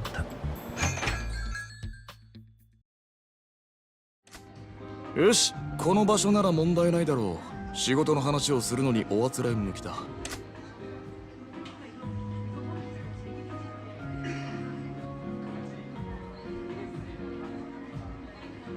さすがに下座と上座くらいは知っていたか。偉そうに奥に座りやがったらどうしようかと思ってたところだ。上下関係を重視するのは極道も同じだ。誰がどこに座るとか常に気ぃつけてねえとぶん殴られるだけじゃ済まないからな。経験が生きたってところか。その調子で気抜かずやってくれよ。分かった。いらっしゃいませ。ご注文はお決まりでしょうか。ああ、そうだ。いや、今は何もいらない。注文はまた後で頼む。かしこまりました。ほう。なんだ、何か文句でもあんのか。いやいや、見直したよ。俺はてっきりお前が先に注文するんじゃないかって思ってたもんだからさ。客を待ちながら優雅にコーヒーすすろうなんてマナー違反やらかしやがったらぶん殴ってるところだったよ。だがそこは元ヤクザってだけのことはある。礼儀に関しちゃ厳しくしつけられてるんだな。あ、おい、来たぞ。あのじいさんが今日の客だ。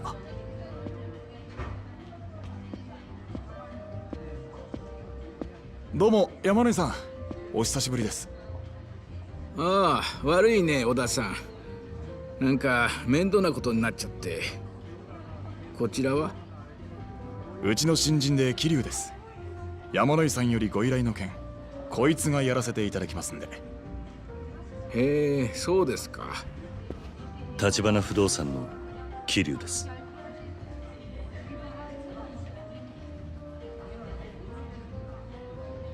いいぞ。名刺交換は挨拶の基本だ。どんなに顔を売っても名刺を渡し忘れるようじゃその先の取引には繋がらないからな。だが残念、名刺が逆さまだ。ま、初めてにしちゃ上出来だ。多めに見といてやるよ。桐生さんですか。これからよろしくお願いしますよ。こちらこそよろしくお願いいたします。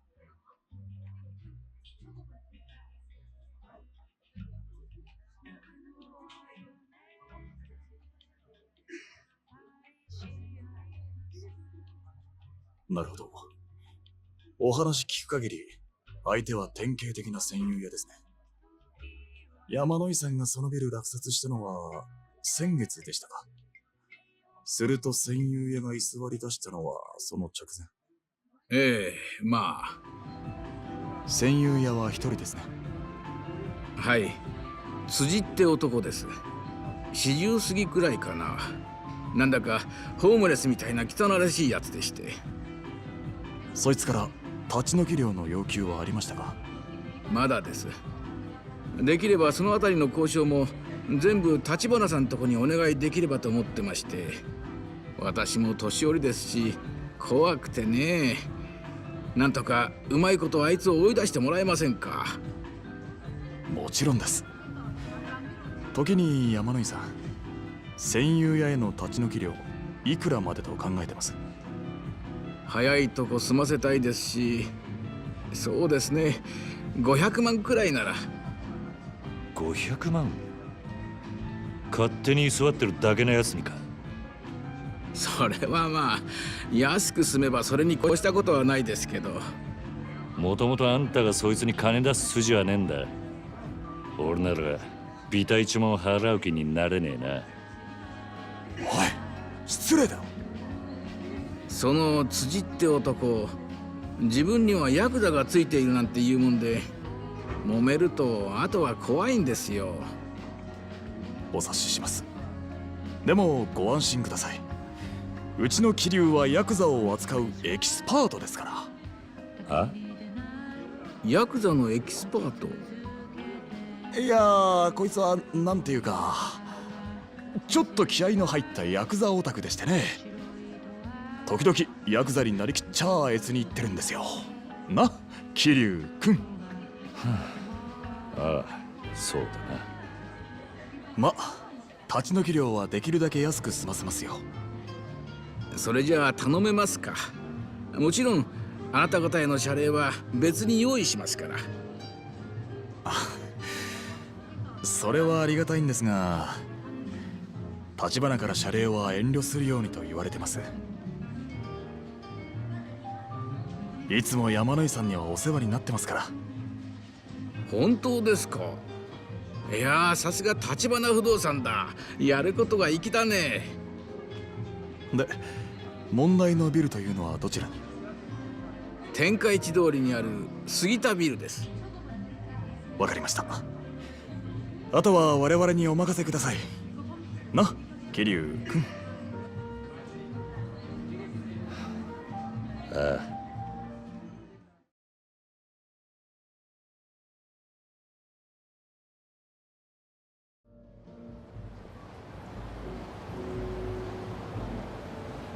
話は分かったな。要するに戦友屋をビルから立ち退かせろってことだ。ま、交渉は俺がやるよ。仕事の手本を見せてやるからな。戦友屋のバックにはヤクザがついてんだろ。交渉だけで済むのか？そこは俺の腕の見せ所だな。差し当たって桐生君、君に最初の任務をやろう。なんだ？ひとっ走り菓子折り買ってきてくれ。は？相手が戦友屋にしても手ぶらで交渉ってわけにいかねえだろう。これもビジネスマナーってやつだ。またそれが。分かったよ。菓子折り買ったら杉田ビルの前に来てくれ。俺は先に行って待ってるから。それじゃまた後でな。あ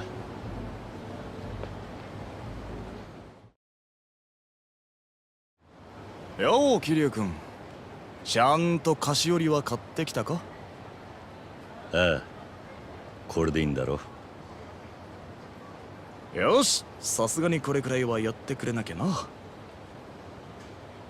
で、ここが問題の杉田ビルだ。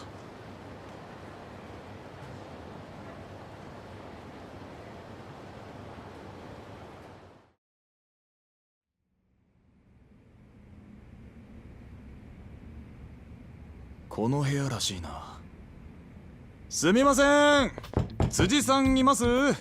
山野井さんの代理で参りました。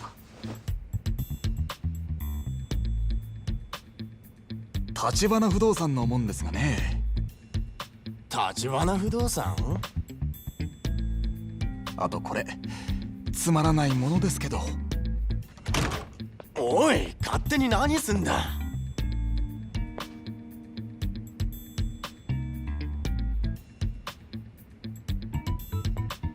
ああ、汚ねえな。あなた、こんなにゴミだらけじゃ立ち退くの大変じゃないですか？立ち退く？なんだよそれ。俺は立ち退く気なんかねえぞ。そうは言ってもね、このビルはもう山野井さんが新しいオーナーになったわけだから。それをあんたがいつまでも立ち退いてくれないって困ってんですよ。民法395条。はい？あんたも不動産屋なら勉強しな。たとえ抵当権が設定された不動産でも短期賃貸借の場合、抵当権者に対抗することができる。要するに俺は法律に守られてここにいるんだ。なんなら出るとこ出るか？固いこと言わないでくださいよ。立ち退いてくれるなら引っ越し費用はこっちで持ちます。ここの物件と同程度のとこをうちでご紹介しますよ。あのな、俺はここが気に入ってんだよ。そうやって何でも金で解決しようってのは感心しないね。立ち退き料目当ての戦友屋がよく言うな。なんだよ戦友やって。てめえ言いがかりつける気か？ねえ辻さん、茶番はよしませんか？新しいオーナーさんとしてはさっさとこんなボロビル転売して人儲けしたいわけです。そんなもんそっちの都合だろ。お前ら下っ端じゃ話になんねえ。そのオーナー連れてこいや。あ？だったらそっちもさっさとバックにいるヤクザ出したらどうです？ヤクザ？何の話かわからねえな。だからそんな猿芝居はいらねえってんだよ。部屋に居座るだけが脳のチンピラがでけえ口叩くな。なんだと？あんたごときにオーナーは出てこねえよ。バックのヤクザに伝えとけ。お前らの交渉相手はこの橘不動産だってな。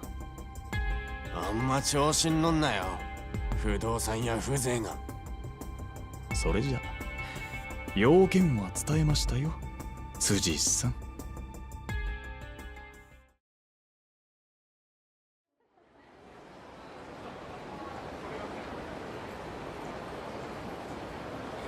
ま、最初はこんなところだろうな。ずいぶん荒っぽい交渉だったじゃねえか。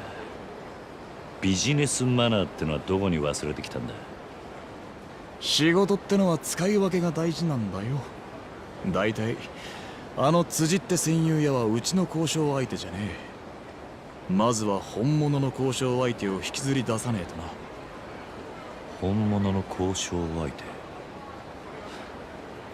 バックにいるヤクザか？ああ、結局向こうも金が目当てなんだからよ。お互いぶっちゃけたらあとはさっさと話進めようってことになる。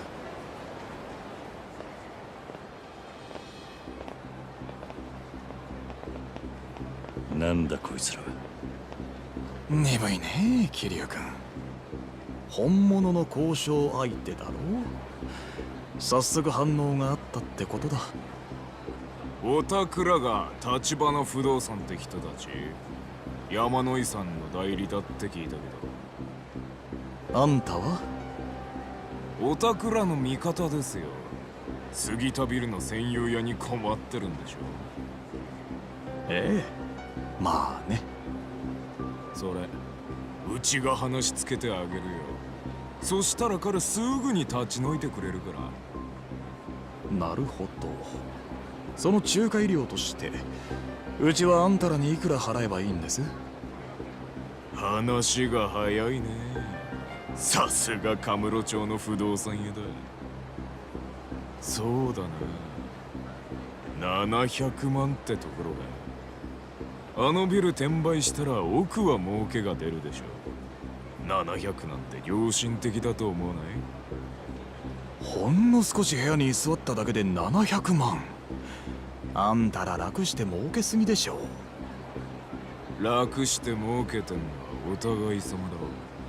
今時の不動産屋は濡れ手で泡だ。だからってあんたらに払う金はないよ。ただそれでもあんたらには戦友屋に口聞いてもらう。へえ、どうやって？もちろん力ずくでだよね、桐生君。織田、あんた花からこういう筋書きだったのか。まあね。でも新入社員の初仕事にしちゃ相手の数が多すぎたか。いや、そうでもねえさ。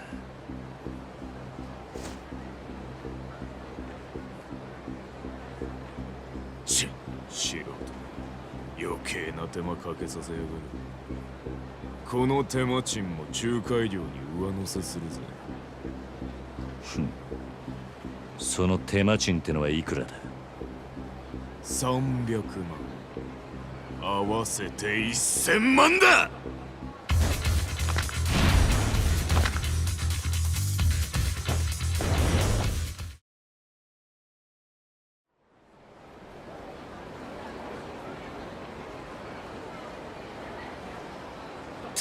てめえら、こんな真似してタダで済むと思うな。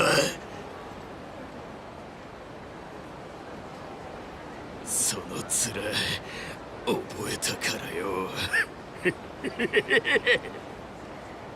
お前らどこの組のもんだ？東上会太平一家だ。太平一家？あいつの組か。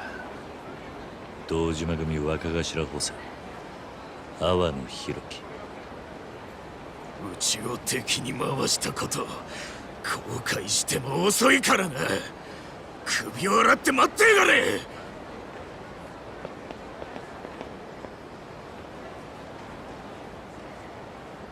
河村町には星の数ほどヤクザの組があるのによ。よりによって堂島組の下っ端だったわけか。まずいとこにぶつかっちまったな。もっとも俺らが殻の一粒追ってりゃいずれ勝ち合う相手だ。いい挨拶代わりになったんじゃないの？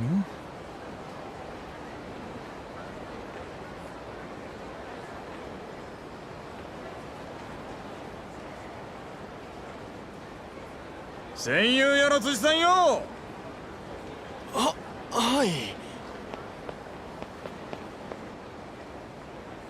まだそのビルに居座るつもりならさっきの話の続きするかい？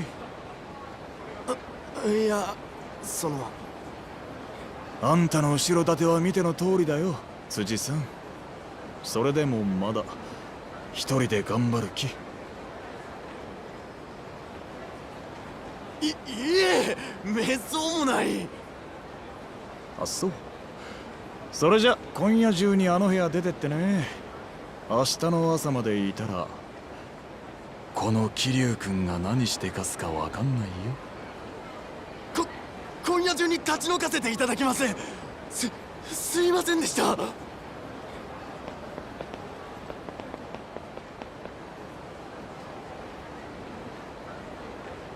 これがあんたの仕事のやり方ってわけか。俺のじゃない。全部橘社長から教わったやり方だよ。ま、最初の仕事にしては上出来か。どう？極道やるよりよっぽど楽しかったろう。片木の人間からも感謝されるしな。俺が極道になったのは仕事を楽しむためじゃねえさ。お前もしかして殻の一粒手に入れたら極道に戻る気か？そんな先のこと考えてねえよ。そっか。それよりこの後はどうする？ああ、問題の戦友屋は追い出した。お前は山野井のじいさんに報告頼む。それが済んだら天下一通りのセレナって店に来てくれ。ここのすぐ近くだ。セレナ？何の店だ？ただの小さなクラブだよ。安心しな。今度は仕事じゃない。ささやかながら今日の打ち上げと行こうじゃないの。俺のおごりだ。案外気前がいいんだな。まあね。その代わり山野井さんへの報告はお前一人で頼むわ。あのじいさん、マイボールでボーリングするのが日課でね。マッハボールに行けば会えるはずだ。マッハボールか。わかった。それじゃまた後でな。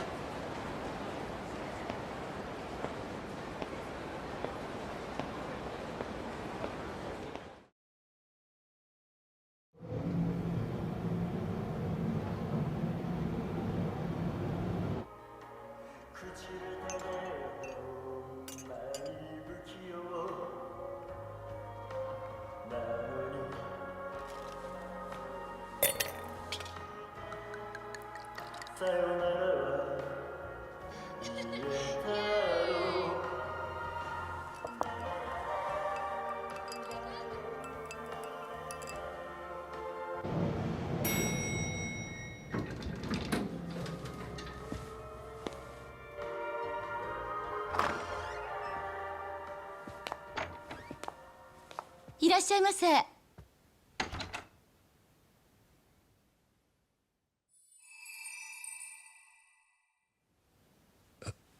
いや。あれ、お客さん初めて？ああ。お好きな席にどうぞ。いや、俺は待ち合わせで。緊張してんじゃねえよ。錦よ。なんでお前がここに？行きつけの店の1軒や2軒俺にだってあるさ。この店は今俺の一番のお気にな、レナ。あら、錦山君のお知り合い？あ、もしかして桐生さん？ああ、そうだが。うわ、やっと会えた。一度お会いしてみたかったのよ。錦山君、酔うとあなたの話しかしないからね。おい、余計なこと言うな。まあいい。とりあえずここ座れよ、桐生。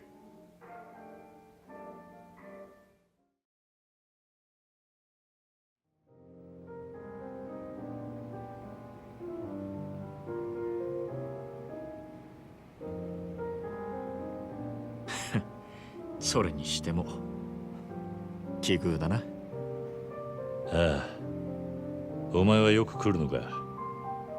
まあな、組の兄貴たちもまだこの店は知らねえ。落ち着いて飲めるんだな。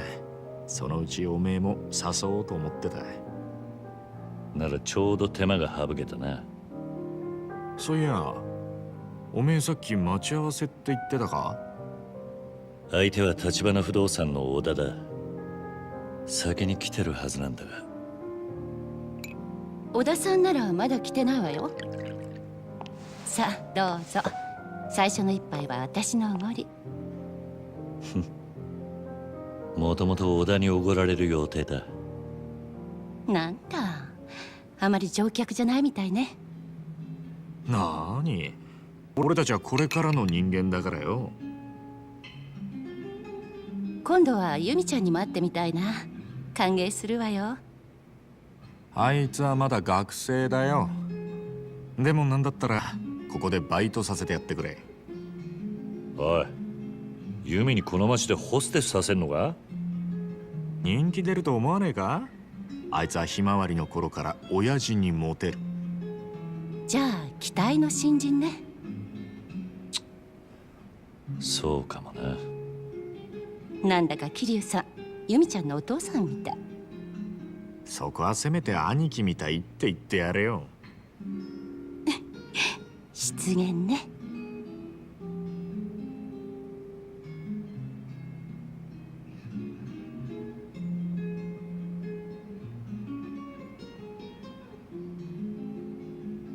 それにしても橘不動産の小田って言ったか？ちょっと遅いんじゃねえのか。どうする？もう一杯飲むか？いや、待つよ。先輩をほっといて俺だけ出来上がっちまうわけにもいかないからな。なんだよ、おめえも少しはサラリーマンっぽくなってきたじゃねえか。これくらいで何言ってんだ。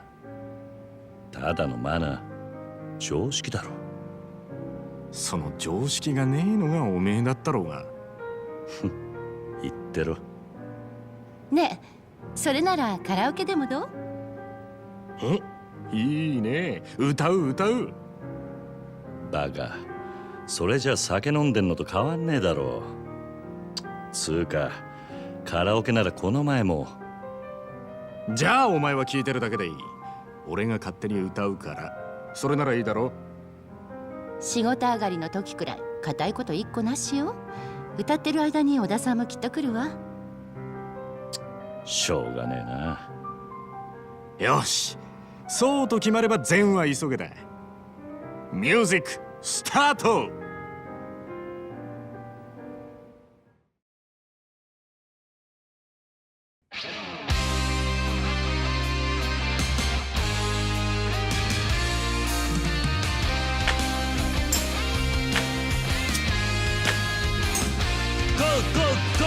レールから外れた NISIKI 錦不良品の野良錦レッツゴーだけど簡単意識おい意識おいはいイエイイエスマンになりそびれた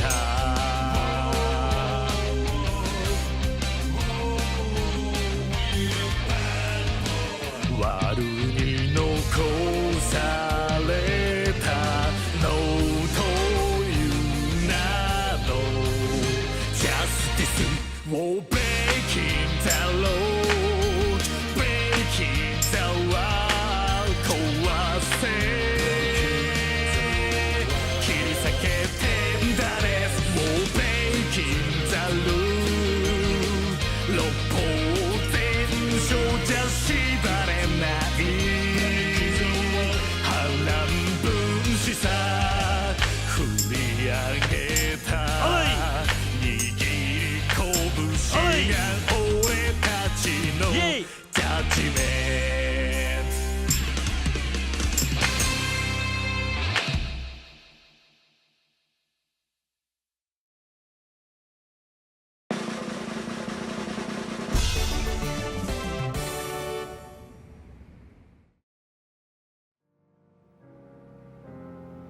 トどうよ。錦山くんすごいプロみたいだったわ。だろおめえもなんだかんだ言ってノリノリだったじゃねえか。しょうがねえから乗ってやっただけだ。たく素直じゃねえな。本当はおめえも歌いたいんじゃねえのか。そんなわけないだろ。たくそれにしても小田ってやつ本当に遅いな。おめえの話を聞く限りそんなルーズなやつとも思えねえけどな。ほんとね、事故にでもあったんじゃないかしら。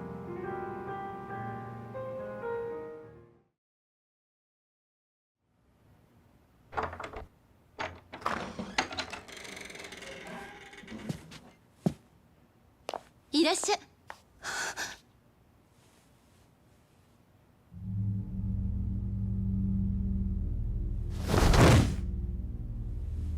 太田。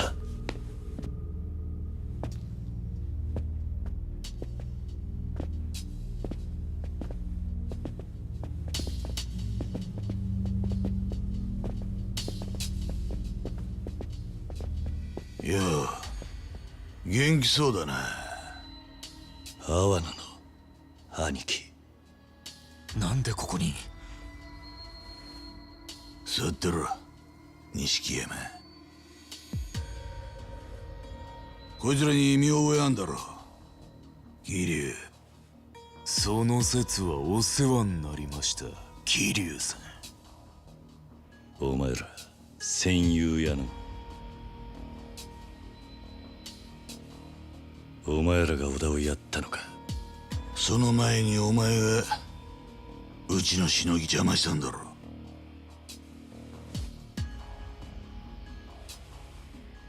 橘不動産って言え、こそこそ東上界に盾ついてる連中で、組抜けて早々お前も義理ってものが分かってね。親父、ここは俺が。こいつ知ってるか？うちの岡部ってもんだ。例の戦友屋のしのぎはこいつの仕切りでな。かわいそうにおめえのせいでけじめつけちまった。おめえ今度は何やらかした？下っ端が口を挟むんじゃねえぞ。おら！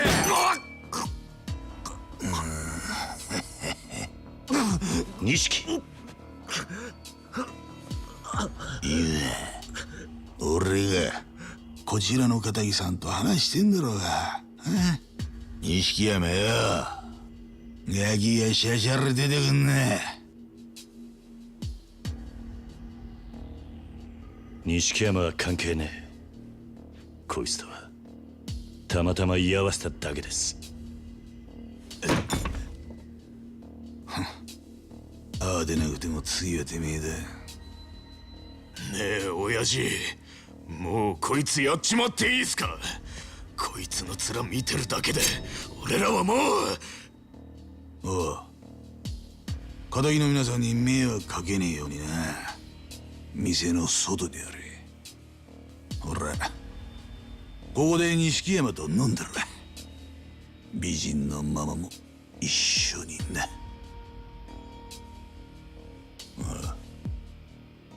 来いや、桐生。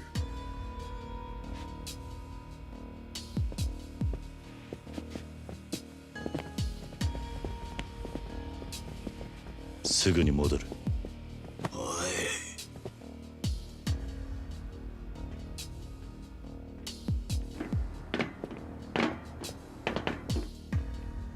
そんじゃこっちはこっちで楽しくやろうや。ねえ錦山。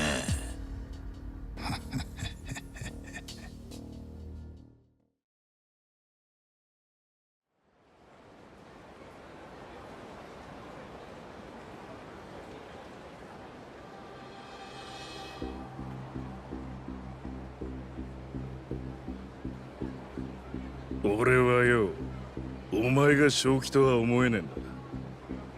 組み抜けたその足で古巣にしょんべん引っ掛けやがって。おかげでうちは1000万からのしのぎがパーだ。死に急ぐのは勝手だがよ、もっと周りに迷惑かけねえようにしねえとな。何つったってんだ。土下座しろや、土下座。てめえ立場分かってんのか、バカ野郎。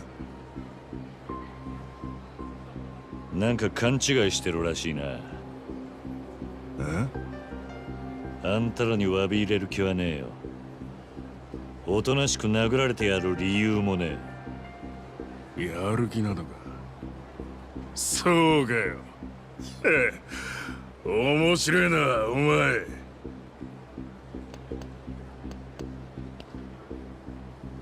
おれ、やってみろ。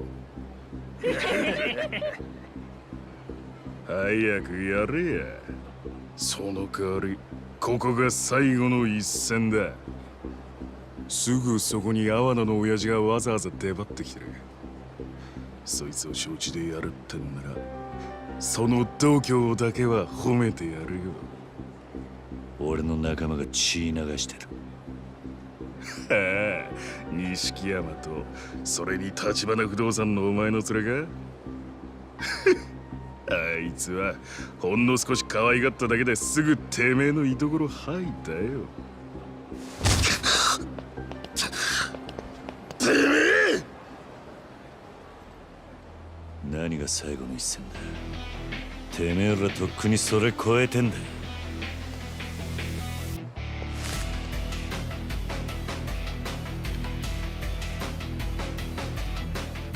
行くぜ！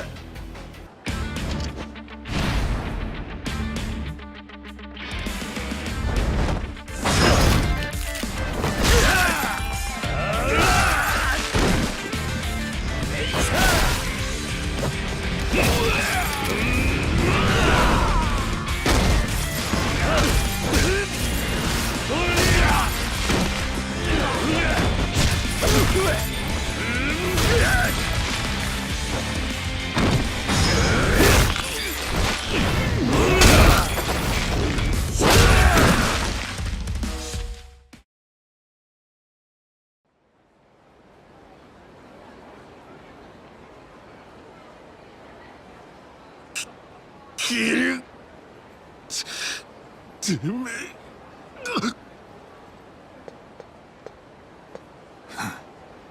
えやるもんだ。クゼの兄貴も手焼くわけだな。組抜けてからの方がよっぽどヤクザじゃねえか。面白いもんだな。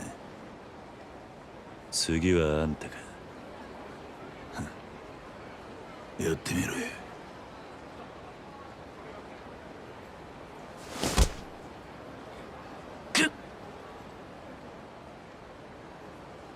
桐生よ、おめえなんで橘不動産にいる？何？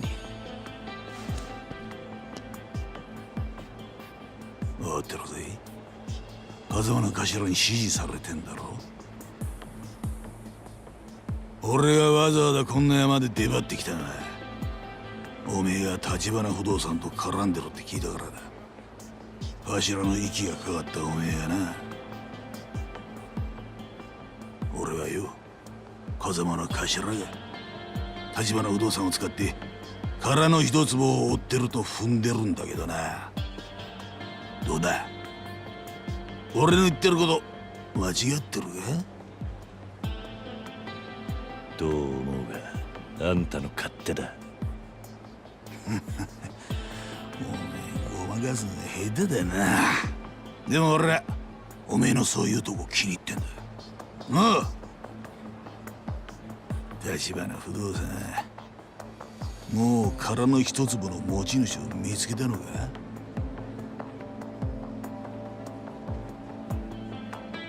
そうか、まだか。それでも手がかりくらいは掴んだるはずだ。俺は何も言ってねえぞ。ねえ、いい。おめえの目を見りゃなんだかんだ。おめえは分かりやすくてほんといいや。勝手にやってろ。なあ桐生よ、俺に橘不動産の社長と合わせろ。奴はうまいこと隠れ回ってるようでな。会うにはおめえに仲立ちしてもらうのは手っ取り早い。俺はもう堂島組を抜けてる。あんたに指図される義理はね。やってくれりゃ戦友屋の剣は水に流してやる。おめえ風間が腹の一粒に手出そうとしたこともな。それともこのまま的にかけられていか？堂島組傘下の全組織からだ。無所に逃げ込んだとしても無駄だぜ。死ぬまで追い込む。それも楽に死ねると思うな。やってみろ。ちゃんと頭使って聞いてるか？これはおめえだけの話じゃねえ。その次おめえの兄弟も始末する。錦山のことだ。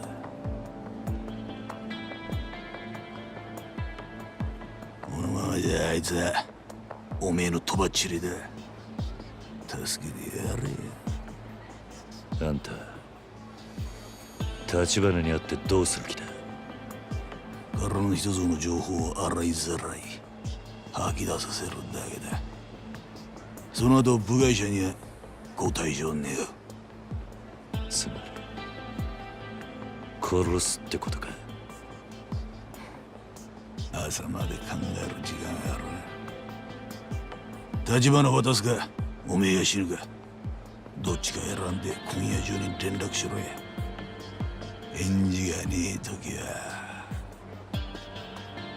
狩りを始める。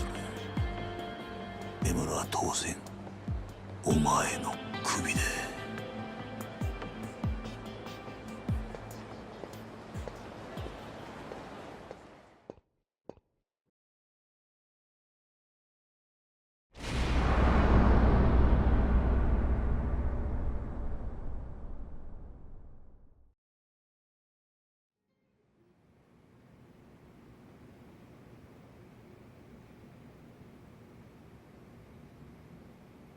ママ、もういいよ。迷惑かけた。小田さん。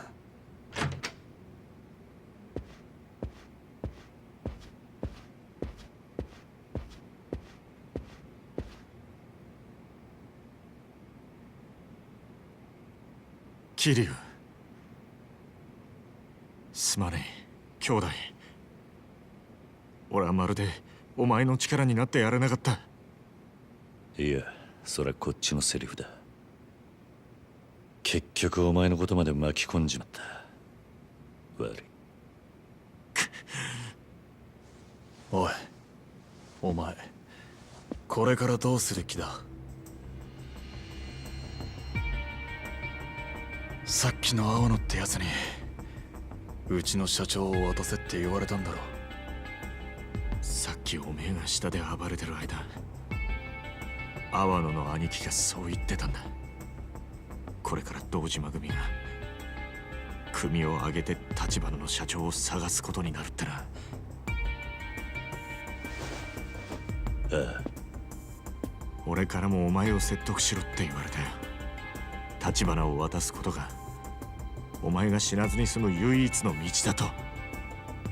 よう、社長は今お前の濡れ衣晴らすために町中の情報を集めてんだ。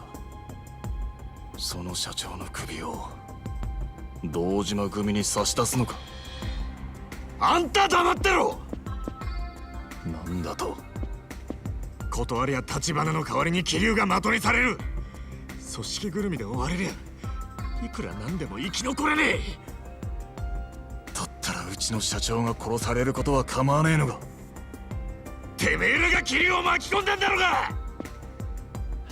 よせ、相手は怪我人だ、錦。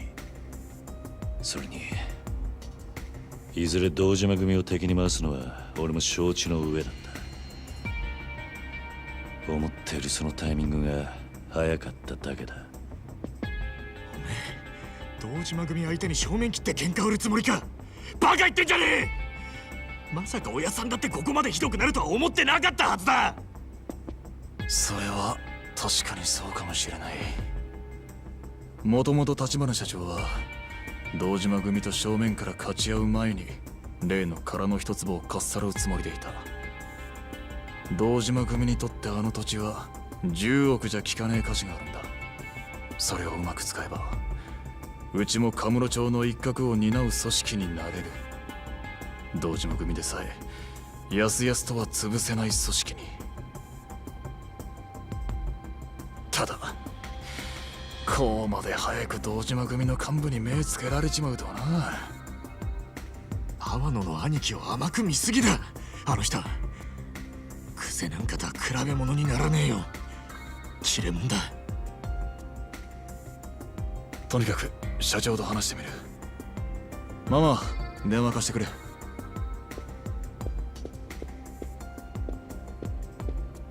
全員が助かる道だってあるはずだ。うちが殻の一つもの所有者を抑えりゃ堂島組と取引できる余地もある。だといいがよ。社長、小田です。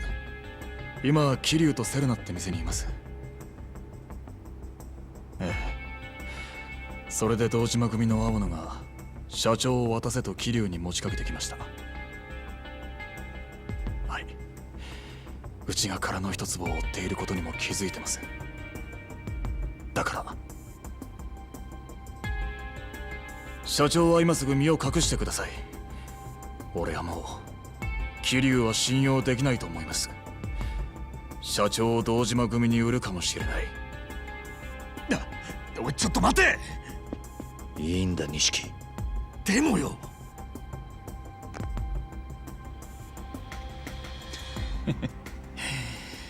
これでもう俺にも社長がどこにいるかはわからない。くそ！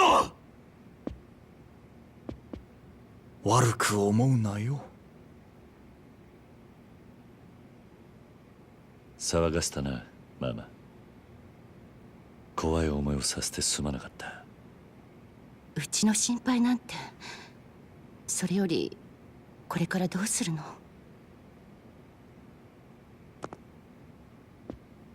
おい待て、桐生。おめえどうする気なんだよ。今さらジタバタしても始まんねえ。もともと組を抜けた時は一人でやるつもりだった。まずはクゼを捕まえて俺の濡れ衣を晴らす。振り出しに戻ったな。バカ野郎、この状況でそんなことできるわけねえだろ。それでも俺はやるしかねえんだ。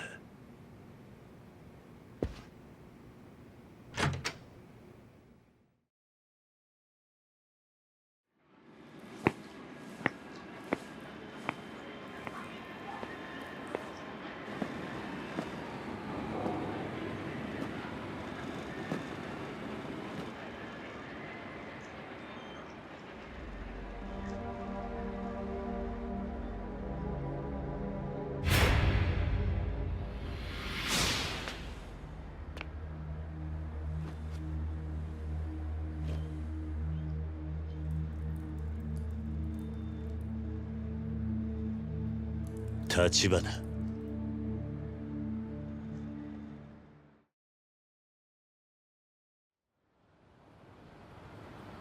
なんでここに？警察が調べ尽くした現場です。もう真犯人につながるような証拠は残っていませんよ。分かっている。うちの情報網を使ってクゼを洗いました。もしクゼがあなたをはめた黒幕であれば、ここでの殺しのために殺し屋を雇ったはずです。ですがクゼの周りにそういう動きはありませんでした。どういうことだ？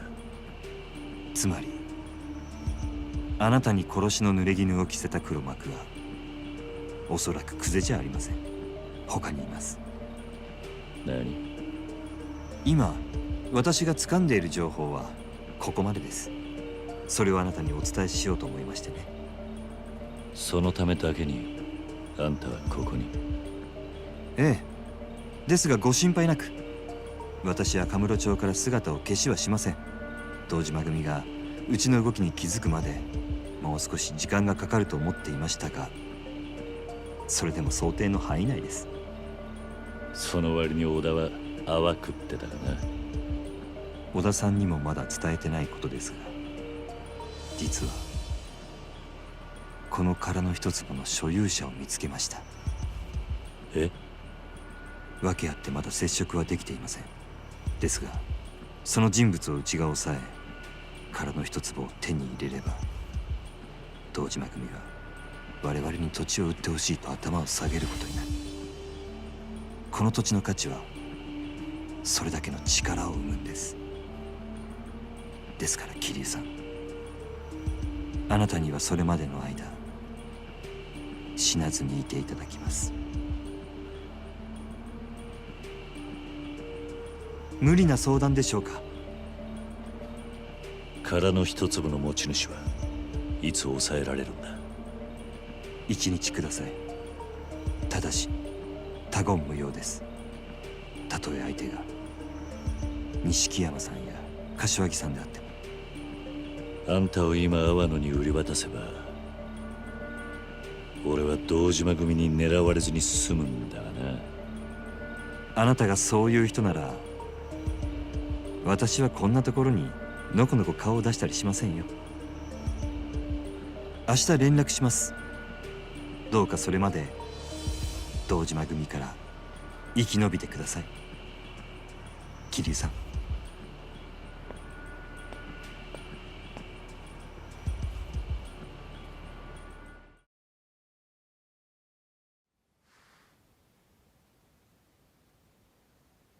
夜明けだ。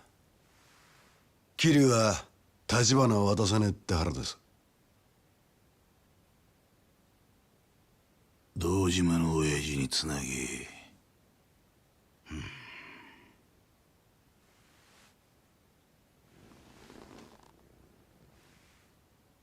親父、阿波野です。例の件ですが、やっぱり桐生は始末します。奴は立花おりませんでした。堂島組に義理書いたけじめはきっちりつけさせます。では構いませんよね、久世の兄貴。わざわざ俺に聞く必要もねえだろ。この一件はお前の仕切りだ。俺は兵隊として働くだけだ。そう言わんでくださいよ、兄貴。俺はきっちり筋道通してやってるつもりですよ。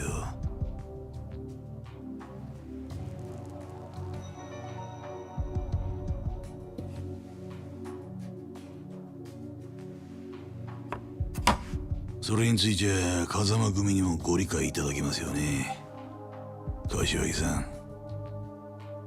どういう意味でしょう。元はといや桐生は風間の頭が拾ってきたわけです。堂島組でそのガキ始末すんのに、風間組には特にこの事務所ごと振るってもらわなきゃ筋が通らねえ。違いますか？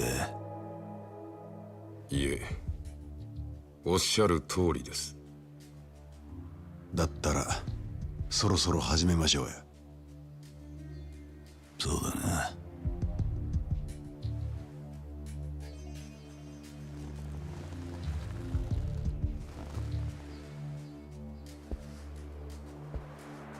マララ、桐生探し出してここに連れてこい。奴は簡単にはぶち殺さねえ。生け捕りにして俺の前に出すな。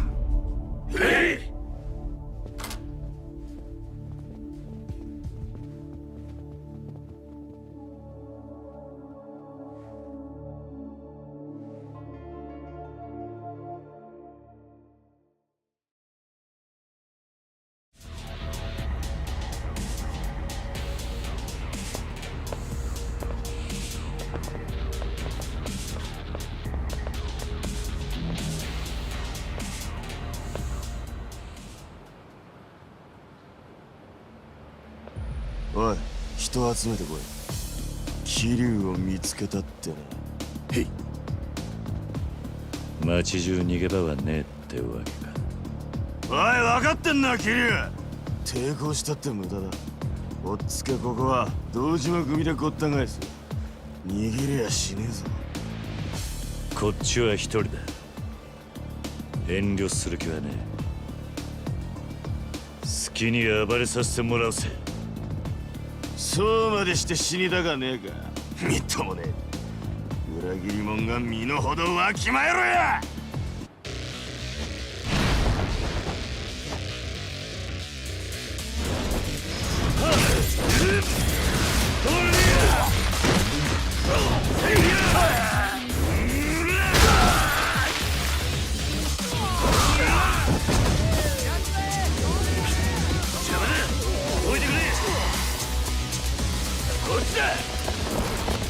先は通すん。2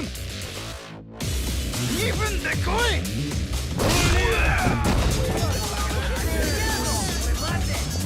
どけ。もう逃げ場はない。1分で来いって。邪魔だ。置いてくれ。いたぞ。ここまでだ。30秒だ。了解。ど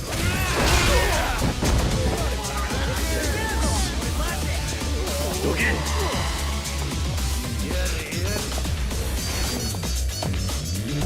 もたついてるみたいだな。夢はないぞ。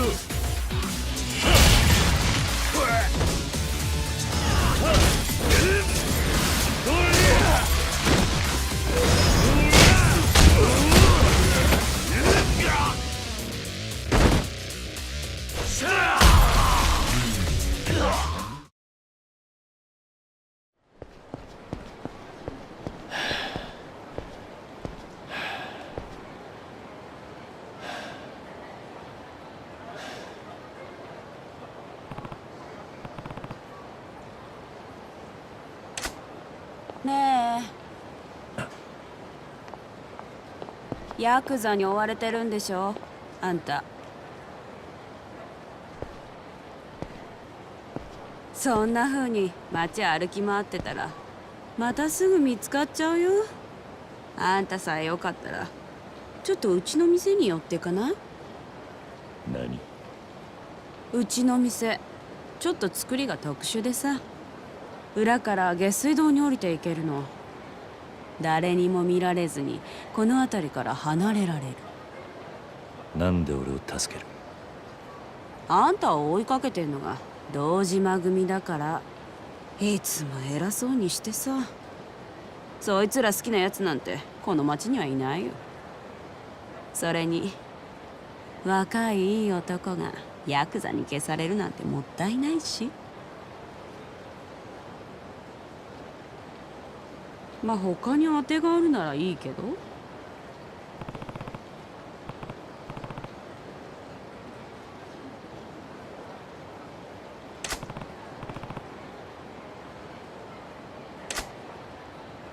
わかった。頼む。じゃあこっち来て。もたもたしてると奴らに見つかっちゃうよ。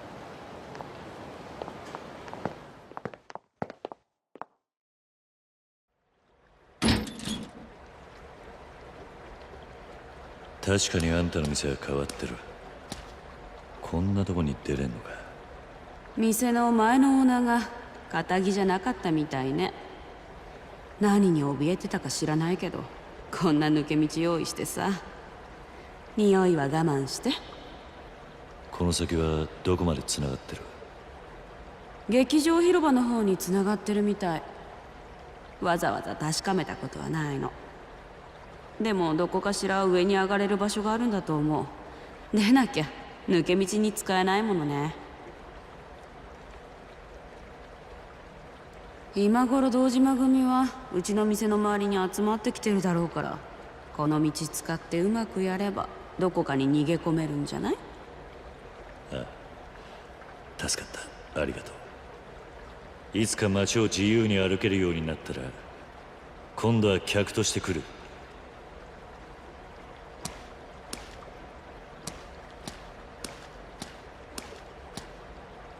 ごめんね。多分そんな日は来ない。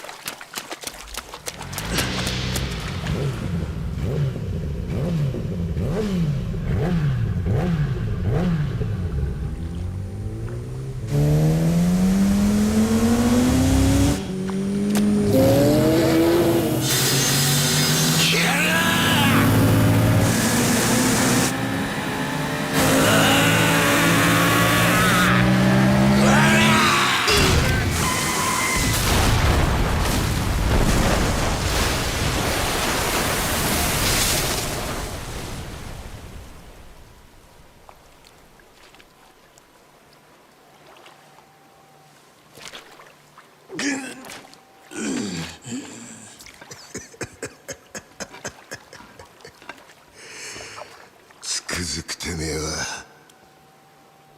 楽しましてくれるぜ。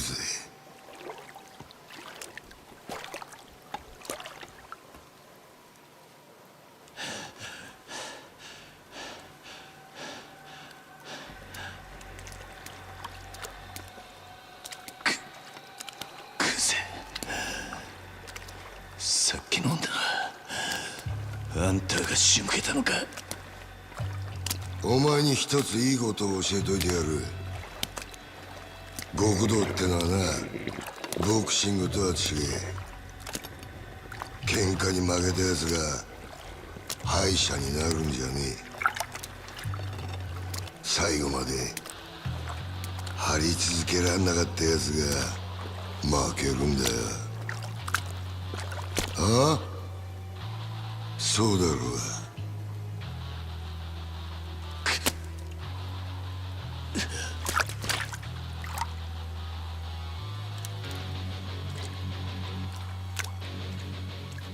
極道の世界に KO はねえ。俺はな、キリュウ、指の1本や2本なくそうが天野や渋沢に頭取られようがそんなことは構えしねえんだ。命ある限り何度でも這い上がってやる。だからよ、てめえみたいな半端もんが一番許せねえんだよ。死ねえボケや！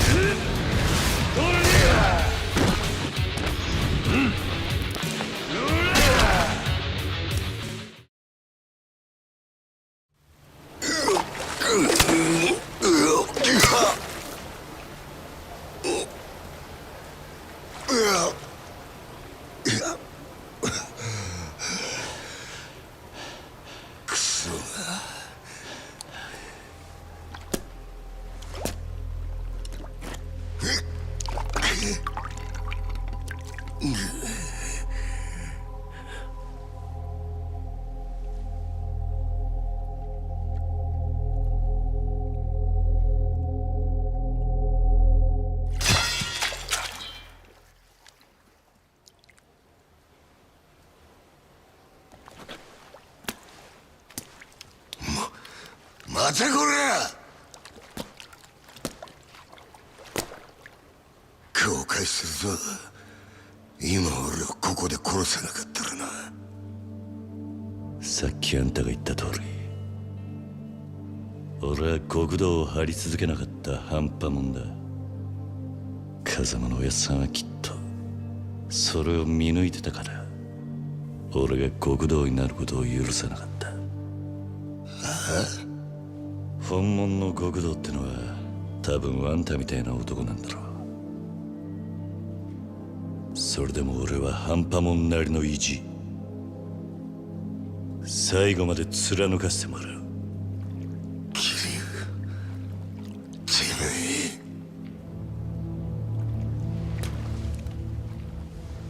あんたが何度俺の前に立ちふさがろうがな。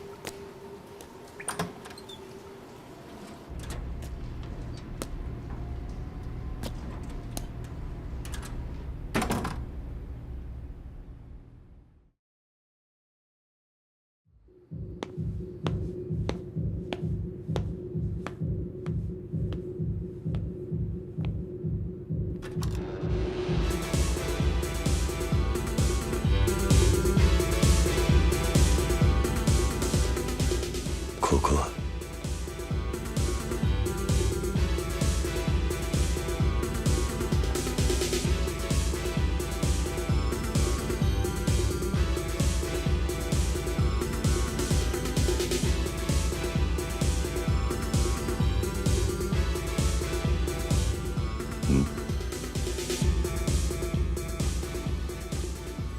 阿波野。待ってたぜキリア。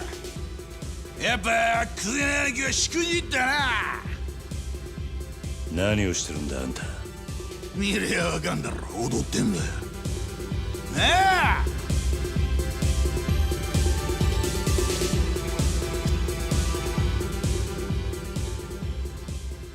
ゆうべはなんで電話してくれなかったんだよ。夜通しおめえからの電話待ってたんだぜ。何つまらなそうにしてんだ。おめえもこっち来て一緒に踊ろうぜキリア。何を言ってるんだ。あんた俺を殺そうとしてんじゃなかったのか。用がねえなら行かせてもらう。あんたのお遊びに付き合うつもりはない。まあ待て桐生。俺はおめえに感謝してんだよ。感謝？風間の頭にクゼの兄貴。俺にとっちゃ目の上の単行部だった二人を追い脅すきっかけを作ってくれた。ほんとおめえは俺にとって福の神だ。俺はな桐生、おめえを心の底から助けてやりたいと思ったら、どうせここでだってもうおめえに逃げ場はねえ。話ぐらい聞いてったらどうだ。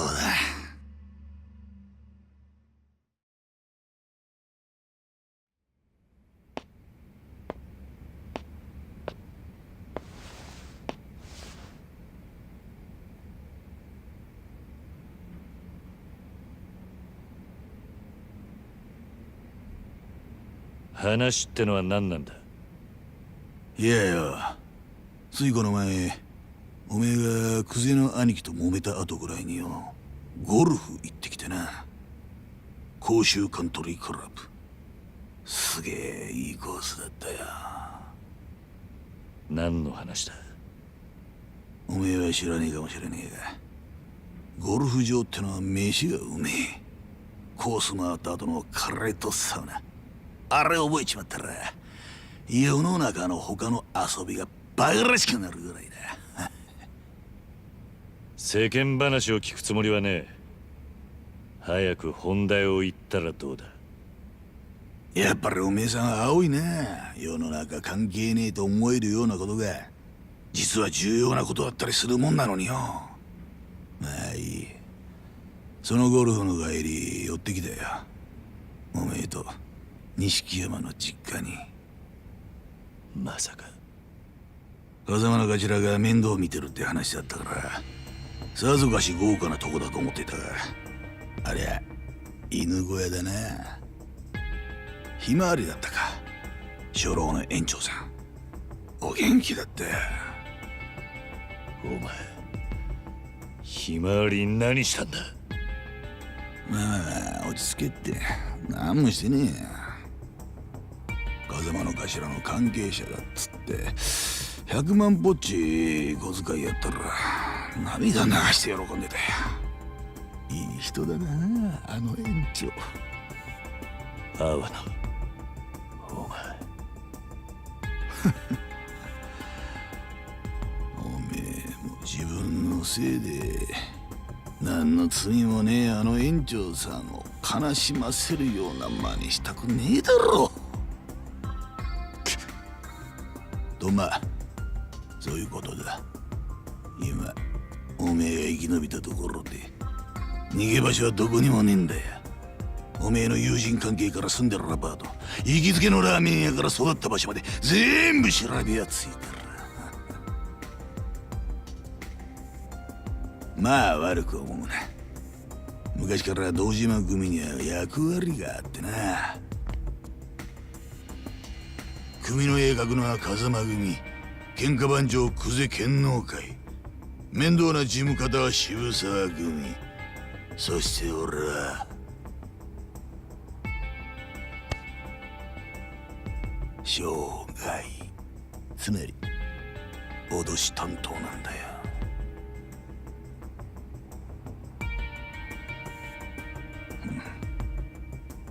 桐生、俺は久世とは違う。極道としての生き方なんざどうでもいいと思ってる。いい飯食っていいもん身につけていい車でぶっ飛ばす。たまには女もつまみ食いしながらな。俺にとっちゃ極道なんて職業はそういった人生を楽しむための手段に過ぎねえ。こっちに来いや桐生。今あの不動産屋立花を俺によりゃおめえは勝ち組。一生楽しく暮らせる。そして占いが惨めに死んじまうだけだ。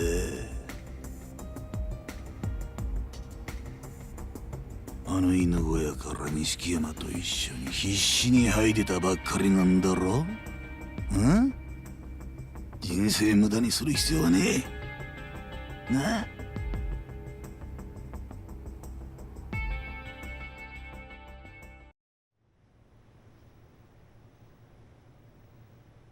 脅しってのはそれだけか。おめえ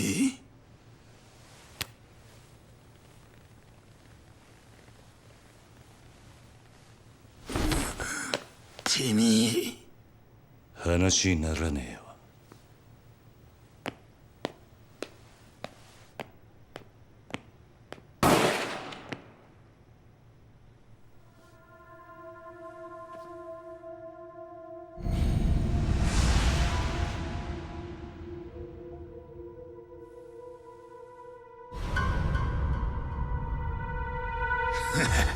おめえもこの女と同じになるぜ。この店の前には100人はくだらねえで堂島組のもんが銃持って待ち構えてる。これでも俺は仕事に抜かりねえんだな。さあどうする桐生。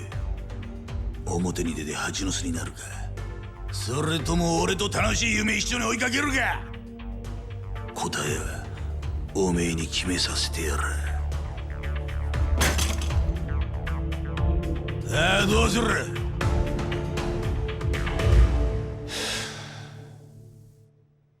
決まってんだろ。俺は行く。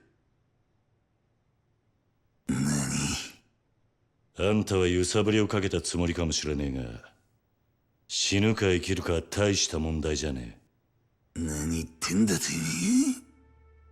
めえ。あんたが楽しいかどうかで物事を決めるのと同じ。俺は好きか嫌いかで決めるだけだ。俺が行く理由はただ一つ。あんたと組むのが死ぬほど嫌だってことだ。桐生ってねなら撃たれる方がまだマシだ。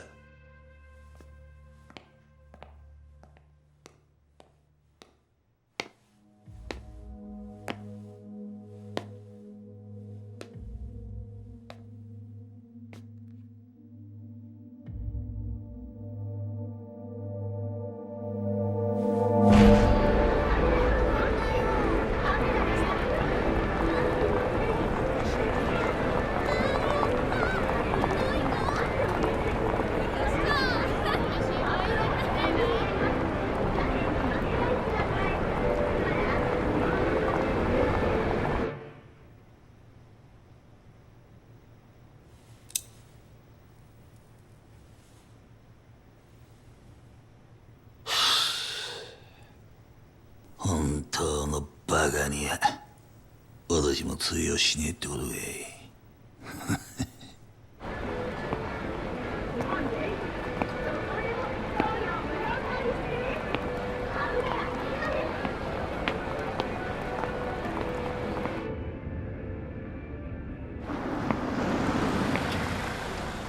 桐生！錦！早く乗れ。組の者に見られたらまずい。だがいいから。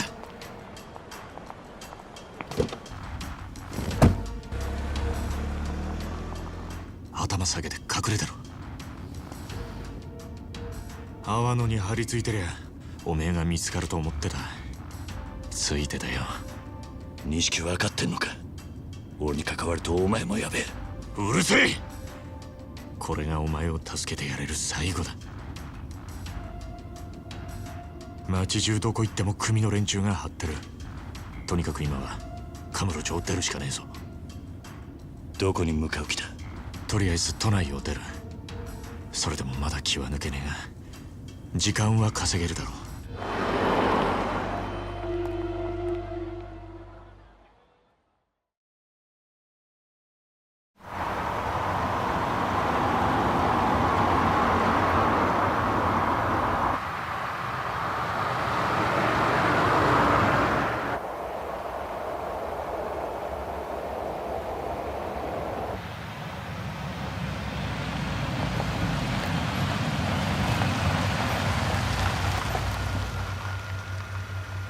着いたぞ桐生。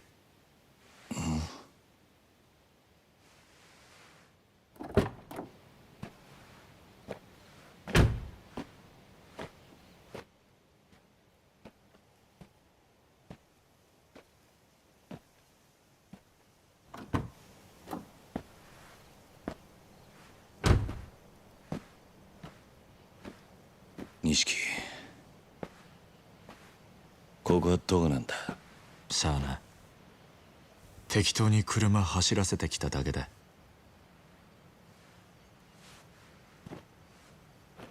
やるか？ああ。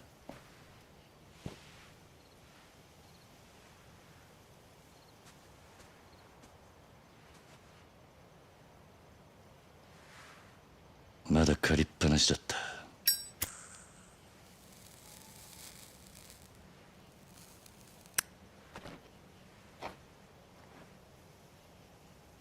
やるよ。もう返せなんて言わねえ。そうか。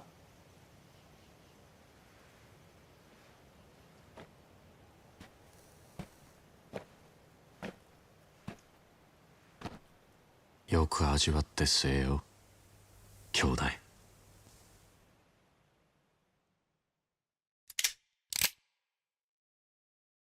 そいつがお前の最後の一服だ。何の真似だ。悪ふざけにしちゃたちが悪すぎねえか。なあ兄弟、いい加減にしろって。うるせえ！もうこうするしかねえんだよ。なんでこうなっちまったんだろうな。どっから歯車がずれた？組の命令ってことなのか、錦。そんなんじゃねえ。桐生、お前組の制裁で殺される人間がどういう目に遭うか知ってるか？堂島組ってとこは見せしめの死体を作る天才だぜ。人間がどの程度痛めつければ死ぬのかよく知ってる。それをとことん死なねえように殺すんだ。生かしたまんまできるだけ長く苦しむようにだ。生きたまま解剖されるような拷問されて散々痛めつけられた挙句、そして後になって見つかった死体はもう人間と呼べるようなもんじゃねえ。俺はな、桐生、兄弟としておめえにそんな死に方させられねえよ。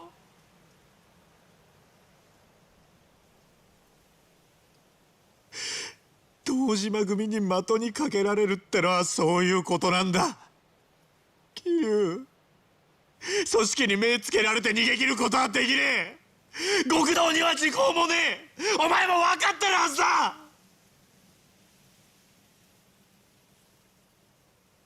こうなっちまった以上、俺も極道としてはもうおしまいだ。風間のおやつさんもな。けどせめておめえがひでえ死に方するのだけは避けられる。人思いに死なせてやれる。今俺にできんのはそれくらいしか。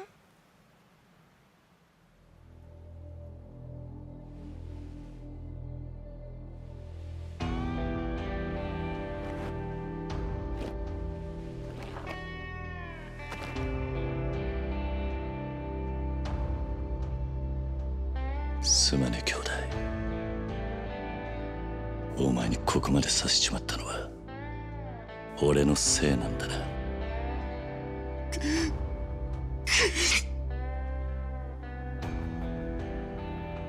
兄弟、頼みがある。俺をここで弾いたら俺の首を手柄にしていつか組でてっぺん取ってくれ。約束してくれ。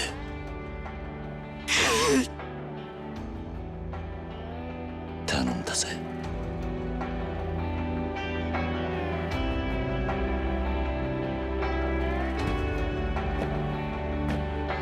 なんだよ、こっちみんな見んじゃねえよ桐生、頼むから情けねえこと言うんじゃねえ。そんなんじゃてっぺん取れねえぞ。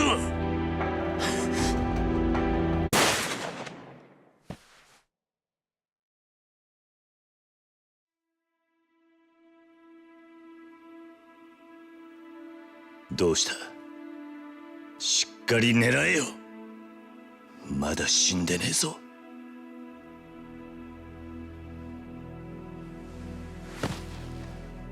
撃てねえよ、撃てるわけね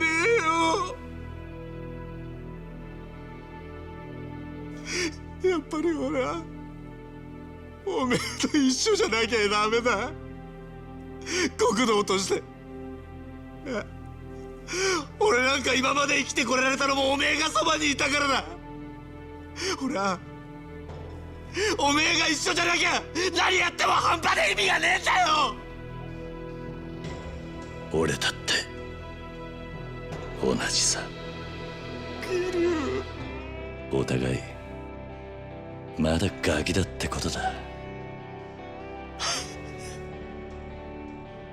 つまらねえ火種つけちまって世話になったおやっさんにも迷惑かけて、それで死んで片付けちまおうなんてよ。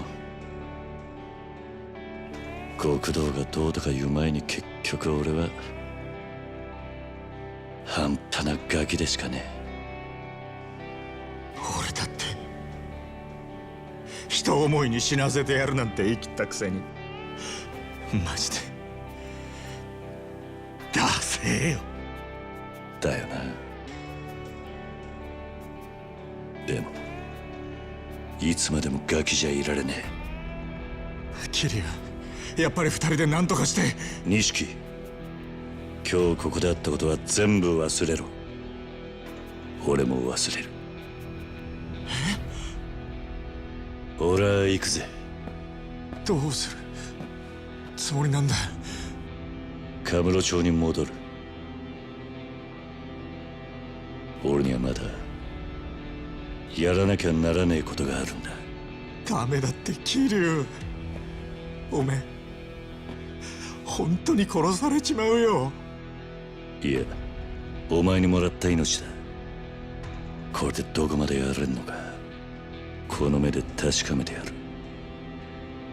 桐生、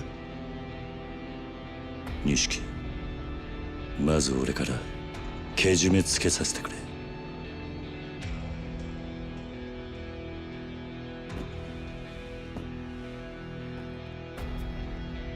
お前とはこれまでだ。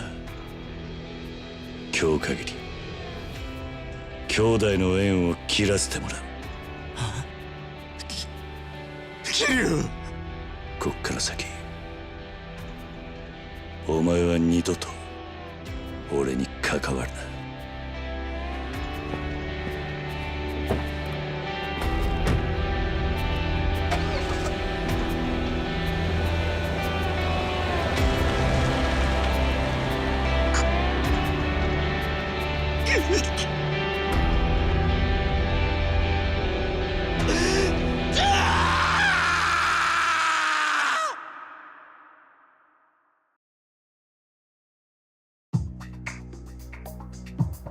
大阪蒼天堀の夜を彩るキャバレーグランドの支配人真島五郎。そのきらびやかな表の顔とは裏腹に真島の運命は佐川という男の手に握られている。3年前かつてカムロ町の極道だった真島は親の意向に逆らったことで組から存在を抹消されていた。やがて真島は極道へ復帰する条件として佐川からある人間の殺害を命じられる。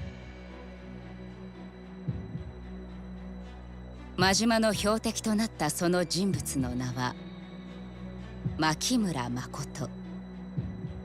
しかし彼女を狙う極道たちの突然の出現により真島は思いがけず誠への殺意を失ってしまう。それは仕事を命じられた殺し屋にとって許されるはずもない行為だった。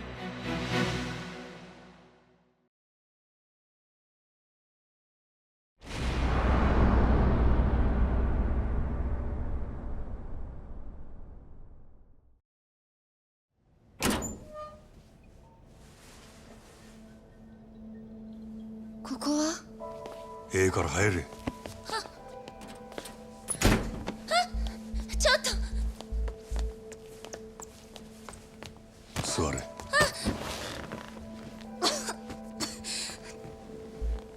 こ倉庫や古いソファーやらそこら中積まれとる。うろうろしたら怪我すんで。何があったんです？なんで私がこんな。そりゃこっちのセリフや。ヤクザ連中が名指しでお前狙おうとる。心当たりないわけないやろ。そんなこと言われても。牧村誠という名前はテレクラの女どもによう知られとる。そいつはコウモリの入れ墨の男を探しとるらしい。その牧村誠はお前なんか、それとも名前語っとった店長の方か？それはお前なんか、せやったらそれがヤクザに追われとる理由か？知りません。私は何も。あなたは誰なんですか？あ？俺か。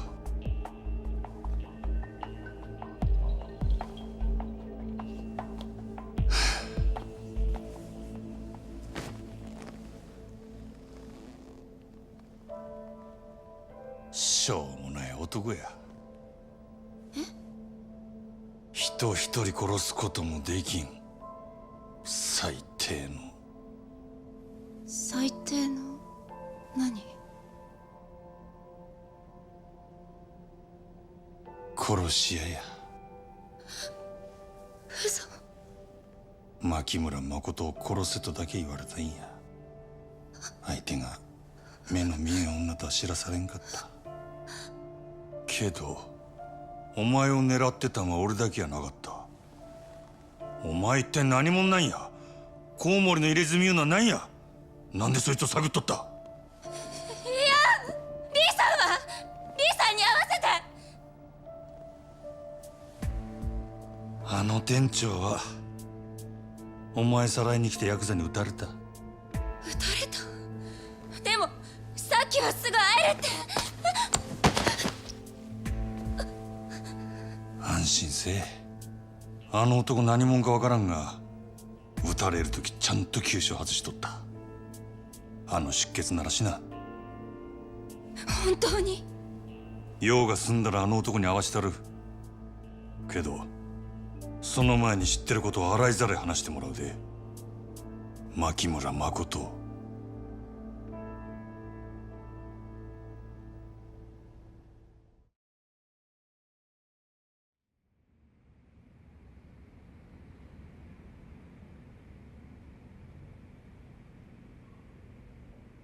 私を殺しに来たんならなんで助けたの？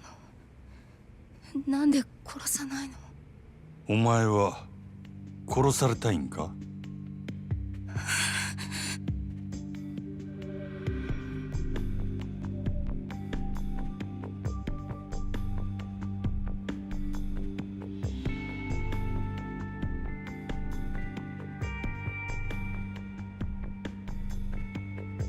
どのみちお前生かしとることがバレたら、お前も俺も俺の雇い主に消される。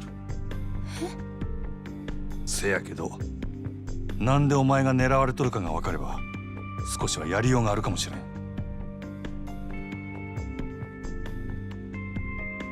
コウモリの入れ墨言うのは何や？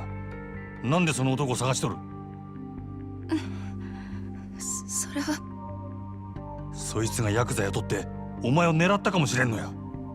今さら隠してもしゃあないで。コウモリの入れ墨の話ならリーさんが知ってる。あ？リーさんに聞いてください。そうすればわかりますから。本当やろな。その話もっと早い言えや。いくら注射外しとっても銃で撃たれたんや。出血多量で死んでしまうかもしれんやろ。あなたさっき大丈夫って。嘘も方便ちやつや。ええか、死にたなかったらこっから出るんやない。絶対やぞ。はい。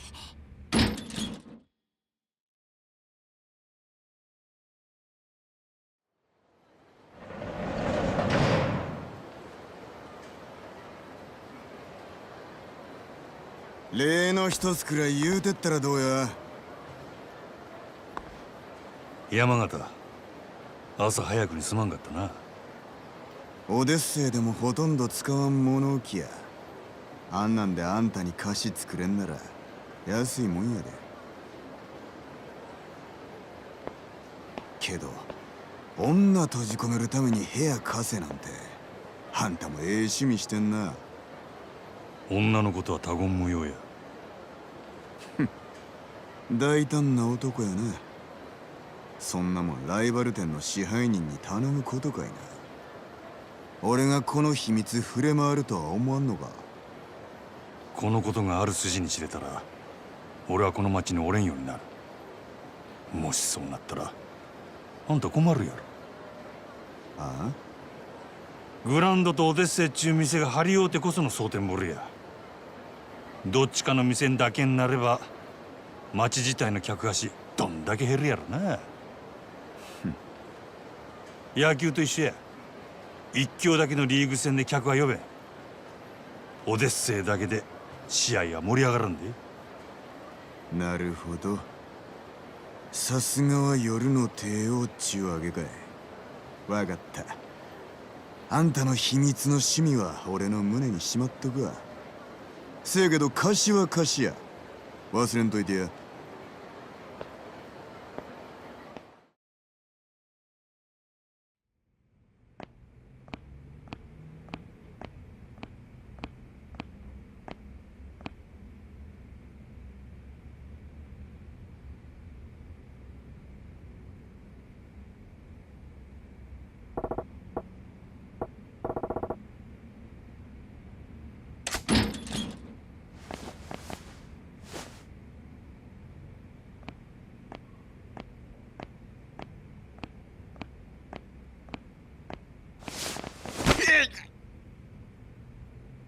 誰お前、何しに来た？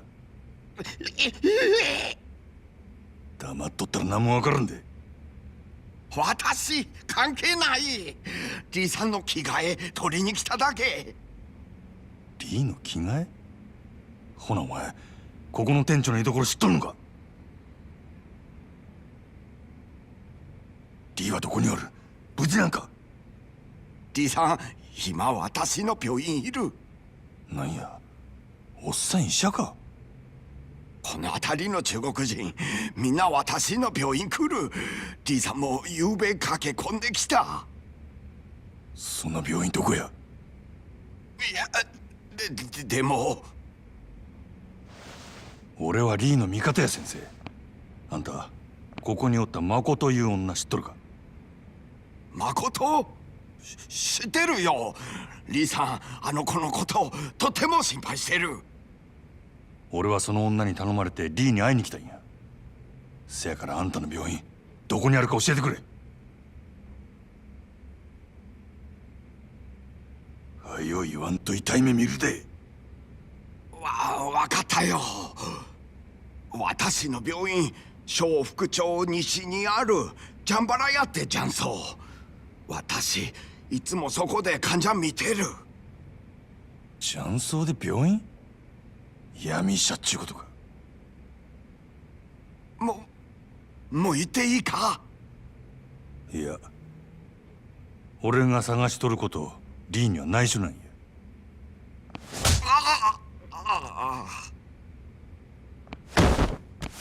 しばらく寝とれ。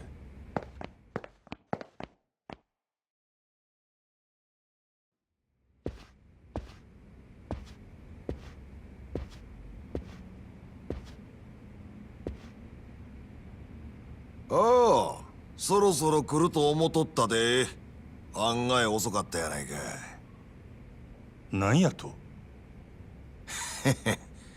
そない怖い顔すんなや。あんた、俺が来ることお見通しやったっちゅうんか。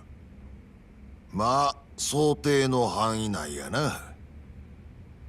わしをただのハリシと思わん方がええで。ゴッドハンドやさかいな。ああ、あかんあかん。そんなん通るわけないやろが。そのトン、当たりや。うわ、そりゃないよ、リさん。お前下手すぎや。もうええ。そこの新顔と変われ。あんたもええやろ。せっかくこないなところまで来たんや。わしは一度な、殺し屋っちゅう人種と麻雀打ってみたかったんや。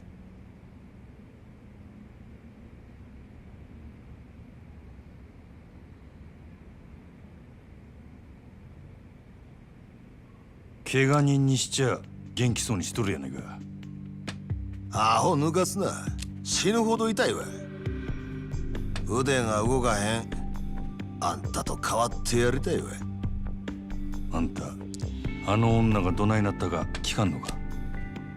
誠が死んどったらわしを探す理由なんてあらへん。生きとんのやろ？お前まだいっぺんも人殺したことないな。顔見りゃわかるんやで。一線越えんで踏ん張っとるっちゅうとこや。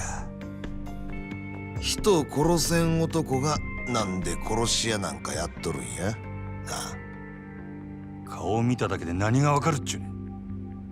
オンドレみたいなアマちゃんが生きったところで誰もビビらんでいい。わしにはわかるんや。なんでも。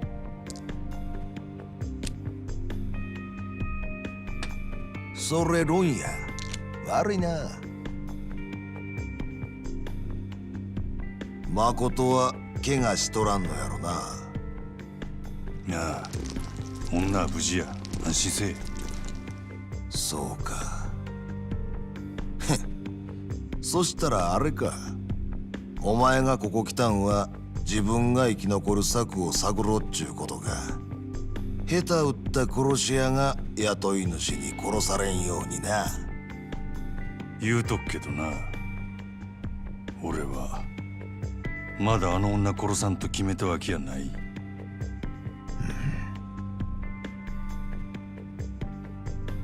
俺以外にもあの女狙ってた連中がおったな。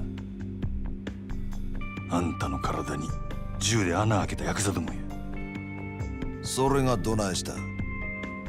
奴らはなんであの女狙うとる？そんなもんお前の雇い主に聞けや。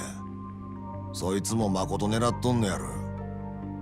女が狙われとんのはお前らがコウモリの入れ墨嗅ぎ回ってるせいなんとっちゃうか？さあどうやろな。リさん、大丈夫だったか？応援かき集めてきたよ。そいつリさん狙ってる。なかなか楽しかったで。まだ話は終わっとらん。俺が敵か味方もわからんやろが。それでもやるんか？敵か味方かわからんのやったら殺した方がマシや。それがこの町の中国人の流儀やで。聞く耳持たんちゅうわけかい。お前ら遠慮選んでぶちかましたれ。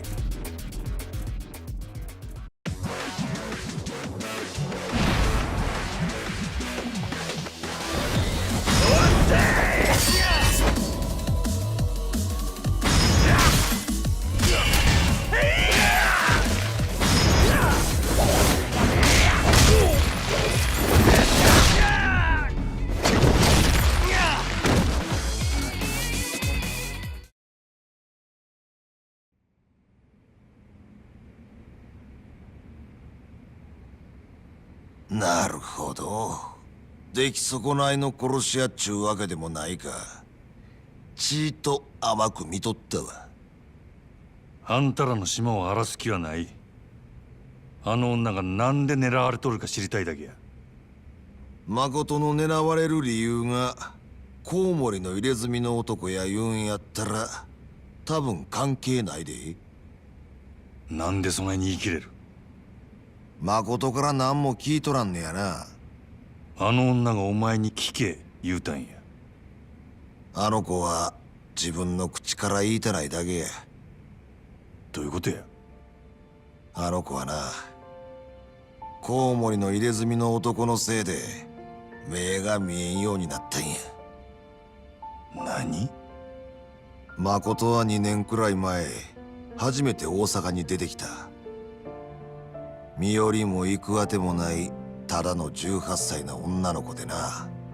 住み込みのホステスやったりいろんな職を転々としとったらしい。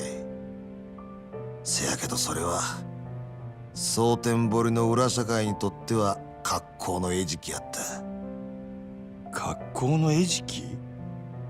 せや、誠に近づいてきた悪い男がおってな。口八丁で誠に身寄りがないこと嗅ぎつけると急に人が変わったそうや。あの子が逃げられんようどこぞの俺に監禁した。そいつは何の目的でそないなこと？金や。金に決まっとるやろ。コウモリの入れ墨の男は誠を金で売り飛ばしたんや。ある韓国系の組織にな。そっから毎日あの子が朝から晩まで何させられとったかは皆まで言わん。ただあの子の目が見えんようになったのはそれが原因や。極限状態のストレスから来る心因性視覚障害。火も刺さんような暗がりであの子が自分の目で最後に見たんがそのろくでなしの腕にあるコウモリの入れ墨や。けったくそ悪い話や。そんな誠をわしが拾ったんがつい半年くらい前や。あんたらはその復讐のためにコウモリの入れ墨を探し回っとるっちゅうわけか。誠は自分と同じ目に遭うやつを他に作りたないんやと。なんやったらわしが確実に殺したるけどな。コウモリの入れ墨皮ごと剥ぎ取ったら。けどこれで分かったやろ。言うてもコウモリの入れ墨は街で自分の顔さらして女さらう程度の小物や。そいつが今誠の狙われとる理由とは思えん。チンピラに雇われてあない行さんヤクザは動かんやろ。せやったら他に心当たりはないんか？ないな。わしの話はこれでしまいや。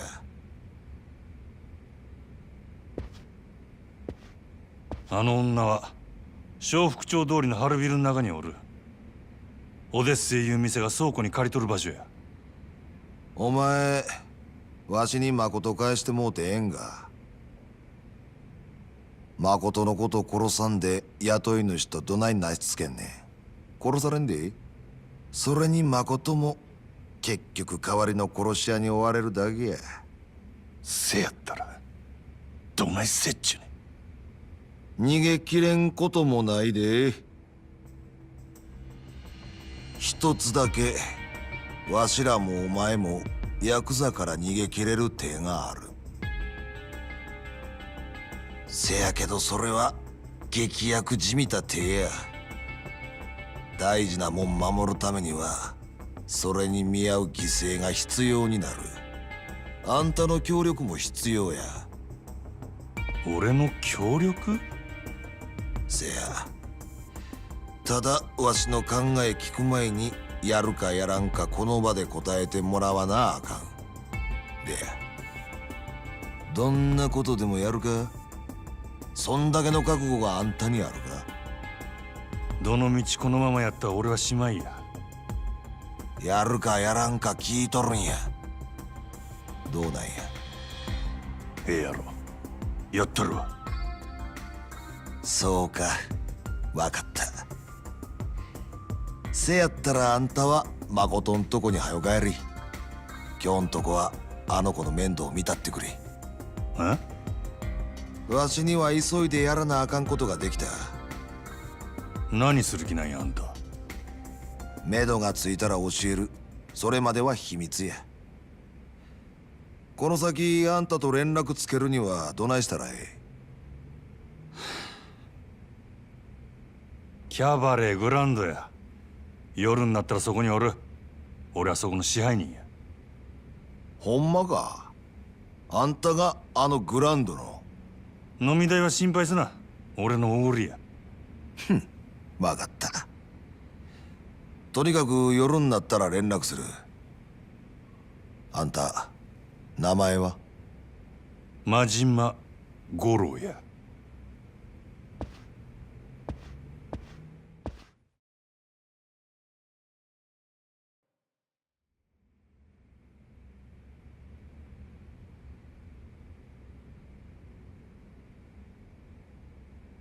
おとなしくしとったか。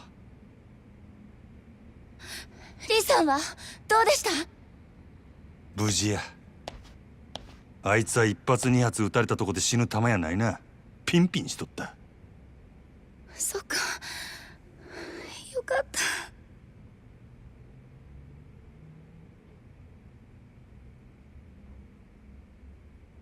でもそれじゃ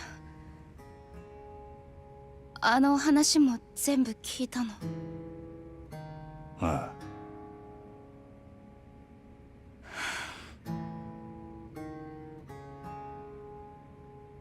長いことえらい目に遭ったんやなお前。いや今も似たようなもんか。自分殺しに来た男とボロい倉庫に缶詰や。けどコウモリの入れ墨のことは多分お前が狙われとる理由とちゃう。リーもそう言うとった。そう。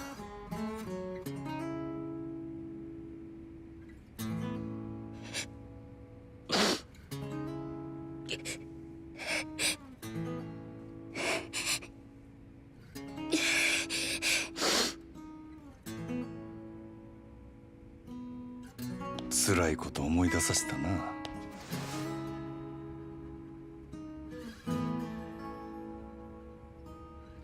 少しやけど俺もお前に似たとこがあるんや。俺は片っぽだけやが目が見えん。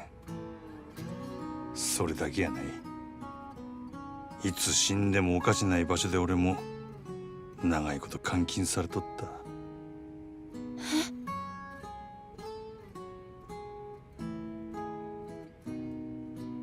お前に比べたら天国みたいなもんやるけどな。俺には片目残っとった。お前よりだいぶマシや。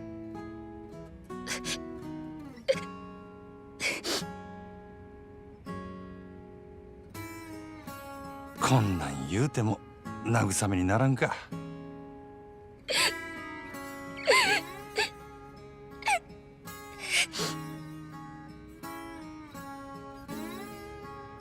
ああ、そのなんや、かえって余計なこと言うたな。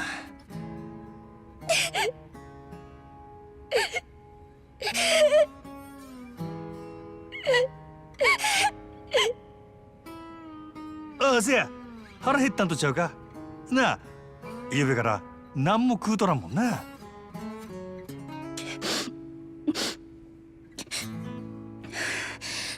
大丈夫。アホ、大丈夫なわけないやろが。腹減っとるからそんなに落ち込むんや。元気ない時は食うに限るでな。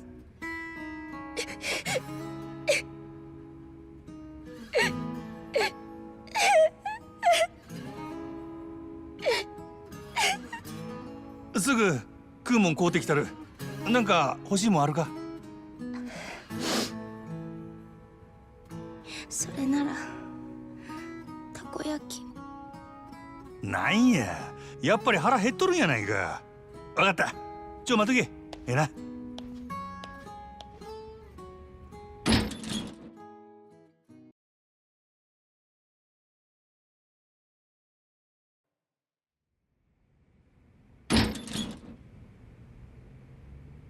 おう、買うてきたで。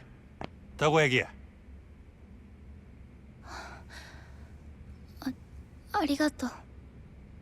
少しは落ち着いたんか？でもお腹すいた。それでええんや。人間腹に物を入れんと力が出ん。待っとけ、今食わしたるわ。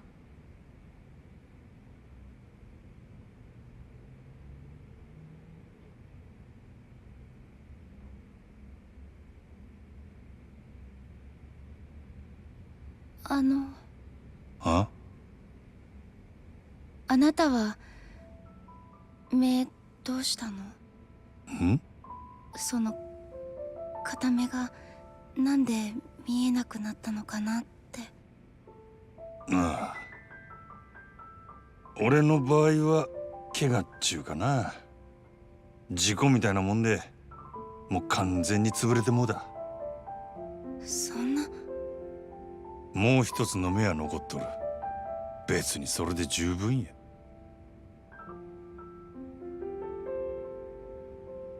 かわいそうな？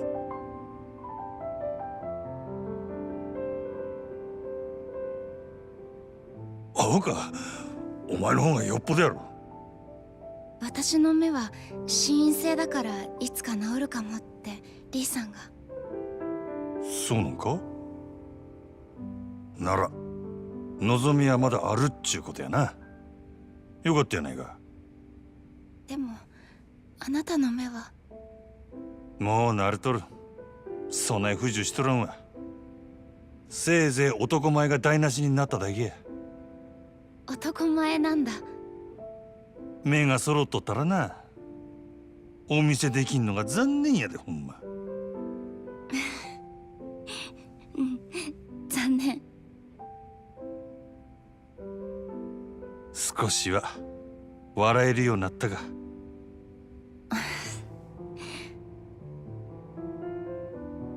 うん？なんやお前、時計しとるんか？見えへんのにけったいなやっちゃ。まあね。でも可愛いでしょ。せやから見えへんのやろうちゅうとるやろが。まったく。分かってるよ。でもね、これオルゴールの曲が鳴るの。それがまた可愛くって癒されるんだ。うん？どないの音や？今は鳴らない。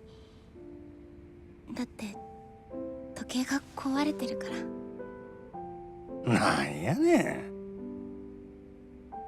ん。でも捨てられないものってあると思わない？他人から見れば全く意味がないけど、自分にとってはなんだかすごく大切っていうか。目が見えなくなって時間もわからなくなって、時計も壊れて音も出なくなって。だから分かってるよ、そんなもの必要ないって。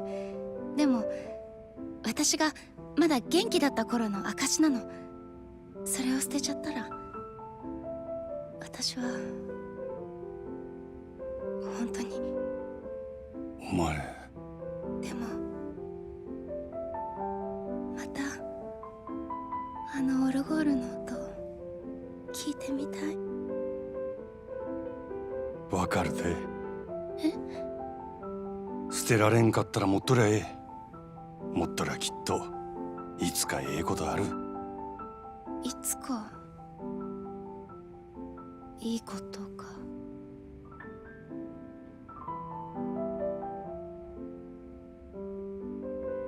ん？どないした？やっぱり違うよね。そんなものにこだわってるから、いつまで経っても私には現実が見えてないんだ。おい、いいの、ありがとう。あなたの気持ちは嬉しいよ。感謝してる。そうやない。お前が必要やと思うんやったら必要なんや。本当にそう思うんやって。大丈夫。私強くなる。強くならなきゃ。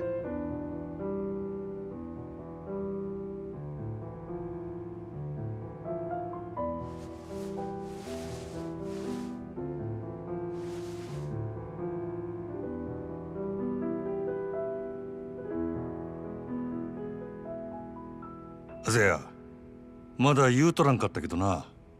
リーノさんはなんややることがある言うとったわ。それが済んだらここに迎えに来させる。それまでもう少しの辛抱や。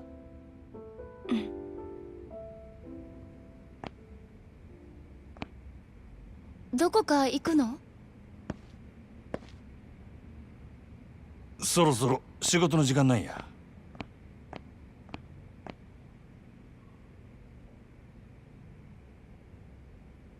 佐川って名前に聞き覚えあるか？近江連合の極道や。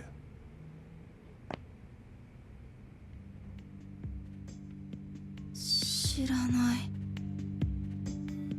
そうか。佐川も誰かに頼まれただけかもしれんな。けどなんでお前みたいなんが極道に狙われるんや？あなたはその佐川って人に脅されてるの？似たようなもんやな。けど俺はお前を殺すことで褒美をもらえることになっとった。東上界に戻れるっちゅうな。東上界？あ、いや、お前は知らんで英語で。じゃあもしこのまま私を殺さずにいたら、あなたはそのヤクザに殺されるの？大丈夫や。リーのおっさんがなんや考えがある言うとった。うまくいったらお前も俺ももう殺されんで済むっちゅう話や。本当に？お前んとこの店長やろ。信じたれや。ほな、仕事が終わったらまた来るで。ええな。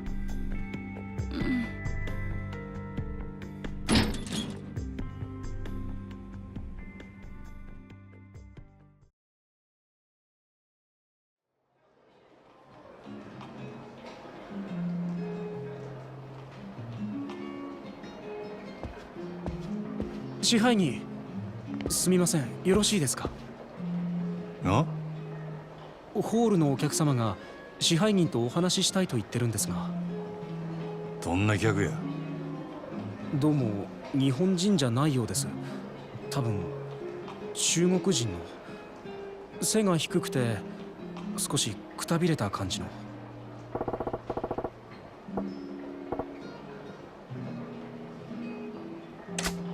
支配人、いかがいたしましょう？すぐ行く。どこのテーブルや？ご案内します。こちらへ。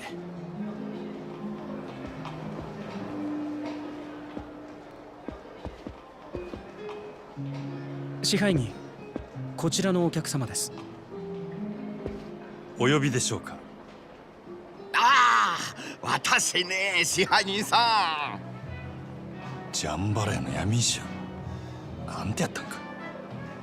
グランといいお店、全部支配人さんのおごりね。おい、ここはもうええ。俺がこのお客様の相手する。それとこちらの患者は俺持ちや。頼むで。かしこまりました。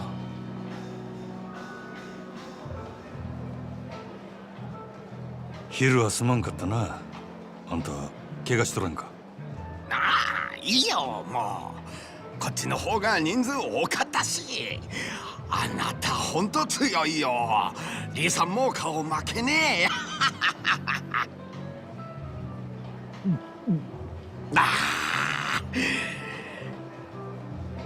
おい、酔っ払う前に要件言えや。その理はどないした？ああ、そうそう、私リさんのお使いで来たよ。リさん、あまりこういう店で顔さらしたくない。だから私伝言頼まれた。伝言？大丈夫、私まだ予定ないよ。リーの電話なんや。あなたこれからすぐ店抜けられるか？なんで？お店出たらあなた自分の家に向かう。支配人さんの家ここから遠い？いや、蒼天堀沿いや。好都合ね。リーさん、あなたが家に着いたらそこであなたに声かける。リーさん、お店から出たあなたのことどこからか見てる。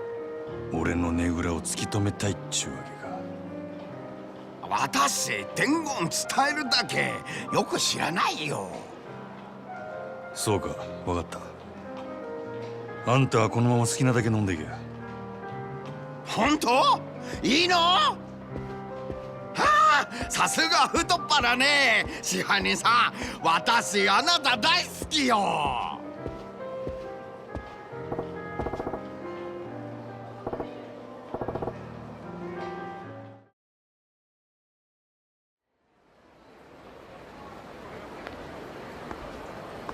真島やっぱりや、どっかで見た顔や思とって。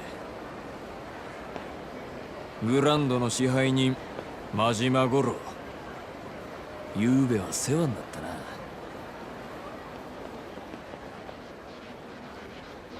ゆうべ？どちらさんでしたっけ？わしらんことはどうでもええんや。誠ちゃんどこやった？あの女どこ隠したんや！お前ら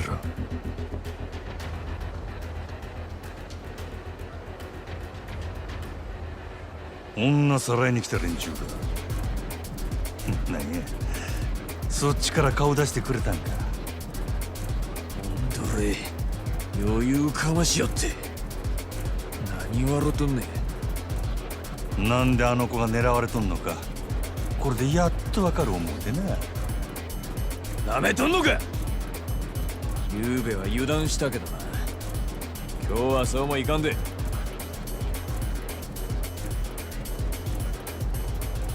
もうわしらもなりふり構ってられんのや。国土をなめとったらあかんでくれ。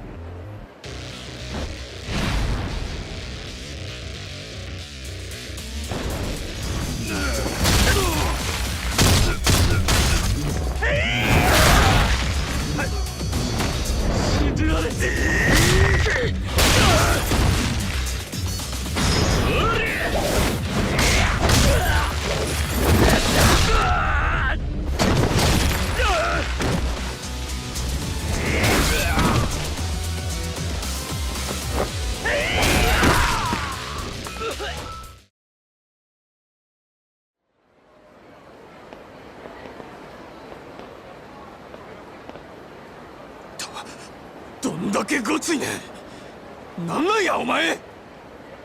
逃げんな。俺に用があったんとちゃうんか。くそ。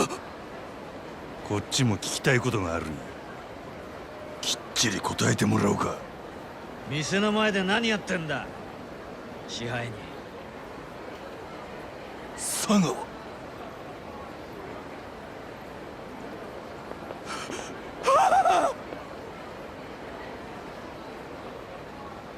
なんかトラブルからしくねえな。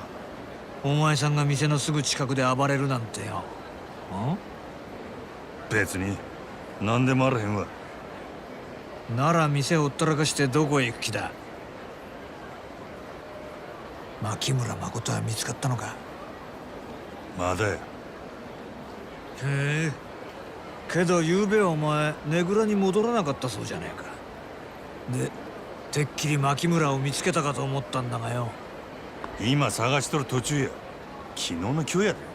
まだ時間はあるやろ。まあな。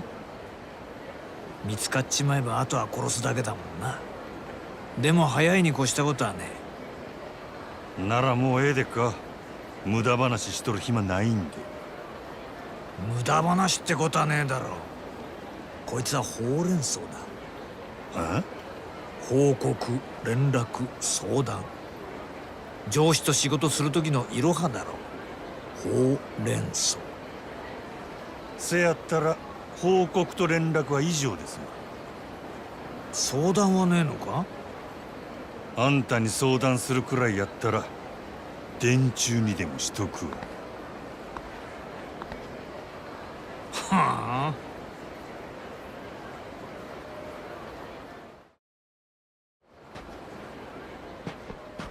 リーか？ああれから怪我の具合はどうや？お前痛み忘れるコツ知っとるか？がむしゃらにやらなあかん仕事やることや。ヤクザから逃げ切らなわしらどこまでも追われるんやで。痛み感じとる暇ないわ。そうかもしれへんな。それよりお前ここどないなっとるんや。何のことや？このアパートそこら中から見張られとるで。少なくとも4カ所から。よう気づいたな。お前誠のこと隠しとんのバレとんちゃうか？いや、ずっと前から監視されとるんや、ここは。俺の雇い主にお前の店の周りもやで。分かっとる。他に蒼天堀からよそに出る道も全部や。俺は蒼天堀から出ることを許されとらん。連中が監視しとるんは俺をこの町に閉じ込めとくためや。この町全体がお前の檻っちゅうことか？せや。どういうこっちゃ？俺はもともと東京のヤクザや。それが上に噛みついて下手打った。大阪で飼われとる今かていつ殺されてもおかしない。なるほど。まあ誰でも他人に言えん裏持っとるもんや。けどせやったらここじゃゆっくり話せんな。場所変えよう。誠のおるとこで落ち合うで。一応誰にもつけられんようにルート教えたる。誰にもつけられんルート？ああ、小串会館の診察室の奥に隠し戸がある。いつもは棚で塞いどるけどな。そこから隣のビルに抜けられるんや。もし尾行されたとしてもその隠し戸使えば大抵の相手はお前を見失う。なんで店に隠し戸なんて仕込んどるんや？せやから言うたやろ。誰にでも他人に言えん裏があるもんや。とにかく誠んとこ行くときは用心するんや。さっきグランドの前で絡まれとったやろ。お前の素性はゆうべ誠さらいに来たヤクザにも割れとる。どっから見られとるかわからんでいい。なあ、そしたら小串会館の隠し戸使えばええんやな。せや。そこを抜けたらあとはまっすぐ誠んとこ行け。そこでわしと合流や。ええな？分かった。しゃあねえな。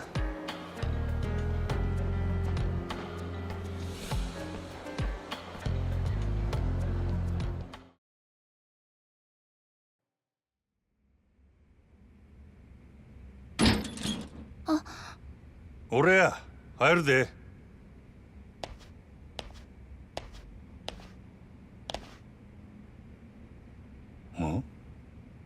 お前んとこの店長もう来たんか？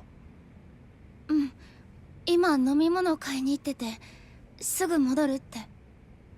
その封筒は？知らない。あなたに見てもらえってリーさんが。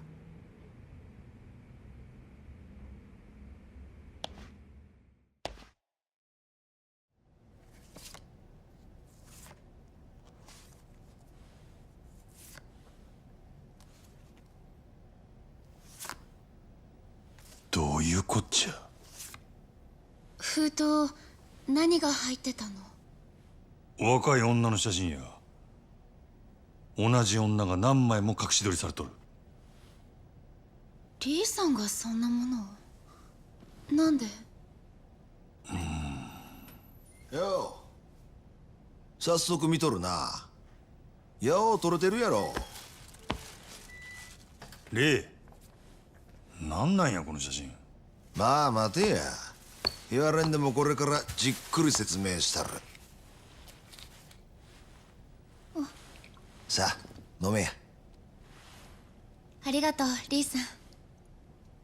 お前の分もあるで。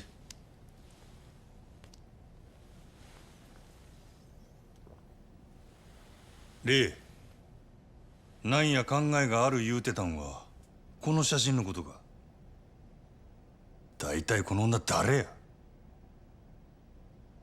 結婚詐欺の常習犯や。それだけやない。こいつに貢いとった男が何人か不審死しとる。多分絞るだけ絞って縁切り代わりにやったんやろ。けどこの下道女のええとこは年頃と背格好やな。まことによう似とる。それがどないした。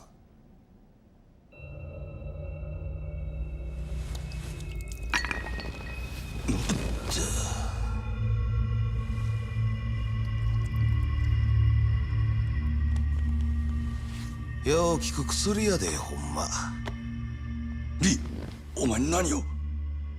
こっから先はこの子に聞かせる話とちゃうんでな。少し眠らしとく。は？お前も殺し屋にしちゃ鈍いな。その写真の女はな、誠の身代わりや。身代わり？ええか、殺しの依頼した時、その依頼主は何が欲しい？的を殺したっちゅう結果や。せや、結果や。殺した結果っちゅうのは死体。死体があれば雇い主は納得する。せやからその写真の女には誠の身代わりに死体になってもらうんや。なんやて。わしとお前でやる。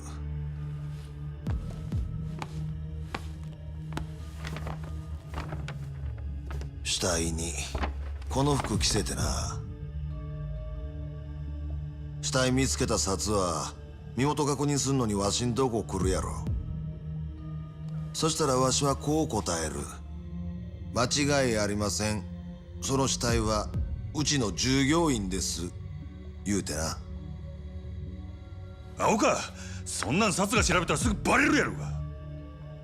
大丈夫や。女殺した後はその顔を誰かわからんようにしてしまえばええ。指紋も薬で焼いてるんや。お前は何なんや一体。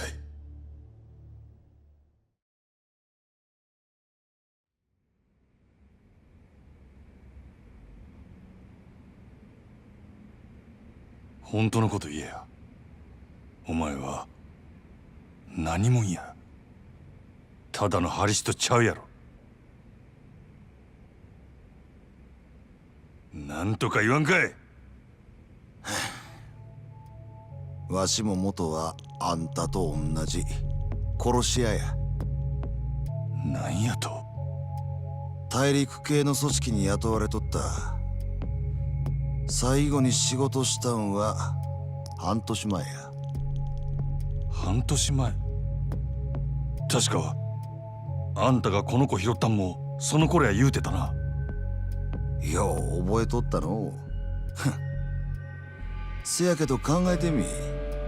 組織に監禁されとる女がおったとしてどないしてわしがそれを拾えんねん。道端にでも落ちとるか。半年前わしは組織に雇われて韓国系の連中を襲撃した。女のしのぎ巡ってごたついとったんや。そん時までにこっちも何人かやられとった。倉庫におったんは2人。そいつらを始末してみると、そこに半裸の女がぎょうさん監禁されとってな。鍵開けた途端、みんな我先に逃げよった。けどそん中に一人だけ身動きできん子がおった。それが？ああ、誠や。この子は見えん目でわしの手探してな。ぎゅーっと握って離さんかった。泣きながらありがとうを繰り返して。わしはその小さい手どうにも話すことができんかった。あんたはそれ以来の親代わりっちゅうわけか。ああ、せやけどわしも昔はほんまの娘持つ親やった。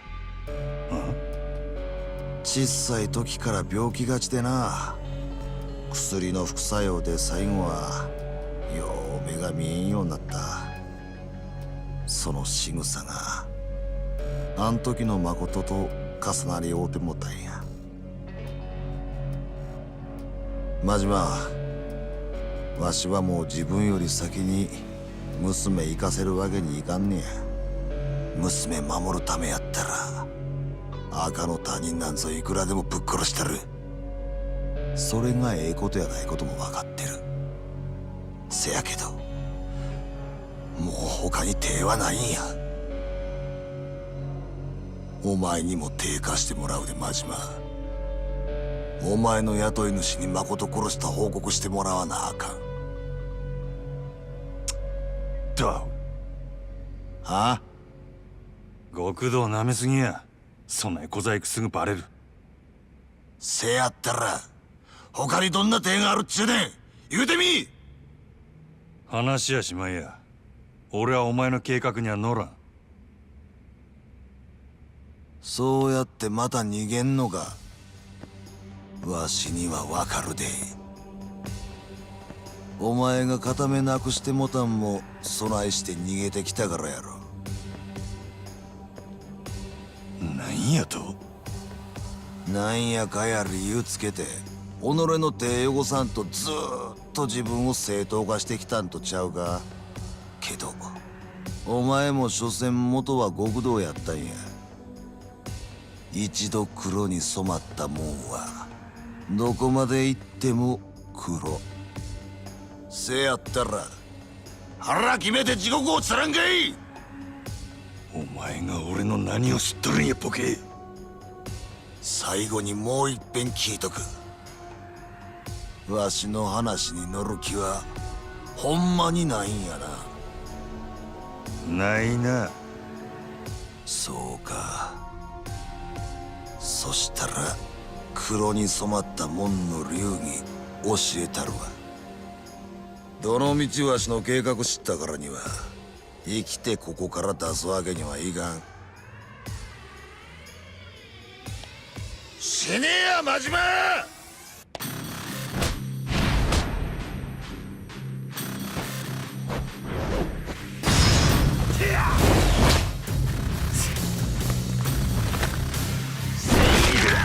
ゴッドハンドとくと味わえや。せいやせほらな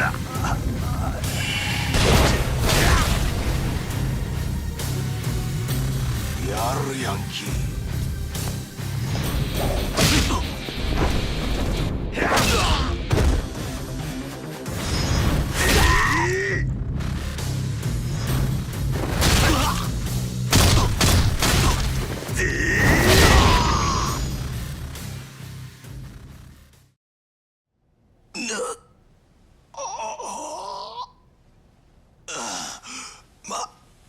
待てや真島。ほんまに身代わり立てるしか手がないんや。黒崎誠を守りきるには誠の死体が必要や。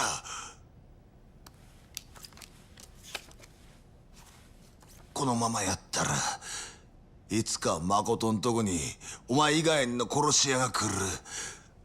それより前にお前もやられるで。なんでそれがわからんねや。それやったらそれで俺が向かってくるもん一人残らずぶっ殺したらば。なんやと。そんなできるわけや。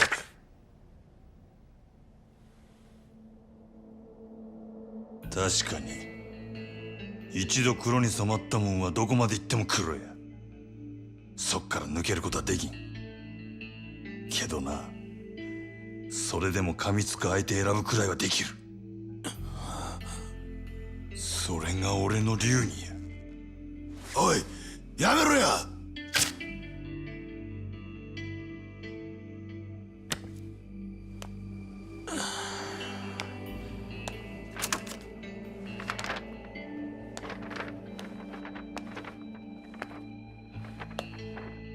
風邪ひかんように見といたれや。あんたはその子の親代わりなんやろ。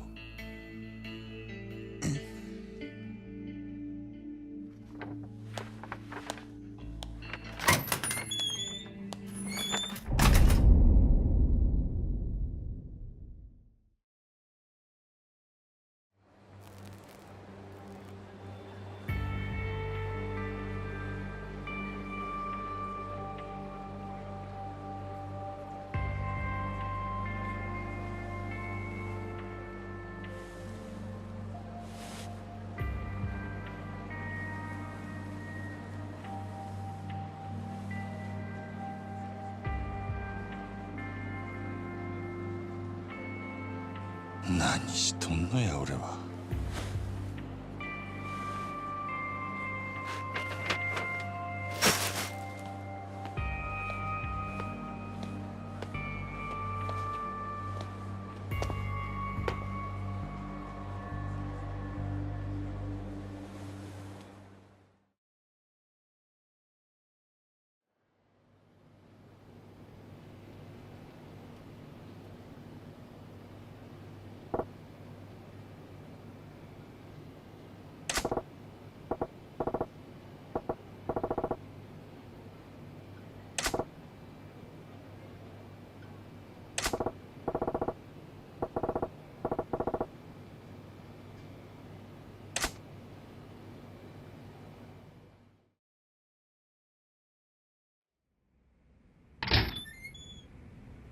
ああ、支配人おはようございます。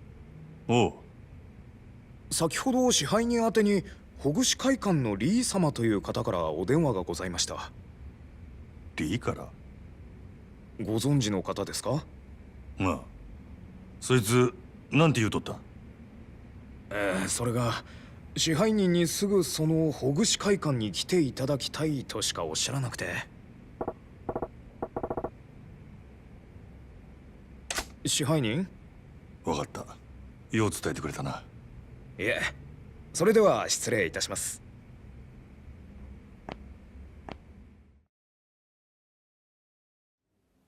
ということで年末の蒼天堀で起こった非常に奇妙な事件ですが、この事件については CM の後も引き続きお伝えしていきます。おお、マジマよう来た。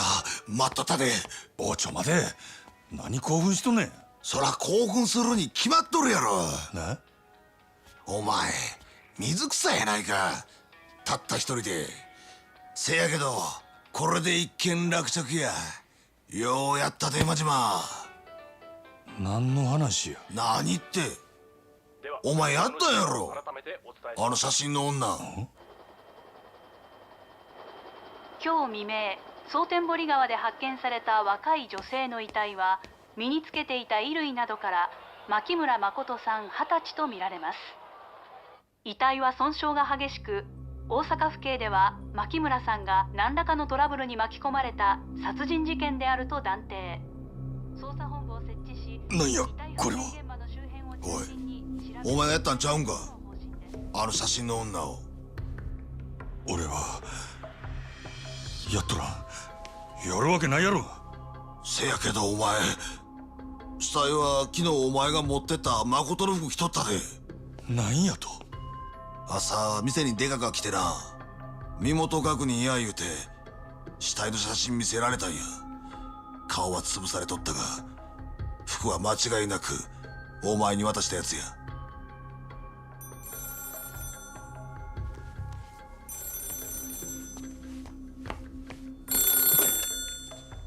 はい、大口会館です。ああ、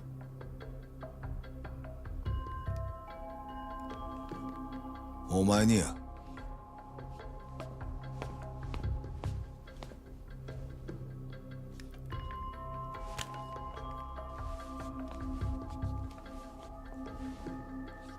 変わったで、真島や。わしからのプレゼント受け取ってもらえたか。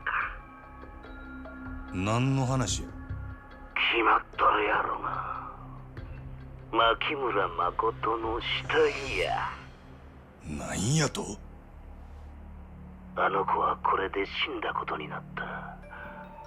あんたの雇い主もこれで納得やな。あんたが消される心配はもうないっちゅうわけや。感謝してもらうな。お前何もんや。目的は何や。取引したいんや、あんたと。何わけわからんこと。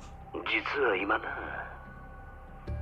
あんたの店で飲ましてもろてんねん。お前グランドに。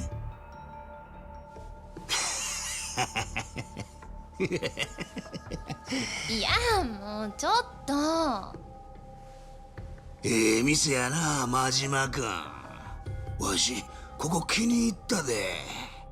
今から一緒に楽しもうやないか。あんたも早おいで。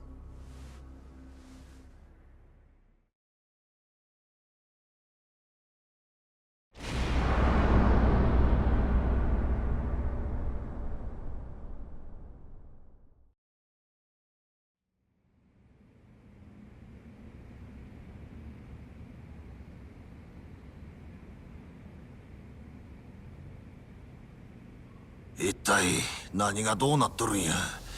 なんで知らん奴がわしの計画知っとった。おい、どういうことや真島。さっきの電話の男、多分あいつは俺が捨てたもんを拾ったんや。公園のゴミ箱から。ああ、俺があんたから取ったほぐし会館の制服、身代わりにするつもりやった女の写真、俺がそれ捨てたとこ、その男はどっからか見てたっちゅうことや。そういうことかいな。それつこて誠の死体を偽装したんやな。けど何者なんや。もしかしてお前の雇い主とちゃうか。ちゃう。俺の雇い主やったら本人が電話してくる。電話の男は別口や。けど俺が誠の殺し命じられとんのは承知しとる口ぶりやった。となると前にここに来たヤクザどもか。まずその関係やな。電話の男は俺と取引したい言うとった。奴の欲しがっとるのは牧村誠っちゅうことや。どないする。相手はグランドで俺を待っとる。あんたはあの子についててやれや。そらええけど、お前一人でのこのこ出ていくんか。相手はお前を待ち構えとるんやで。これ以上うろちょろされたら目障りやからな。それに奴に聞けばあの子が方々から狙われとるわけもわかるはずや。そろそろ蹴りつけたる。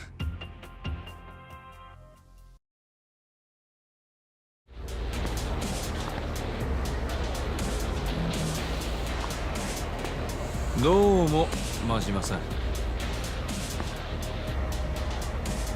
お前は。その説はお世話になりました。お店の中にうちの組長がお邪魔しております。組長？ええ、先ほど組長からお電話差し上げたかと。牧村誠の死体お受け取りになられましたよね。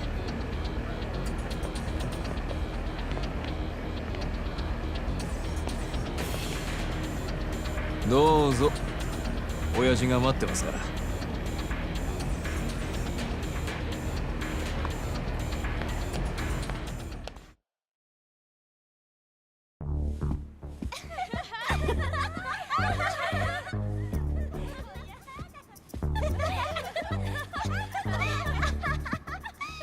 ほら、ここええやろ。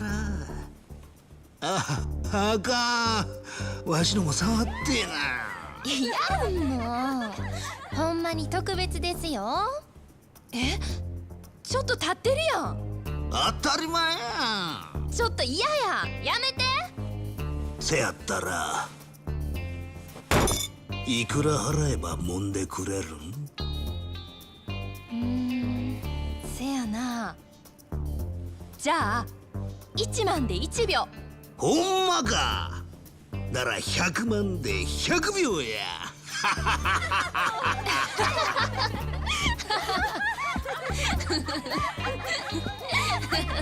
当店はみだらな行為は禁止です。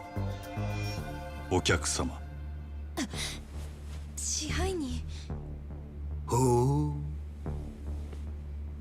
う、あんたが真面目くんかいな。固いこと言うなや。場がしらけてしもたやんか。ですが、それが当店のルールです。はいはい、そりゃエロすいませんでした。支配人怖いな。な当たり前や。他の客の迷惑になるような真似されて支配人として見過ごせるわけないやろ。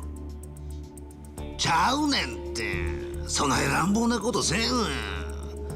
これでもちゃんと筋通してますし。実はお店の人に頼んで貸し切りにしてもろたんや。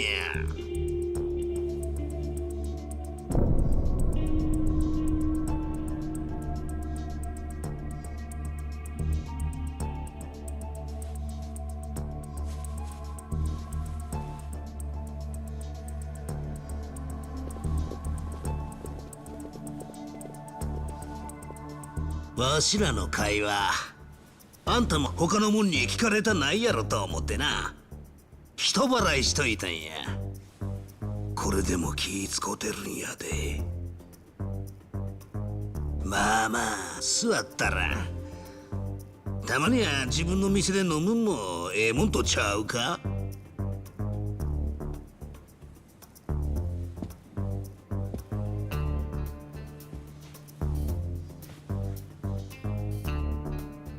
何もんや。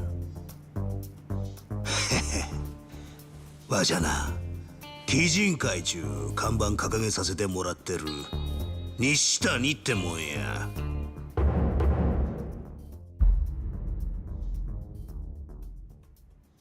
鬼人会？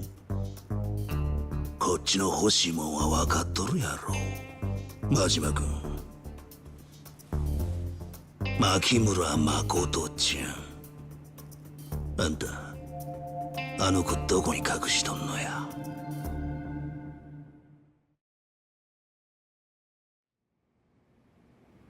前にうちの若いもんが誠ちゃんさらいにハリシンとこ行ったやろ。せやけどあんたが手に負えん言うてな、結局わしが出てこなあかんようになってもうた。お前があのボンクラどもの頭っちゅうわけか。あんた強いらしいな。わしゃ強い男は大好きやで。せやけど、そんなあんたが女一人殺せんでえらい困っとる。もう見てられへんで。かわいそうにな。何言うとるんや。まあカリカリせんと聞いて。わしらが欲しいんは誠ちゃんの命やない。あの子とちゃんとお話ししたいだけなんや。せやから誠ちゃん、わしらに渡してもらえんかな。なえやろ。あんたは雇い主に蒼天堀の死体が誠ちゃんや言うたらええ。相手は佐川やろ。キャバレーグランドの裏のオーナーさんや。あのアホに死体が別人やなんてバレやせん。わしは口の固い男や。誠ちゃんさえこっちの手に入れば誰にも秘密は明かさん。墓まで持ってったるわ。お前らなんであの女狙うんや。そりゃ言うわ。わしらも人に雇われて動いとる。ただまあ真島君もそれ知りたいやろな。なんやったらわしから力ずくで聞き出してみるか。あんたもそのつもりで来たんやろ。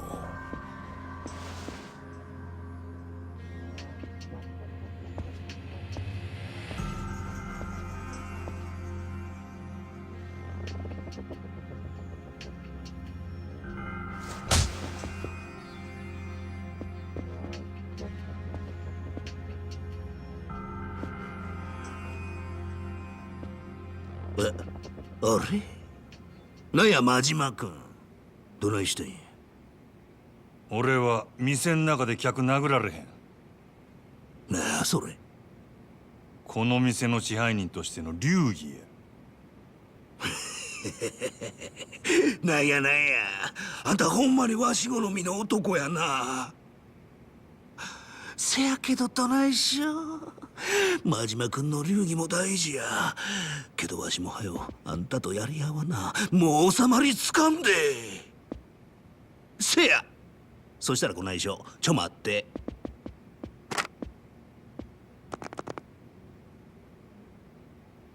あ、もしもし、警察でっか。わしキャバレーグランドの支配人ですわ。何？今頭おかしなったヤクザが店でドス抜いてますね。全然客やないです。強盗ですわ。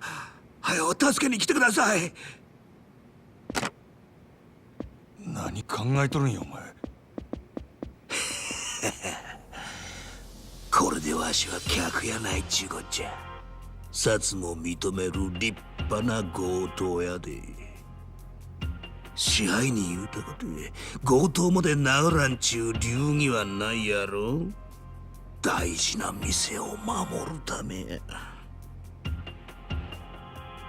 はよ遠慮せんとかかってきてや真島君。わしはもう仕事抜きや。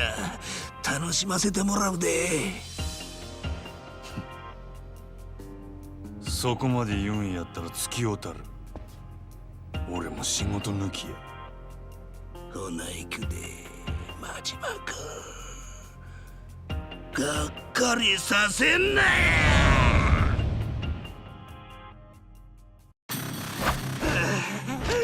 ゾクゾクする。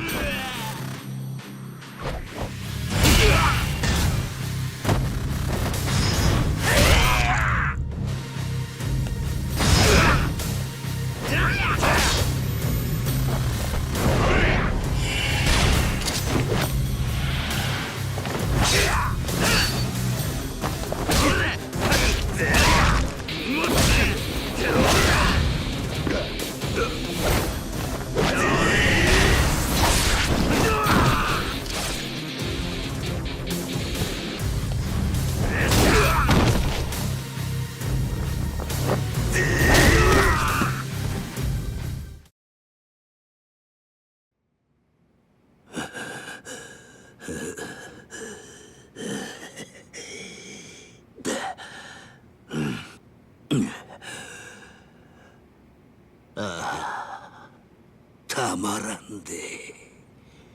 わしこんなん初めてや。しぶとい男やな。警察や、そこを動くな。なんや、もう時間切れかいな。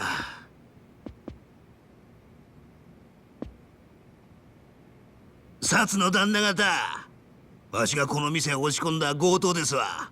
えろお騒がせしましたな。はあ、なんやそれ。待てや西谷、お前らが女狙う理由は何や。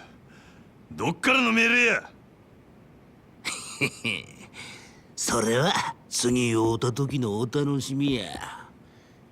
お前はもうわしの獲物やで、真島か。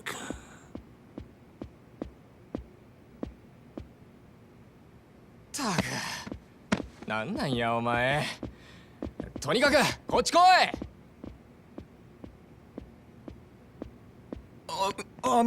支配人、何があったんですか。貸し切りのお客様は。貸し切りはしまいや。あんなにお金いただいてるのにもう。ええから、お前は札の応対しとけ。他のもんには開店準備させろ。今から通常営業や。わかりました。準備でき次第店開けます。支配人はそれまでどうされてます？せやな。店開くまで事務所におるわ。何かあったら呼べや。はい。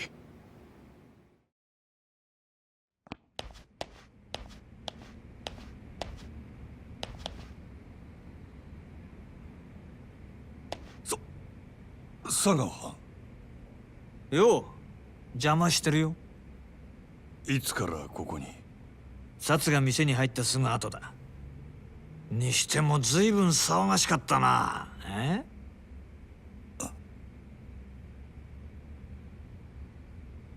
それより真島ちゃんよ、お前仕事終えたら電話しろっつったろ。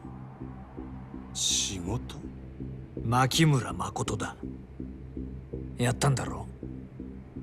ニュースで見たよ。蒼天堀に浮かべるなんて随分派手じゃないの。なんですぐ連絡してこなかった？ほうれん草はどうした？うっかりしてたんや。これから連絡するとこやった。はあ、うっかりね。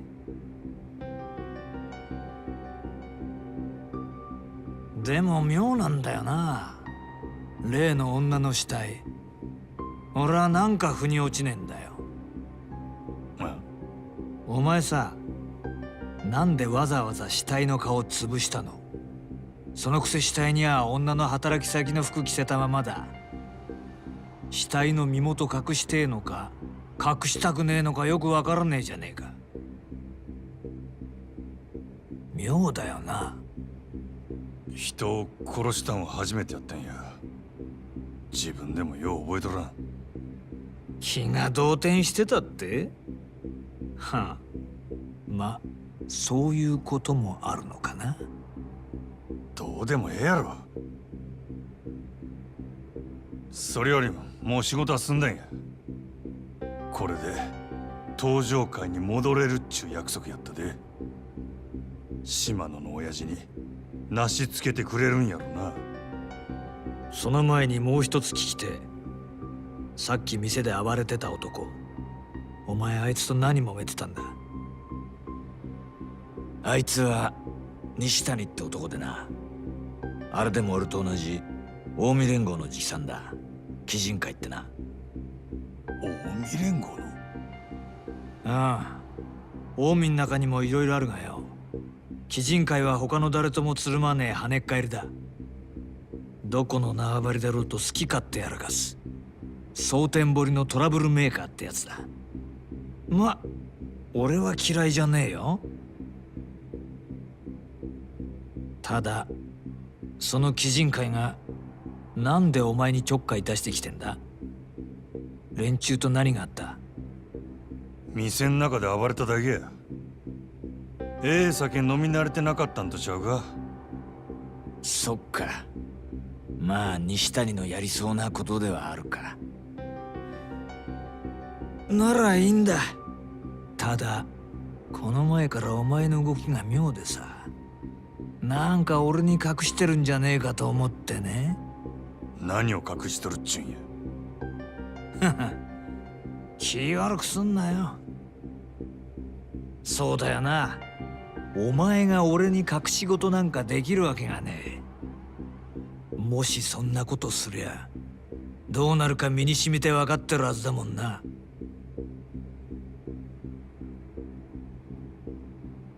よし、そんじゃ島野の兄弟とはなしつけとくからよ。それまでしっかりこの店儲けさせてくれやな。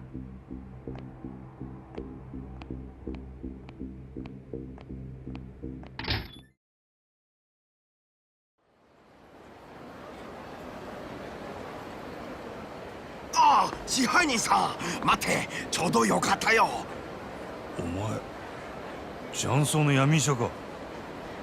リさん、どこにいる？私、リさんに急ぎの用ある。急ぎの用？薬届けたい。リさん、痛み止めの薬切れる。取りに来るって言ったのに全然来ないよ。あんたリーと会う約束してたっちゅうことか。リさん、何かあったか？私とても心配してる。リさん、どこ？落ち着けや。ちょうどリーと話そう思うとったとこや。分かった。そしたら俺がついでに届けたる。あんた今薬持っとんか？あ、あるよ。痛み止めの薬、これね。でも急いであげないと。薬切れると打たれた傷の痛みひどい。多分動けなくなるくらい。お願いね、支配人さん。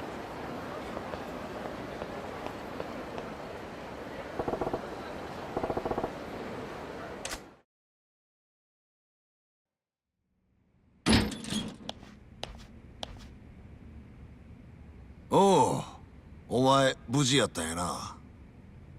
ああ、こっちも異常ないな。ん？ああ、別にないな。ならええ。あんたに預かりもんや。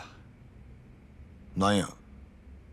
痛み止め屋とジャンバラヤの闇医者がお前に渡せ言うとったで。こんなん別にいらんけどな。それよりどないやった？電話の男とグランドで会うたんやろ。何かあったんですか？電話の男って。まあちょっとな。お前は気にせんでええ。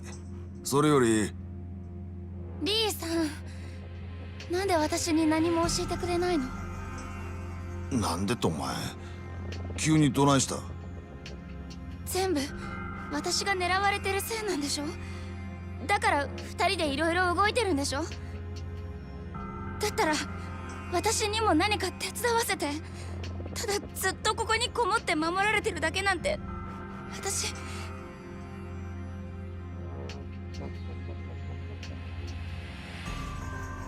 保護司会館でお前をさらいに来てヤクザらがおったやろ。電話の男や言うたんはそいつらの頭で西谷って男や。鬼人会いう組率いとる。そいつがお前を渡せ言うてきたんや。それで俺がさっき会うてきた。お前を狙っとる理由聞き出そう思ったんやけどな。その前にサツに連れてかれてもうた。警察に？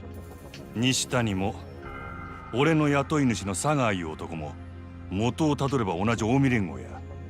どうやら近江の中でも牧村誠をさらう派と殺す派で別々に動いとるらしい。西谷はさらう派、佐川が殺す派ちゅうことか。せやけど今一番の問題は佐川の方や。あいつは多分俺がみすみすこの子殺さんかったこと感づいとる。なんやと？ほんまか？お前らはすぐ蒼天堀から出た方がええ。ここも佐川に見つかるのは多分時間の問題や。リー、どっかこの子連れて逃げる当てないか？まあないこともない。せやけどどこまで逃げてもヤクザは追ってくるで。この子はいつまでビクビクせなあかんねん。俺が何とかしたる。とにかく今町を出るん。あなたは一緒に逃げないの？俺はこの町に囚われの身や。一緒におるとかえってあんたらが逃げきれんようになる。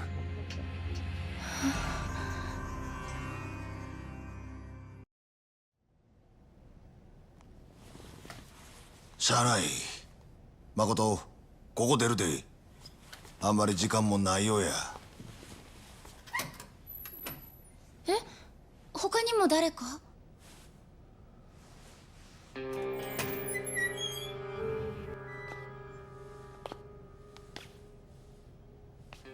なんでよお前。まさか俺のことつけてきたんか。リーさん、あなた前に私に教えてくれた。あなた言ったよ。日本で生きる中国人とっても大変だから私たち助け合う。でも最後に自分守ってくれるのはやっぱりお金ってリさん言ってたから。許してくれるよねリさん。おんとれ、わしら撃ったんか。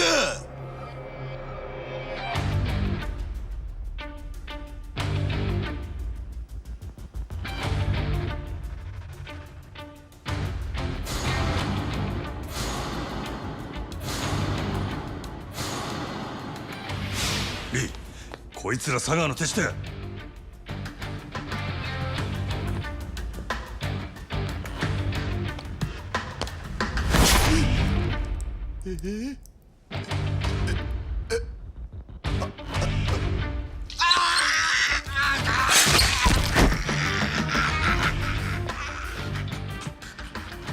用が済んだらもういらんちゅうわけか。普通やないでこいつら。リー、その後見とれ。こいつらには今まで散々世話になっとるんや。誠、こっちや。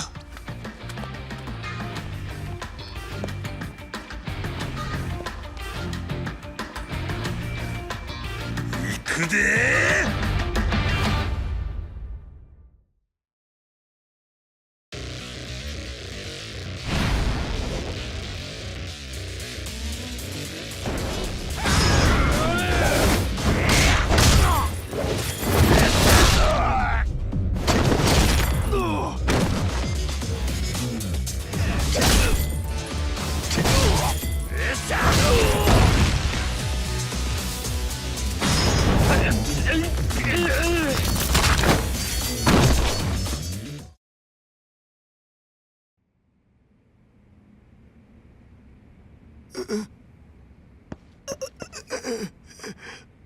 中国人同士の絆より金か。わしは確かにお前にそう言うたな。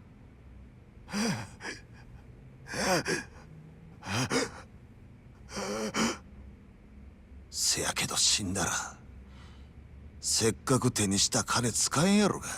ダホ。リさん。リー、まだ終わっとらんで。他にも佐川の手のもんが駆けつけてくるはずや。そいつはほっとけ。あんたを裏切った男やぞ。おい、どないしたんやリー。このままほっといたらこいつ死んでまう。助ける言うんか。お前誠を連れて早くここを出ろ。わしはこいつをジャンバラ園に連れて行かな。後で合流する。お前は誠と一緒にほぐし会館に行け。ほぐし会館？なんでや。誠を連れながら歩いて逃げきれんやろ。車がいる。ほぐし会館の前に店の車止めとるんや。何が起きてるのリーさん。誠、すまんがわしは。リーのおっさんは後で合流する。お前のことは俺が守ったる。急がですぐに他の追っ手が集まってくるんや。全部私のせい。ごめんなさい。私のせいでごめんなさい。泣くことあらへんがな。お前は何も悪ない。誠を頼むで。分かっとる。行くぜ。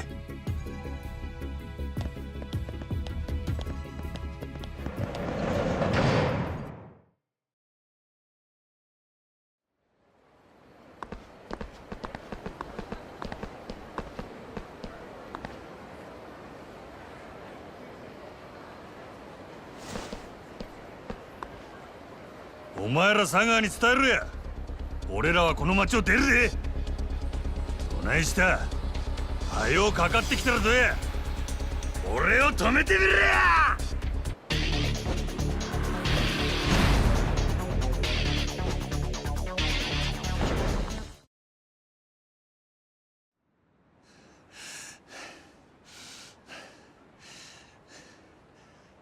怪我ないか。大丈夫。あなたは？平気や。おい、リーさん。無事やったか。早かったな。あの闇医者は。大丈夫や。仲間が見とる。それより車や。まだ追っ手が来るかもしれんねやろ。車はあれや。ちょ待っとれ。こっちや。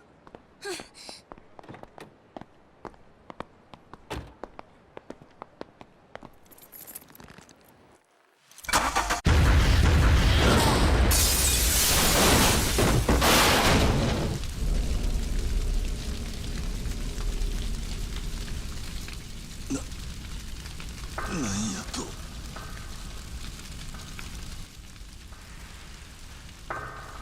おい。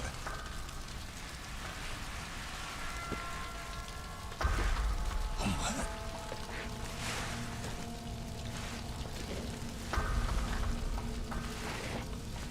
しっかりせえ。誠。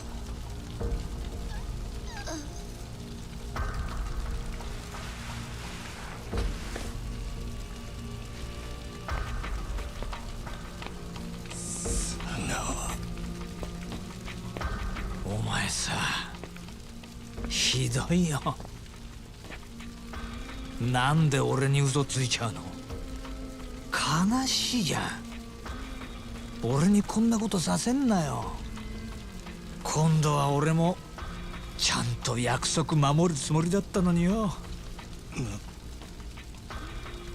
女殺したら島野のとこに戻してやるって約束したもんな。なのになんでこんな真似すんの。嘘つかれたらお前のこと助けてやれないよ。もう殺すしかなくなっちゃったよ。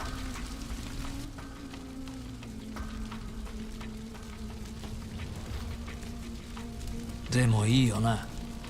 二人一緒に殺してあげるから。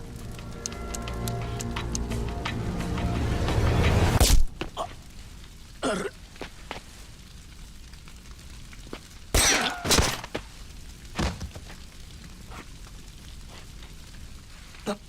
なんだこれ。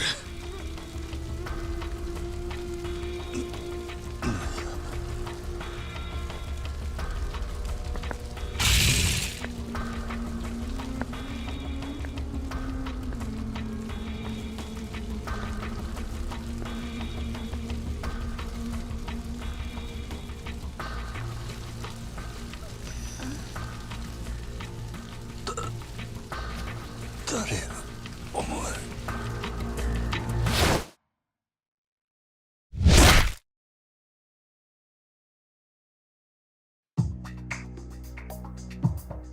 桐生が抜けた堂島組では幹部の筆頭だった久世に代わり、堂島組若頭補佐太平一家組長阿波野弘樹が新たに台頭していた。阿波野は橘不動産が持つ空の一坪の情報を奪うべく桐生に橘の身柄を引き渡すよう迫る。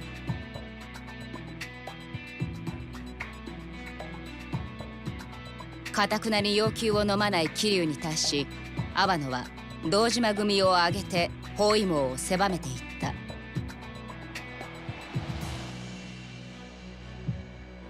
桐生は兄弟分である錦山の助けによりカムロ町を脱出するが、その錦山とも決別を余儀なくされる。